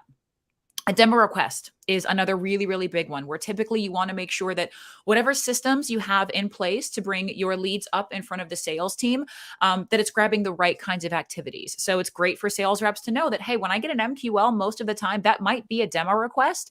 And then my call to action on that is to follow up within an hour, because somebody wants to see our product right now, unless it's after hours or on the weekend and it's not possible. How do I get in front of them right away? And how am I aware that that is a motion that is happening where marketing is driving potential demo requests so that I can do my part and go ahead and leverage that demand? And then on top of that, pricing or quote requests. Does your sales team know how marketing is going to help drive those to the site? Do they know what the follow-up there should look like? Has sales and marketing combined together to figure out what the initial messaging on that should actually be? Do they go into a sequence? What do they say? How does it work? How do we make sure that those leads are actually delivered to the right sales rep in the right tier with maybe an account that's currently sitting in their territory? Right? When you open up the keys to the kingdom and you allow everyone to understand exactly what it means when we say, hey, you just got a hot lead, and we don't have to explain the mechanism every time, now we can move with faster velocity. And then also just your cost per lead, right? So how much does that lead cost? And then what does that warrant in terms of the follow-up? So a higher cost lead could be something where we went to an event, or we sponsored a booth, or we put up a billboard, or we did a radio ad, or something that, or maybe we poured, $100,000 into pay-per-click on LinkedIn or whatever it may be, right? Where we know we're getting these leads in the door that have a high cost associated with them. So then do we have the right sales motion that is going along with that? So when you have a really high cost lead, who do you get that in front of? And what does the messaging look like? Do your high cost leads go to BDRs to then move to AEs, or do they go directly to the AEs? And if so, which AEs? Do they understand why they got that lead and the fact why it may have bypassed a different process in the system? So again, all of these things where suddenly your sales rep is going to see a lead sit in front of them, understanding where it came from, why it got there, and what their action is, all the way down to the timing and the messaging. If you can streamline that and scale that, your sales and marketing team is going to work together really efficiently. Angela, did I miss anything there? I feel like that was a meaty one. That was, and I thought it was great. I thought you covered it all. And then just a follow-up to that, to kind of even put it more in a visual, thanks to Drift for their beautiful visual that also uses our brand colors. You can sort of see what this journey would look like from the point of brand awareness and all of the activities that go on there, to the lead nurturing and how do we get someone educated and ready to talk to sales, to finally they're qualified, they're talking to sales. What happens during that entire motion before they become a customer? And if they don't become a customer, what happens afterwards? At what point do they get passed into some sort of automated nurture? At what point do they basically become recycled and go back and start from square one? But if everyone can understand marketing and sales, what that looks like, and what it looks like, to Christina's point, at what for a hot lead, for a very expensive lead, for the various type of leads that you get. If everyone has a clear understanding there, then it helps you to understand, okay, this lead disappeared, but now marketing's telling me 6 months later, we're going to run this sort of like close loss campaign. And this is what it looks like. But I talked to that lead 6 months ago. So now how do I talk to them? So just understanding what that journey and that mechanism looks like puts everyone just basically in a clear understanding of what they should be saying at any given time to the prospect when that handoff does happen. Yeah. And then it comes down to credit, right? Dare I say attribution, which is one thing that often can get folks in a room really, really up in arms, which is who actually gets the credit for that lead and that closed one deal. And what if you wind up in a scenario where you see that all of your quality leads are all of the ones that are attributed to marketing? Well, then sales winds up feeling like their feelings are a bit hurt from that because it looks like they're not going after targeted leads. Or maybe you have a situation where it's vice versa, where sales says all the leads I get from marketing are really, really crummy and all the ones that I source myself are really, really amazing. And so there winds up being this real finger pointing culture where, I mean, my belief that I know that we share really here internally at Speckit is that in an ideal world, marketing has touched every single one of our leads, right? In some way, shape, or form, we have gotten the brand in front of everybody before we're able to reach out to them so that we're working together to try to learn those to turn those cold leads into warm leads, regardless of how we're interacting with them. So the idea here isn't really about who gets credit. Now, why credit is important is because you want to make sure that you don't have something broken within go-to-market where maybe the messaging isn't resonating or you're not reaching out to the right people. But at the end of the day, attribution can almost be a hero metric that can distract you from actually looking at the real things that matter, which is our messaging right? Is it to the right people at the right time? Are we asking the right questions? And are we getting them in front of the right people internally when we need to? So just the idea here is that there's rarely a single source of attribution. Everyone knows that you have those leads in your system where 4 years ago, a sales rep who's no longer a organization called them one time and it went straight to voicemail and they didn't leave one. And then we saw them twice at 2 events 2 years later. And then 3 other AEs reached out. And finally, they attended a webinar. Marketing says, that one's attributed to us. And it's like, well, that one's a team effort, right? And it vice versa, right? Where sales says, well, that one's ours. Like I was the one who went there and I hunted them down in marketing. He's like, well, yeah, but they attended these other 6 things and they went into the website to get a demo request after we did a nurture campaign. So there's rarely a single source. And the more that you spend time trying to figure out who actually gets the credit, the more you distract from the real work that needs to get done, which is how do we find a way to tap every single person that we want to before we have sales actually engage with them? So an easy way to go about this is split the goals really, really evenly, right? If you're like, okay, we want to drive $10 million of pipeline this quarter, then we are going to aim for sales to bring in 5 million. And we're going to aim for marketing to bring in 5 million.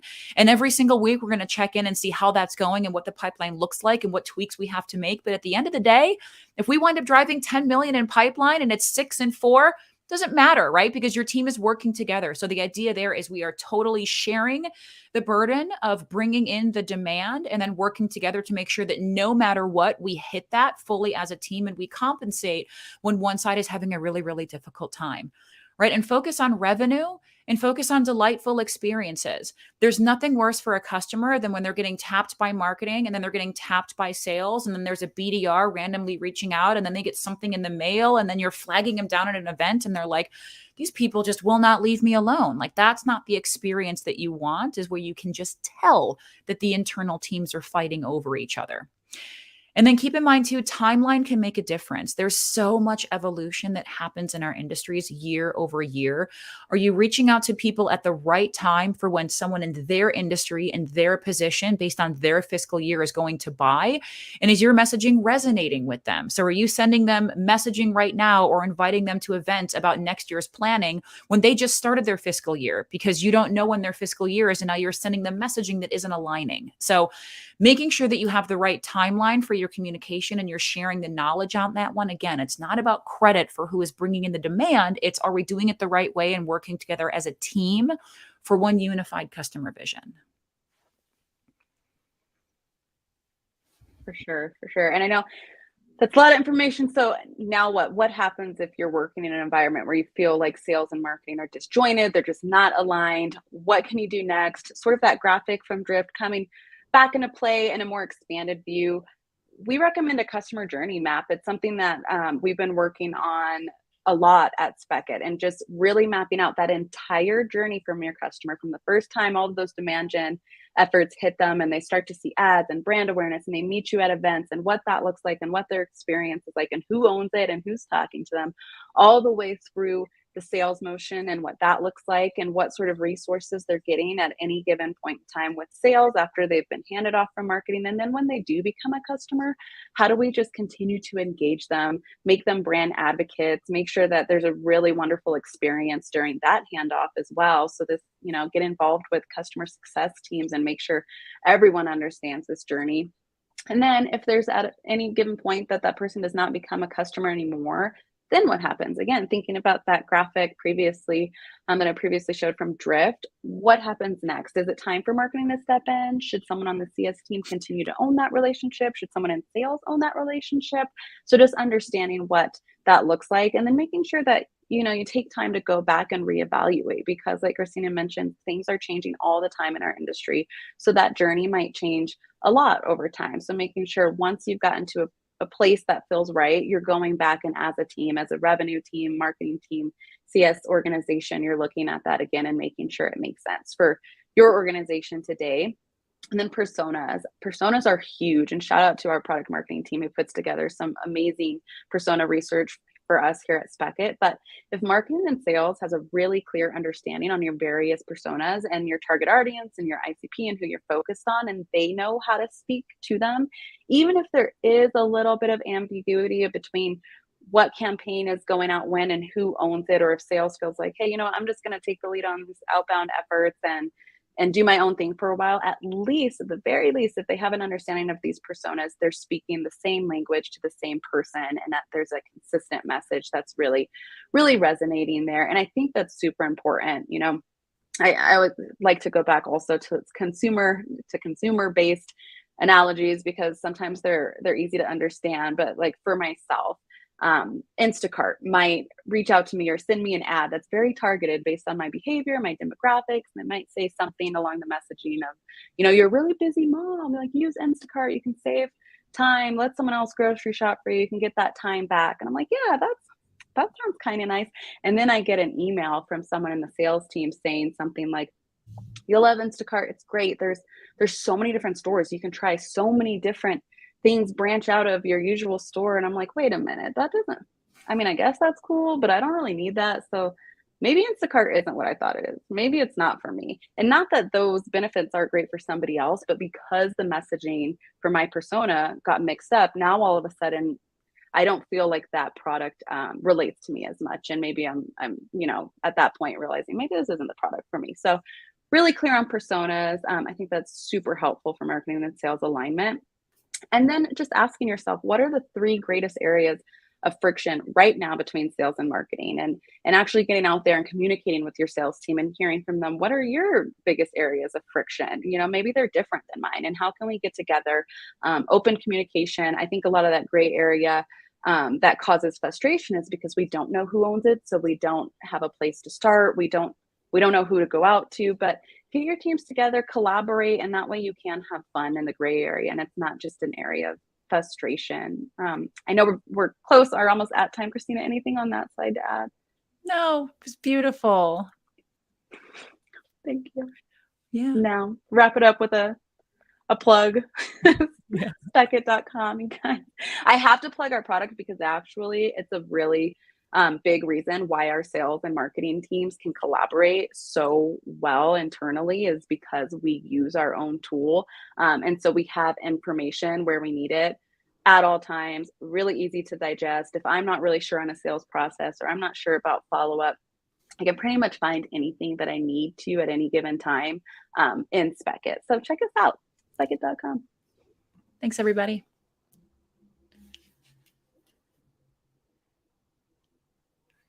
You are. Oh, we can't hear you. Yeah, you are muted. That darn mute button's getting me today. I know. So playing the gray, I love it. Great topic. Thank you so much. A couple of my notes as we're just wrapping up here. Understand where your roles overlap and be okay with it. And then identifying both nurturing and marketing and sales. One of my favorite parts, though, is I really liked how you brought up who gets the credit, sales or marketing, and understanding where the signal source, split goals, focus on revenue, and knowing timeline that can make a difference. Huge help. Thank you so much. Really appreciate you guys joining us today for Playing in the Gray, marketing and sales. So thank you. Have a great day. Thank you. Our next session is getting ready to start here. We have at 1 p.m. So right now, I guess, the live session is with Mason Cosby. Thanks for joining us. Mason serves as the director as the demand generation at Sales Assembly. Mason really specializes in building scrappy ABM programs on low budgets that drive high impact. I love that. That's a fantastic way to think about it. And to be able to accomplish those is really cool too. Serving as a marketing lead at numerous boutiques, bootstrap businesses. Mason has also sourced over $2.5 million as marketer and a seller in the past 2 years, driving an 8x ROI. If you're really looking for a no-nonsense practical marketing execution that drives revenue, Mason's definitely in the running for that. So hit him up on LinkedIn. He's an awesome contributor there. So the title Mason is going for today is 30, 60, 90 of building a demand program without ads. So Mason, I turn it over to you. Awesome, Sterling. Thank you so much. Yeah. Just want to be sure, can everybody see my screen? Not there yet. it is. There we go. Boom. Beautiful. All right. So what we're going to do today is going to be a little bit different. So at a high level, we've got a TLDR. So that if you're wondering, okay, why should I even stick around? Then we're going to actually dive into some of the practical and tactical execution things around a 30, 60, 90 of building a demand gen program. And then we're going to have maybe a little bit of time at the end for some Q&A.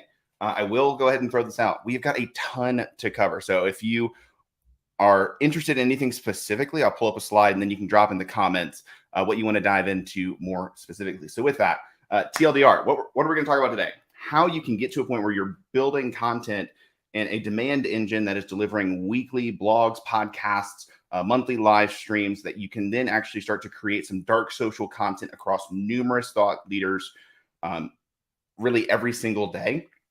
Then moving into some ABM Lite programs and actually how do you start to build out a sustainable and effective referral program. Then we're going to talk through how you can clarify your messaging, your positioning, and your niche, then working through the overall thought leadership strategy. It's a lot that you can do in 90 days. And I want to give you a little insider scoop. These are the things that I've been working on for the past 90-ish days with Sales Assembly. So I started my role at Sales Assembly on February 27th. So we're coming up on that 90-day mark, and these are the things that we've been able to accomplish in that time. So what that actually results in is marketing sourced and influenced pipeline and revenue, and I will clarify that, not necessarily in the first 90 days, but it sets that foundation for actually building demand that can be captured. You do get a sales team that actually loves their marketing counterparts. I have yet to find a seller that doesn't enjoy a program like this because of the quality pipeline that it delivers and highly effective scale. So as a single individual, as a marketer, I was able to generate 3.29 million in marketing sourced pipeline that converted into 1.68 million of marketing sourced revenue. Now, if we go back to the top, ended up being 2.5 million in a 2-year time frame because there was a little bit of a time where I was working in an agency and actually stepped into a seller seat and got to personally see the impact as a seller on how much more quickly pipeline closes when you've got a great marketing program. So I've actually seen it from both sides in the past 2 years. This resulted in an 8x ROI, 0 on ad spend, no intent data, just content, a CRM, marketing automation, and some scrappy ideas. So the high level, and again, if you've got anything that you want to dive into specifically, go ahead and drop that in the comments. But essentially in your first 30 days, you're going to try to accomplish 4 big things. So one is the learn, audit, and fix. Then you're going to look at how do you actually identify your total relevant market. Then you're going to move into positioning and messaging. And then lastly, actually setting up some of the long-term strategy around how do we start to get our team members out there and start to establish a POV within the market. So that's going to be accomplished through a niche podcast tour. I think that's an area that we're going to dive into pretty in depth. From there, we're going to actually work through how do we build a referral program and a champion program. And those two things are different. And we'll dive into the nuances there. Then we're going to want to be sure that within the first 60 days, we've launched our first live stream show. So again, from this perspective, we want to start to get content in market. We want to start to actually have live engagement with our ideal audience within the first 60 days. And then we're going to work through a thought leadership content matrix so that as you have a variety of thought leaders, they can align what they are talking about back to the higher level message of the brand. Then that last 90 days or that last 30 days in the 90-day stretch, we're going to actually be able to start executing a multi-channel content strategy. We will start building scalable systems and processes. We'll have some ABM Lite plays that we can run, and we'll have a smart CTA strategy. Now, there's a lot that we're going to cover today, so I'm going to keep it fairly high level, but there's also a lot of text. So on these slides, if you want these slides, my goal is that, yes, it's high level, but it is actionable, that you can take these slides, that you can actually pull up a slide and actually start to implement and execute some of these things. Additionally, if you do want to take a little bit of a deeper dive, I actually just did 2 podcast episodes. One was on a podcast called Driving Efficient Growth, where I dove really deep into that messaging positioning front. And the other one's called Distribution First, where I talked through specifically that content matrix and how we're actually using some AI to help speed up our content processes. So if you want a deeper dive after the session, go check out those podcasts. All right, talked a lot. So let me go ahead and introduce myself real quick. My name is Mason Cosby. I'm a nurse husband, which means my wife actually literally saves lives and eyeballs, and I just get to talk about fun marketing all day. I'm a soon-to-be father, so I'm expecting my first in August. Incredibly excited about that. What brings me here today is that I'm the director of demand gen for Sales Assembly. I'm also a GTM ambassador for GTM Partners, which is a new up-and-coming incredible analyst firm. Brand ambassador for Guru Events, which creates incredible content just like this. And then lastly, I'm the host of Marketing Ladder, which is a podcast focused on how to build a marketing career. So let's go ahead and dive into, again, the learn and audit. So within the first 30 days, again, what you want to take time to understand is what's already been done. So again, I think we get so wrapped up in the new ideas, the new strategies, that we don't actually take time to reflect and look back and do some actual auditing to figure out, okay, we have this library of content.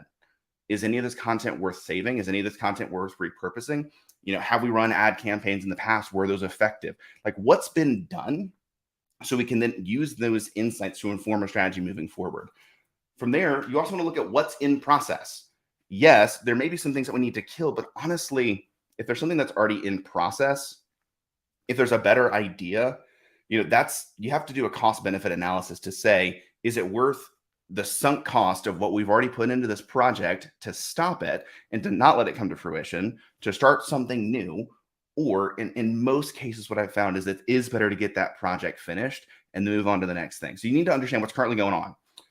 You also want to look at the priority list that is essential for long-term success, especially as you are looking at this learn and audit stage and actually taking this step back. I can almost guarantee that there have been just a number of things that have been sitting on a priority list, and you really need to assess what are these things? Can these long-term priorities maybe inform our strategy, or are there things that were thrown onto a list a while back that honestly need to just get taken off the list? So what's on the list in the first place? And then lastly, when you actually take this step back to do this learn and audit phase, a fresh set of eyes and a new set of eyes can actually help to clearly identify some low-hanging fruit. I hate that phrase, but it is, I think, the most common way to say low effort, high impact. So again, that's the first thing that I would recommend. And essentially what you're doing is you're saying, why are we doing what we're doing and how to make all this better? The way that you're going to do that is you're going to look at your goals and performance. You're going to look at sales alignment, brand messaging, content inventory, the conversion points across the entire funnel. So again, how are we actually having people even discover us? Once they've discovered us, what's that next step that ends up leading into a sales conversation? Again, I'm not saying we need to gate content to create conversion points, but there are micro conversions across every buying journey. So what are those points and how do we optimize some of those conversion points? And then lastly, just understanding, what does our website look like and what technology do we have available to use? So we're going to look at our total relevant market. And this is a newer concept. This was actually popularized in Sangram's book, Move. That came out about a year and a half ago, maybe 2 years ago. And they've got a ton of great information on how to identify this market. But for you, I think we are all experiencing budget cuts. I was at an event yesterday with a ton of sales leaders. And when we asked the room who is crushing their revenue targets in a room of 150 CROs and VPs of sales, one person raised their hand. Right now, budgets are being scrutinized. And the way in which you cut through the noise and the way in which you actually drive revenue growth is by focusing on a very specific market. I love this phrase that the riches are in the niches. So again, the example that I've also always come back to is, you've got one agency that says, I help with marketing. You've got another agency that says, I build 7-figure email marketing programs for subscription-based businesses. They've identified a clear market, and they identify the product that they use for that market, and then they've actually wrapped their messaging around that. But you can't do it until you know who your market is. So the ways in which you're going to identify your total relevant market is you're going to start with your total addressable market. So again, total addressable market, it's kind of everywhere that you could sell to. So when I started at Sales Assembly, we were selling to B2B tech, which if I remember correctly, that's roughly 20,000 companies. So we're looking at the firmographics, we're looking at specifically within our firmographics, revenue, location, employee size, industry, anything along those lines. And again, if you just type in B2B tech, nothing else, you're getting about 20,000 accounts.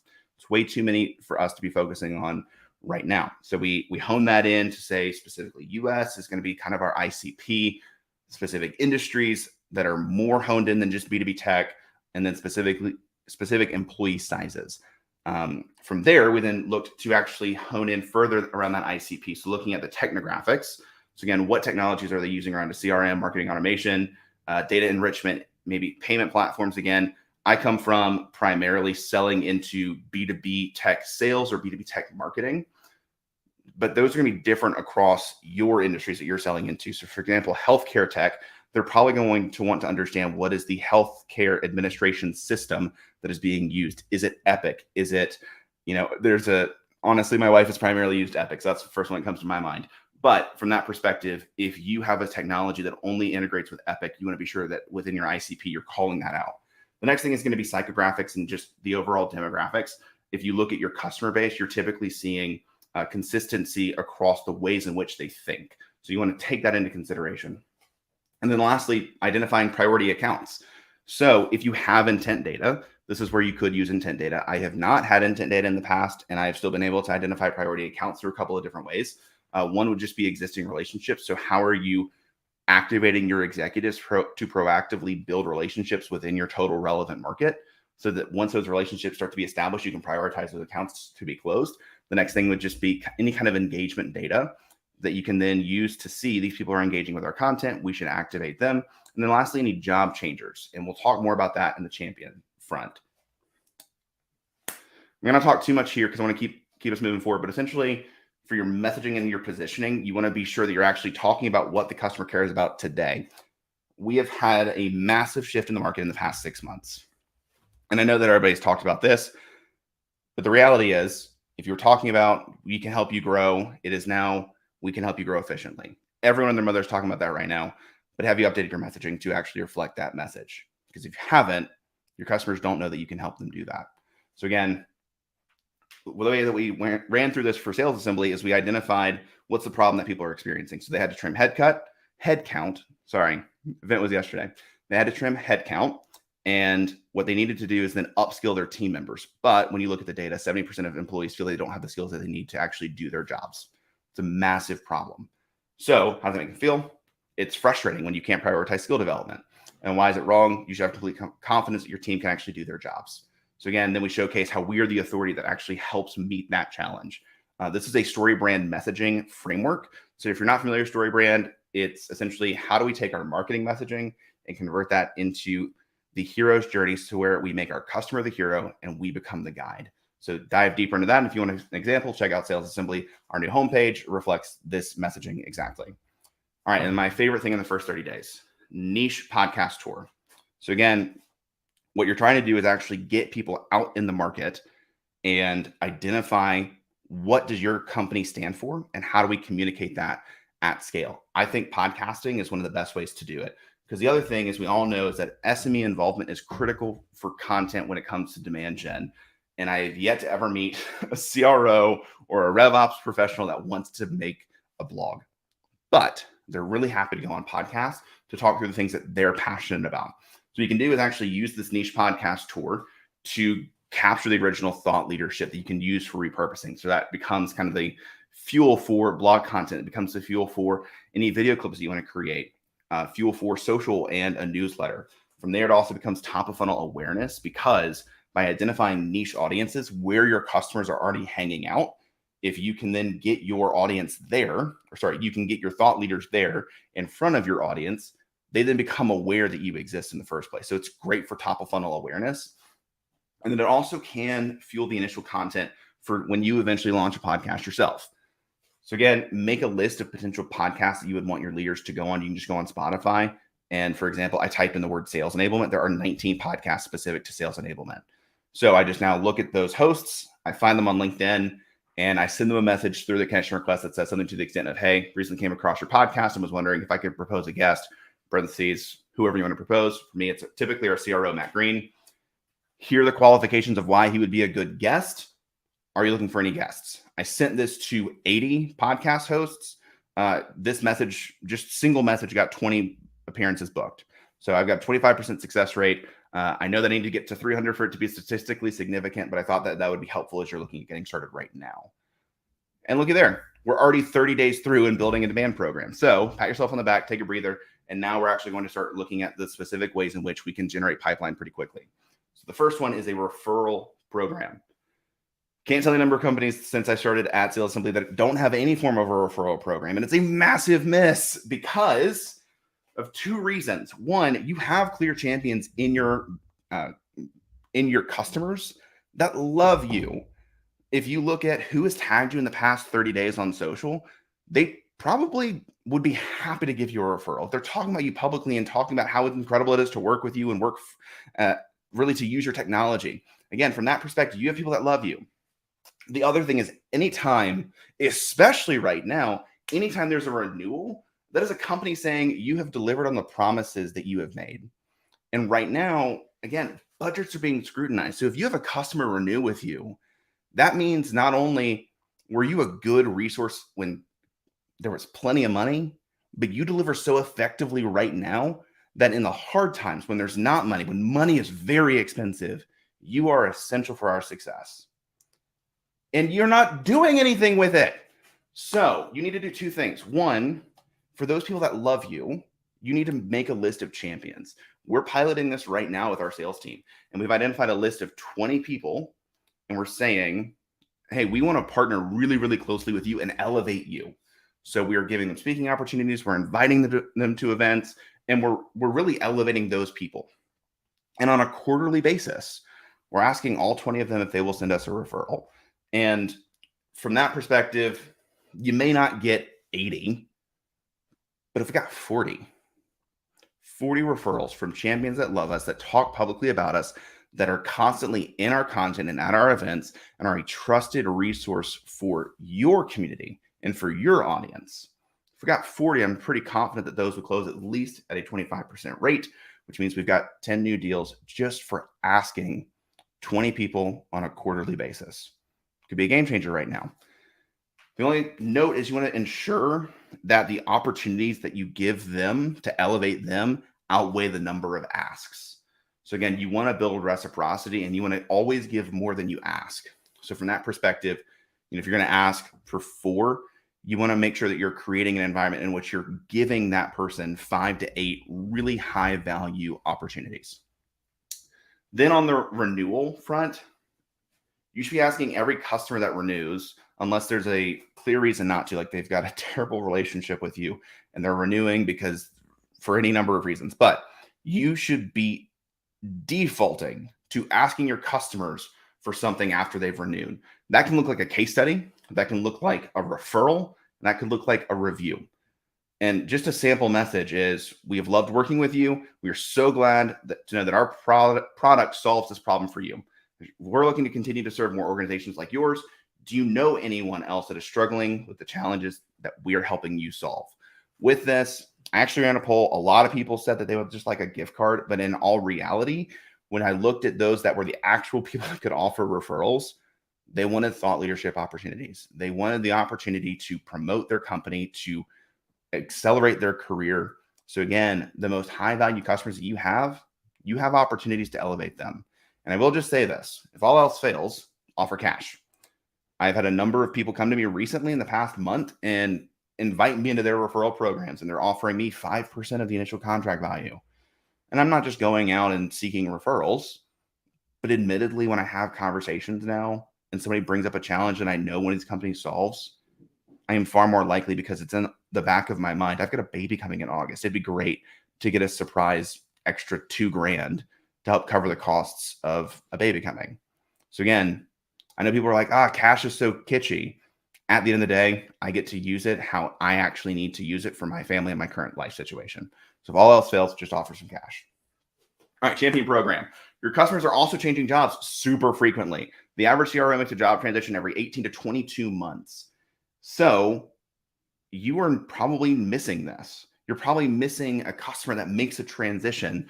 And yes, from a CS perspective, we should absolutely be stepping in to help with the retention front. But I don't think that most people are thinking about the fact that you can then follow that champion to their new job and get what my friends over at User Gems, they're incredible, they call the double sale. So again, here's a practical playbook that you can go back and read later, but essentially have your CSMs connecting with their customers, reaching out once an email bounces. You can set up some automation in HubSpot or Salesforce to actually trigger your CSMs like, hey, somebody churned, or hey, somebody's email bounced, check them out. and figure out why did they leave. And then there's a different playbook. So if they got let go, you can actually offer to help them find a job, and you'll place a champion of yours in a potential customer by focusing on in-pipeline opportunities or target accounts. Or if they ended up getting promoted, or not promoted, but if they ended up moving to a new job, then you can have a different playbook. And I've linked to User Jim's playbooks. That's another thing just to be aware of, is when somebody gets a promotion that's a customer of yours, just be sure you're actually identifying those and recognizing that. We've done actually a fair bit of expansion just by congratulating customers, and they're like, oh, I now own this thing. I want to do more with you guys. So can we have a conversation? So again, from that perspective, just be sure that you're recognizing your champions if they get a new job, if they get let go, or if they get a promotion, because they're the ones that keep making sure that your company keeps getting renewed. And then lastly, this is super simple. First live stream show. So again, you want to have a monthly recurring Zoom or StreamYard or something like this where you can actually gather people. I would set it as recurring. It makes it easier from a registration perspective. And really the only two critical things here are just to ensure that you can capture good video and audio, and that you can actually capture a transcript for reporting. Tools needed will just be things like a ability to create landing pages and something to actually stream. All right, thought leadership matrix. So from this perspective, we've now got our thought leaders going on podcasts. And from what I've seen over the past 90 days, it typically is actually taking, once we've done the initial outreach, anywhere from about 3 to 5 weeks on the early side to actually get a guest on a podcast. A lot of these are taking a few months. So again, that's why I start recommending the niche podcast tour early before we've actually identified the content matrix, because it gives you some time to actually get through your messaging. So again, what you're trying to do is align the overarching executive message down to what is their specific POV within the overarching company message. So here's a prime example. Again, company POV for Sales Assembly. Companies can't scale because 70% of their employees don't have the skills they need to do their jobs. It's a problem. Specific thought leadership POV, specifically from a CRO. Sales teams can't scale because 55% of sellers lack essential sales skills. Leaders aren't prioritizing proactive skill development because they're spending too much time deal coaching. That is a specific POV. So then it becomes deal coaching versus skill development. What's the right way to approach this as a sales leader? And then what you can do is create 5 different content pillars. So deal coaching versus skill development is one content pillar. And across those 5 at the top, you can then create 15 different categories, things like mistakes and myths and controversies, tips, belief shifts, social proof, objections, personal stories, things of that nature. And again, if you had 5 pillars with 15 different prompts, what you're actually doing is creating 75 pieces of content that can then be shared Monday through Friday for about 4 months. This takes about 2 to 3 hours to get knocked out, but once it's done, it's done. And again, this is one of the ways in which you can actually use ChatGPT, not to write all the content. I don't want to recommend that, but maybe taking some transcripts from some of these podcasts and then actually prompting it to say, what's a myth or mistake that people experience when it comes to deal coaching versus skill development? And here's a transcript. Can you turn this transcript around this mistake prompt into a LinkedIn post that is targeting an audience of chief revenue officers in the B2B tech space? Then again, you do that across all these different prompts and you end up getting 75 pieces of content. And the other thing is to start having your leaders proactively connecting with influencers and decision makers within your total relevant market. When I say influencers, I don't mean like a LinkedIn influencer, like a thought leader. I mean like the influencers within the deal committee. And this accomplishes 2 things. You can build that one-to-one connection with all your decision makers within your total relevant market. But the other thing is it helps you to proactively build your audience. So yes, I know there's this argument on LinkedIn. Do I create content first or do I connect first? And I'm actually in the camp of connecting first, because many people get on LinkedIn, they start connecting with old coworkers and people from college. And at the end of the day, those people are probably not going to buy from you. So if you proactively build your audience, then the content will resonate. Quick time check. Man, time went fast. So we've got 4 minutes. Here's what we're going to do real quick. Send me a message on LinkedIn if you want further details around these last 90 days. But at a high level, you take all of this and you end up creating a podcast, long form YouTube, social content, a resource hub on your website, blog content, and an email newsletter out of a single piece of blog or podcast content. So again, you put all these things together and you end up having a strategy that can actually be distributed across 5 to 7 different channels. I dove a lot deeper into this specific topic on that Distribution First podcast, so go check that out. As far as scalable processes, I highly recommend you start documenting all of your workflows, understand what can be automated through Zapier, what can actually be streamlined using AI, and then what can be delegated to a less expensive freelancer. I think the greatest crime right now is the hidden cost that people are not recognizing and trying to do it all to save money. But the reality is, I don't want to recommend we all look at our hourly rate, but look at your hourly rate and then actually make a business case to say, I can get a lot more done that's higher value.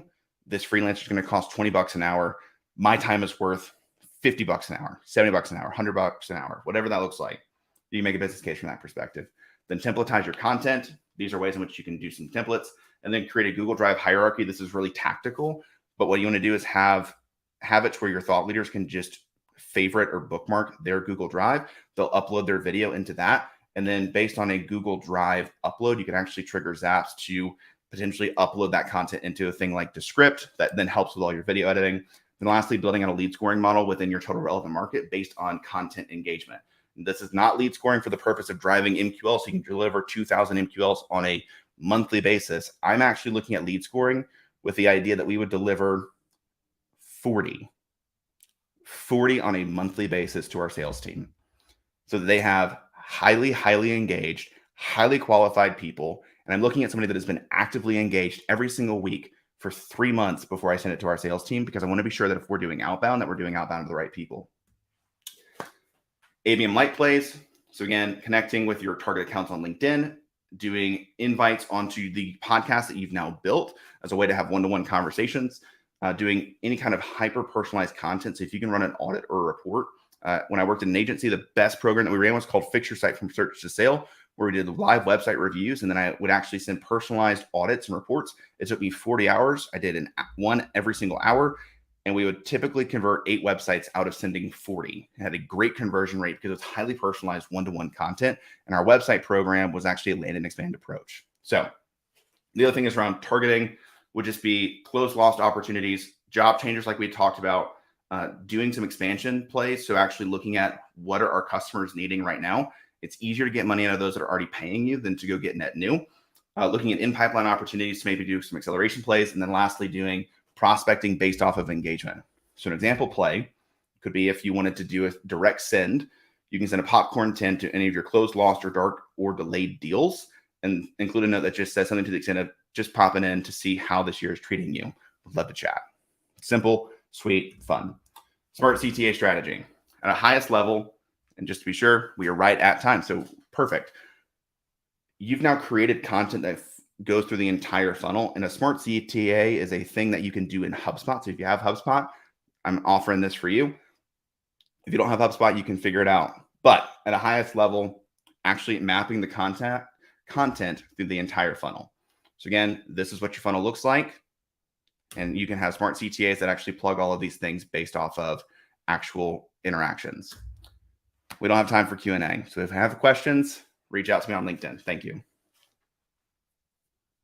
Sterling, I'm so sorry you were muted. Every time. Mason, I really appreciate it. Thank you so much. I loved it. 30, 60, 90 days of building a demand gen program without ads. I love it. Great content, jam-packed with stuff. Thank you so much for your time and effort and putting it all together for us. And we wish you the best. Thanks so much. Thank you. All right. So next we have Chris coming on board with us. Chris is the CEO of Connect and Sell and is based in Silicon Valley and hosts a podcast at marketingdominanceguys.com. For the past 30 years, Chris has been participated in software startups as a founder in a very early stages in development of other things like that. So we're really happy and excited to have him here as well. He's got a jam-packed session as well and has been around the industry for a super long time. So we're super excited to have him. So Chris, I'm just going to go ahead and turn the time over to you and let you get started. All right. Fantastic, Sterling. Thanks so much. How's the audio? Am I good? Yep, you're good. Oh, amazing. So yeah, you're right, Sterling. I've been around a long time. Actually, I've been doing these companies for about 40 plus years. And I know for some members of the audience, that's going to elicit one of those, that's older than me, but it's okay. You'll get here eventually, and you can look back and go, yeah, I did that for 40 years. So I run a company called Connect and Sell. It's not especially relevant to what I want to talk about, except for one thing. So our whole mission in life is to deliver lots of conversations compared to any other way you can get conversations to sales reps. But what I want to talk about today isn't really about delivering conversations to sales reps for its standard purpose. I'm going to try to connect some dots that I think are unusual to connect. So I want to see whether I can connect the following 4 things. One is conversations that you have by outreach on the phone. Think of it as cold calls and follow-up calls, stuff to reschedule meetings, but they're conversations that you have, synchronous conversations with live human beings. I know conversations is a term that's gotten kind of spread out to mean lots of different things. So I'm meaning by this that one person and another person are actually talking with each other synchronously live, right? So that's one thing I want to connect. Another thing I want to connect is the whole world of digital interaction. So what happens when you reach out through email? What happens when you reach out through social? What happens when you do that first, and what happens when you do that after a conversation? So I'm going to see if I can hook that up. Third is the notion of trust in the world of B2B. And this may sound like it's a little far afield, but I think it's essential to the entire project, so to speak, of market dominance, and at the very least, selling to make the quarter. And then finally, I'm going to actually try to attach this to another feature of Demand Gen, which is advertising. And let's see whether I can pull it off. If I do, be very happy. If not, it was a go. So here's where I'm going to start. In the world of B2B, the buyer is very special. So the business to consumer buyer, you or me out buying a whatever, buying a watch, buying an iPhone, buying a Tesla, we're putting our money at risk. But the business buyer is putting their career at risk. And that's a big deal because you can always make up money. I buy a Tesla, I find out I'm allergic to electricity, it kind of gives me an itch in a bad place. And my doctor says, you got to dump the Tesla. Oh, maybe I'm out $5,000, $10,000, but I can make it up over time. I buy the equivalent $72,000 system in terms of price for my company. Doesn't matter what my title is. If it doesn't work, if people hate it, if it doesn't integrate, if it doesn't solve the business problem, I've hurt my career. And my career is worth more to me in general as a buyer than my cash. I can make up the cash. It's hard to fix your reputation as the person who ruined a company with a bad purchase. So the winner in B2B pursuits among all of the various players that are contending for the attention of the buyer, the winner is normally no decision. And why is that? Because none of the sellers manage to get to the point where the buyer trusts them sufficiently to make a decision. So I'm going to start with trust, actually, and work my way backward. So if we want to succeed in marketplaces, we want to dominate them, that's the safe place to be as a company, or we just want to make the quarter, at some point, we've got to get B2B buyers to actually trust us. Now, there are people in marketing who will tell us that B2B buyers will trust a brand. I can assure you, nobody trusts a brand enough to sacrifice their career based on brand alone. So brand will help them in feeling comfortable with the decision that they make, but the decision will be made based on trusting one of the sellers, one of the individual human beings that they're talking with to be 2 things. One, on their side. That's something that, by the way, bots can't quite do. You can interact with a bot, you can learn from a bot, tremendous efficiencies can be had from a bot. A little bit hard to, as a human being, to say, that bot's got my back. I'm pretty sure it's on my side. If it's my bot, sure. And maybe that's the ultimate solution. But if it's the vendor's bot, I don't know if I'm going to throw my career trust all the way to that bot. Oddly enough, we do it all the time with human beings. We're not quite sure why we do it, but information goes back and forth between us and another human being. And at some point, we find ourselves trusting them more than others. And at some point, we might even trust them like we trust a surgeon who's going to operate on us, right? We trust a surgeon with our life. Okay, that's one level above our career for some of us. For some, it might be the flip. But we've got to get to the point of not just knowing the surgeon is competent. We have to believe they're on our side. That's why doctors take that Hippocratic oath. Do no harm, right? First, do no harm. Well, that's how they're saying in advance, I don't intend to harm you. I'm going to use my skills for you. There's no Hippocratic oath for sellers. You kind of have to take one yourself if you're selling. So getting to trust is really important. So now we have a question of how. If it's really important and we got to get there, if most of the time we lose to no decision because of no trust, all of our demand gen efforts go wasted because we generate the demand, we bring the parties to the table, and then they leave the table thinking, yeah, not quite. I don't feel good enough to transact. And so we'll call that a down funnel problem. But where does it need to be addressed? It actually needs to be addressed in the very first interaction. So back a few years ago, I was lucky enough to be at a dinner with Chris Voss, the author of Never Split the Difference, How to Negotiate as If Your Life Depends on It. I probably butchered the second part of the title, but forgive me, Chris. And I had the opportunity to ask him a key question. Since Connect and Sell, we provide the ability of folks to do lots and lots of cold calls, follow-up calls, and so forth. I asked him a cold call question. How long do we have in a cold call to get trust? And the answer he gave me was instantaneous. He said 7 seconds. I was like, I was asking like after N minutes, when are we screwed and we can't get trust? He said 7 seconds. That seemed really short to me. I joked with him and I said, our research says 8 seconds. And he said, your research is wrong. It's 7 seconds. So I figured, okay, I'm talking to an expert here. So I wonder if he'll give me some advice. So I asked him, well, what do we have to do in those 7 seconds? And he said, simple. All we have to do is show the other person we see the world through their eyes. We call it tactical empathy. And then we need to demonstrate to that person that we are competent to solve a problem they have right now. And I thought for a second, I said, well, isn't the problem they have right now me? I just ambushed him. And he said, bingo.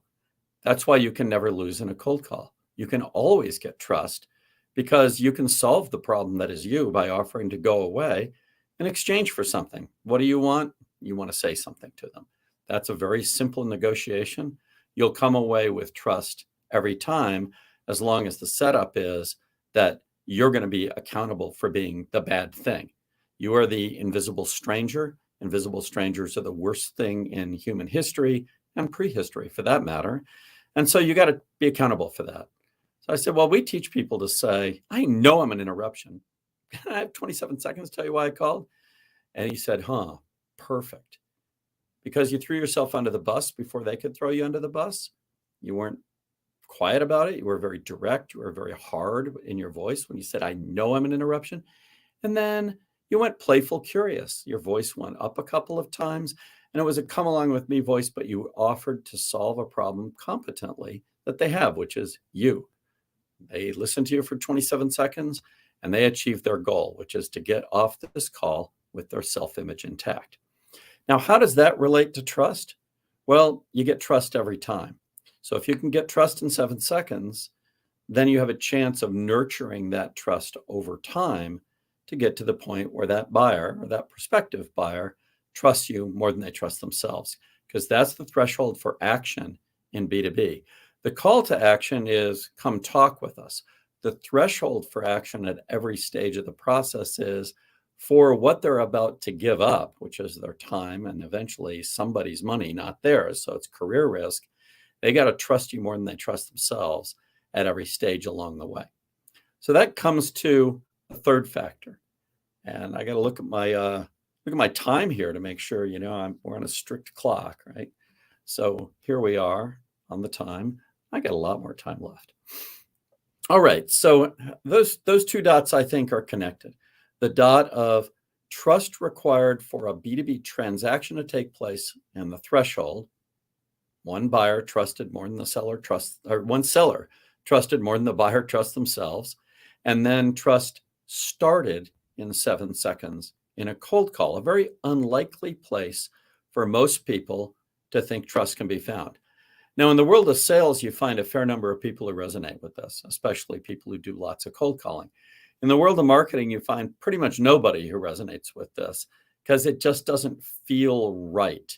That is, it doesn't feel like ambushing somebody is a good setup for trust. It actually is, but it requires skill. And that skill comes about a couple of ways. One is, I'll call it inherited skill. You need a script that helps you. Why? Because you're not going to make up the right words in the right tone yourself in order to optimize that emotional interaction with somebody when you ambush them. It's just not going to happen.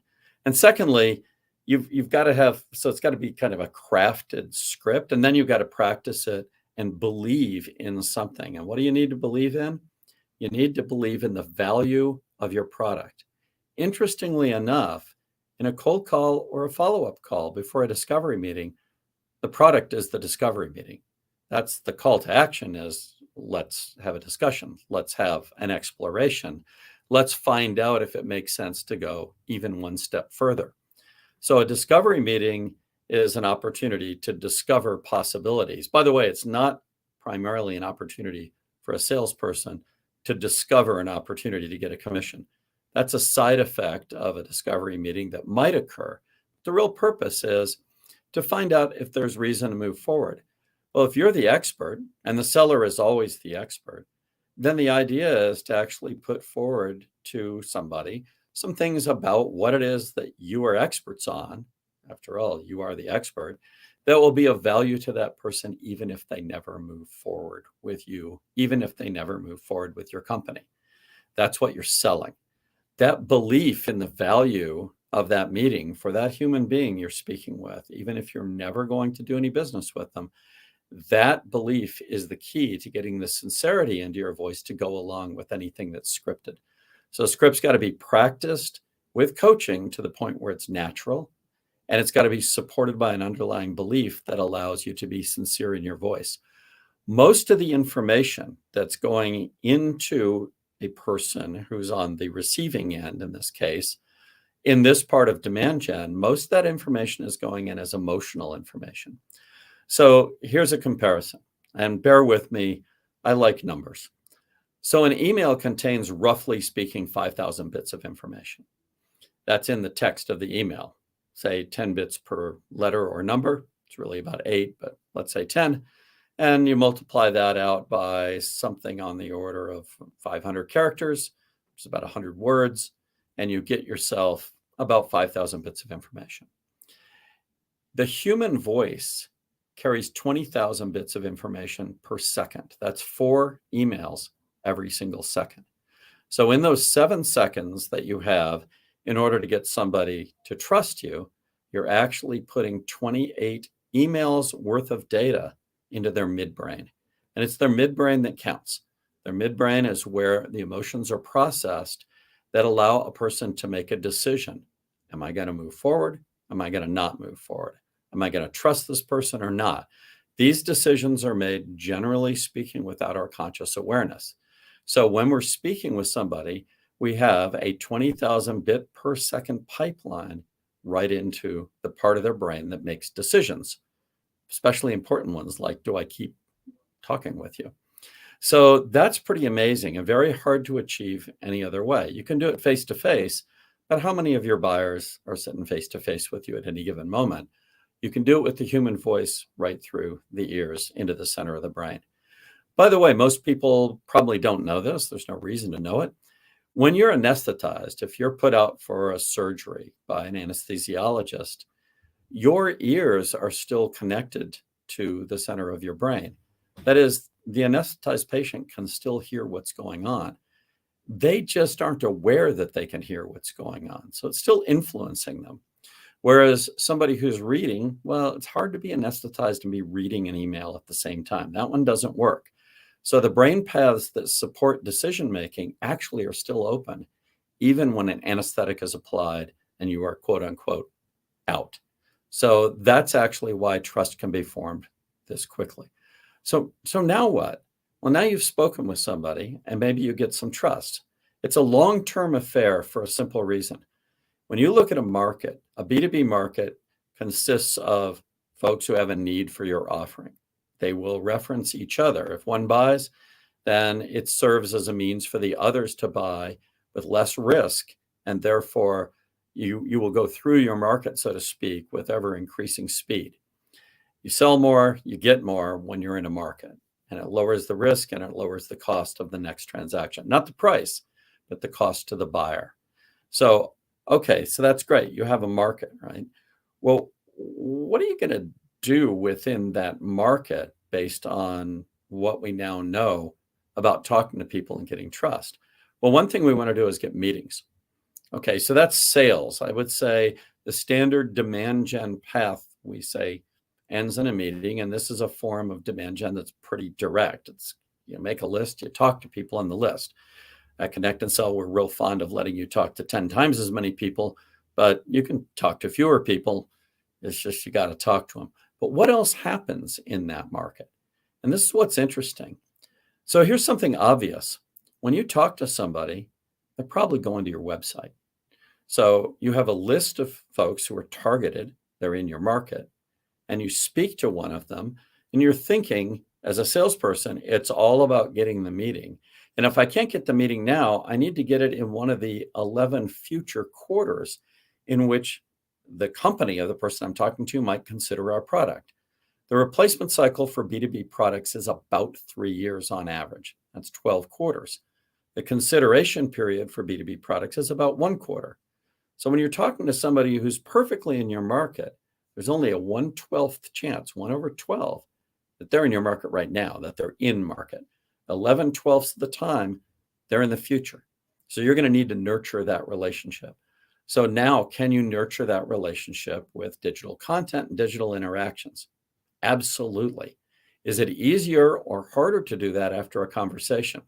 Vastly easier. There's a 14 times more likely chance that somebody will open and interact with an email you send them immediately following a conversation, because they know you're real, they know you're human, and they kind of feel a little bit obligated to you, oddly enough, even if it's a negative outcome, even if they hang up on you. So send them an email that says, thank you for our conversation today. The ultimate subject line, it's not a trick, it's a fact. And the odds of them opening that email are very, very high, and of interacting with it are very high. So you now have the simplest of digital channels opened by a conversation and amplified by a conversation. So that little one too, talk to somebody, send them an email, is incredibly powerful. By the way, the other way around, which is I would call it the standard way, is anti-powerful. Send somebody an email and have this conversation with them. Hey, did you get my email? Did you read it? There's only 2 answers. They're both bad. There's no good answer to that. I got your email and I didn't read it is a bad answer. I didn't bother with your email is a bad answer. There's no good answer. So the optimum order to use to get digital interactions and conversations to work well together is have the conversation first and then send the email. Okay, that's pretty simple. Is it the same with social outreach? Absolutely. You have a conversation with somebody, you send them a LinkedIn invitation. Often folks say either send some sort of note with it, some sort of message, preferably not the kind that I get that are pitching me, or just send the invitation. Well, this is an opportunity to have a message that's pretty simple. Here's the message. Person's name. Thank you for our conversation today. I always appreciate it when somebody picks up and spends a few seconds with me. Boom. So now you have a LinkedIn invitation that is not weird. It's naturally personalized because it's personalized to the situation. You spoke with them. Now, here's the weird one. They go to your website. Well, who's going to your website? Folks that you targeted. So one of the hardest things in the world of demand gen is to get the right people to come to your website. When your advertising or your demand gen activities are broad, you tend to get the wrong people. When they're tight, you're resonating with the right people, but you're not getting enough of the right people. So here's a way of driving additional folks to your website where you've done a lot of work, where your CTA is right there for them. And it's in the context of somebody bothering to reach out to them. By the way, very few of us in senior positions get very many phone calls. It's a conceit that folks have that they get called all the time. If you get called 3 times a day, that's a lot. If you get 600 emails a day, that's a few. So It's very, very different and very asymmetric. So now you've achieved something very strange that folks don't think about. A cold call or follow-up call, but a cold call of all things, being a form of effective targeted digital advertising. So when you're thinking about, hey, what do I get in terms of bang for my buck? Well, let's review the bidding. I get a conversation that gives me an opportunity to have follow-up conversations with somebody that I know answers the phone. And by the way, phone answers answer the phone about 1 in 7 times. Phone non-answers answer the phone about 1 in 30 times. There's a big gap in between.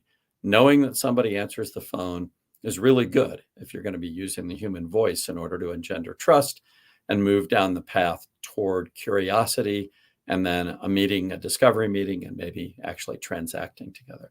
So number one, I have a chance of setting a meeting. Number two, I've reduced the cost and the effort required in order to have future human, live, synchronous conversations. Number three, I have a relationship with somebody in which I can send an email that they're likely to open and interact with. Number four, I can send a social message to either talk to somebody that I'm already connected with, or much more likely in a cold call, to invite somebody to connect with me, probably on LinkedIn. And then number five, and the big surprise, something I try to get from my AdWords budget, from my LinkedIn ads, from everything else that I'm doing is, hey, I get a website visitor almost every time.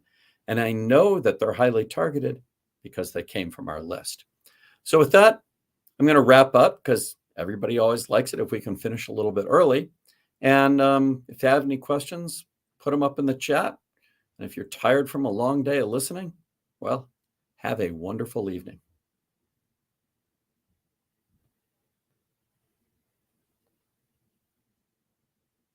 Any questions out there? Hey, Jenny.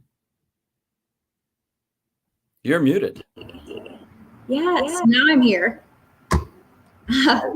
I'm not seeing any questions right now, but if they have any questions after watching your session, where should they tune in? Or where should they contact you at? Sure. So I'm easy to find on LinkedIn. Chris Beal, CEO of Connect and Sell. That one's not hard. I'm pretty active out there. I don't know, 20, 30,000 people seem to know where I am. You can go to our website. That's obvious. Hey, we'd love to have you there. If you want to really learn something, go and take our test drive. It's a full day of production. I'm talking to tons of people and it's free. And then I have this podcast called Market Dominance Guys. And it's about how to dominate markets. It's a cookbook. How to dominate markets using the human voice, step by step. And how to do that in conjunction with all the other ways that we work with folks digitally and otherwise. That's great. We love a good cookbook. We just did one for this event. We did an ebook cookbook on demand generation. So we love it. Well, thank you so much for joining us, Chris. Well, thanks so much for having me, Jenny. Really appreciate it. And I hope everybody got a ton out of the rest of the conference and maybe a little something out of my yapping. Thank you so much. Have a good rest of your day. Thanks. Bye-bye.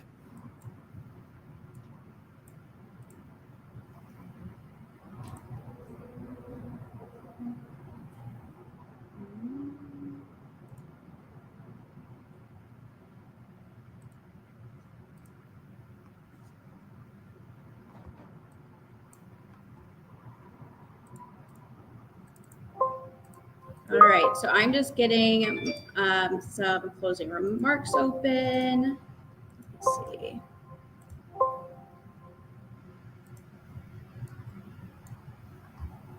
Okay, so first off, we want to thank you for coming to the event today. We want to thank our sponsors, VIB. We also want to give another shout out to all of our speakers. We really appreciate the time and effort they put into their presentations. We do want to remind you that these will be available on demand at Demand Gen Summit. And then you'll also be receiving follow-up emails with reminders of the event and where you can watch it. We also want to thank our keynotes, Dave Elkington, Godard Abel, Gabe Rogel, and Chris Rugrap for their time and their great insights. Lastly, we just want to congratulate nominees and then remind you that we have our exclusive ebook for the Demand Gen Summit. You can access and download your copy on demandgensummit.com. And once again, thank you all for attending. Have a good rest of your days.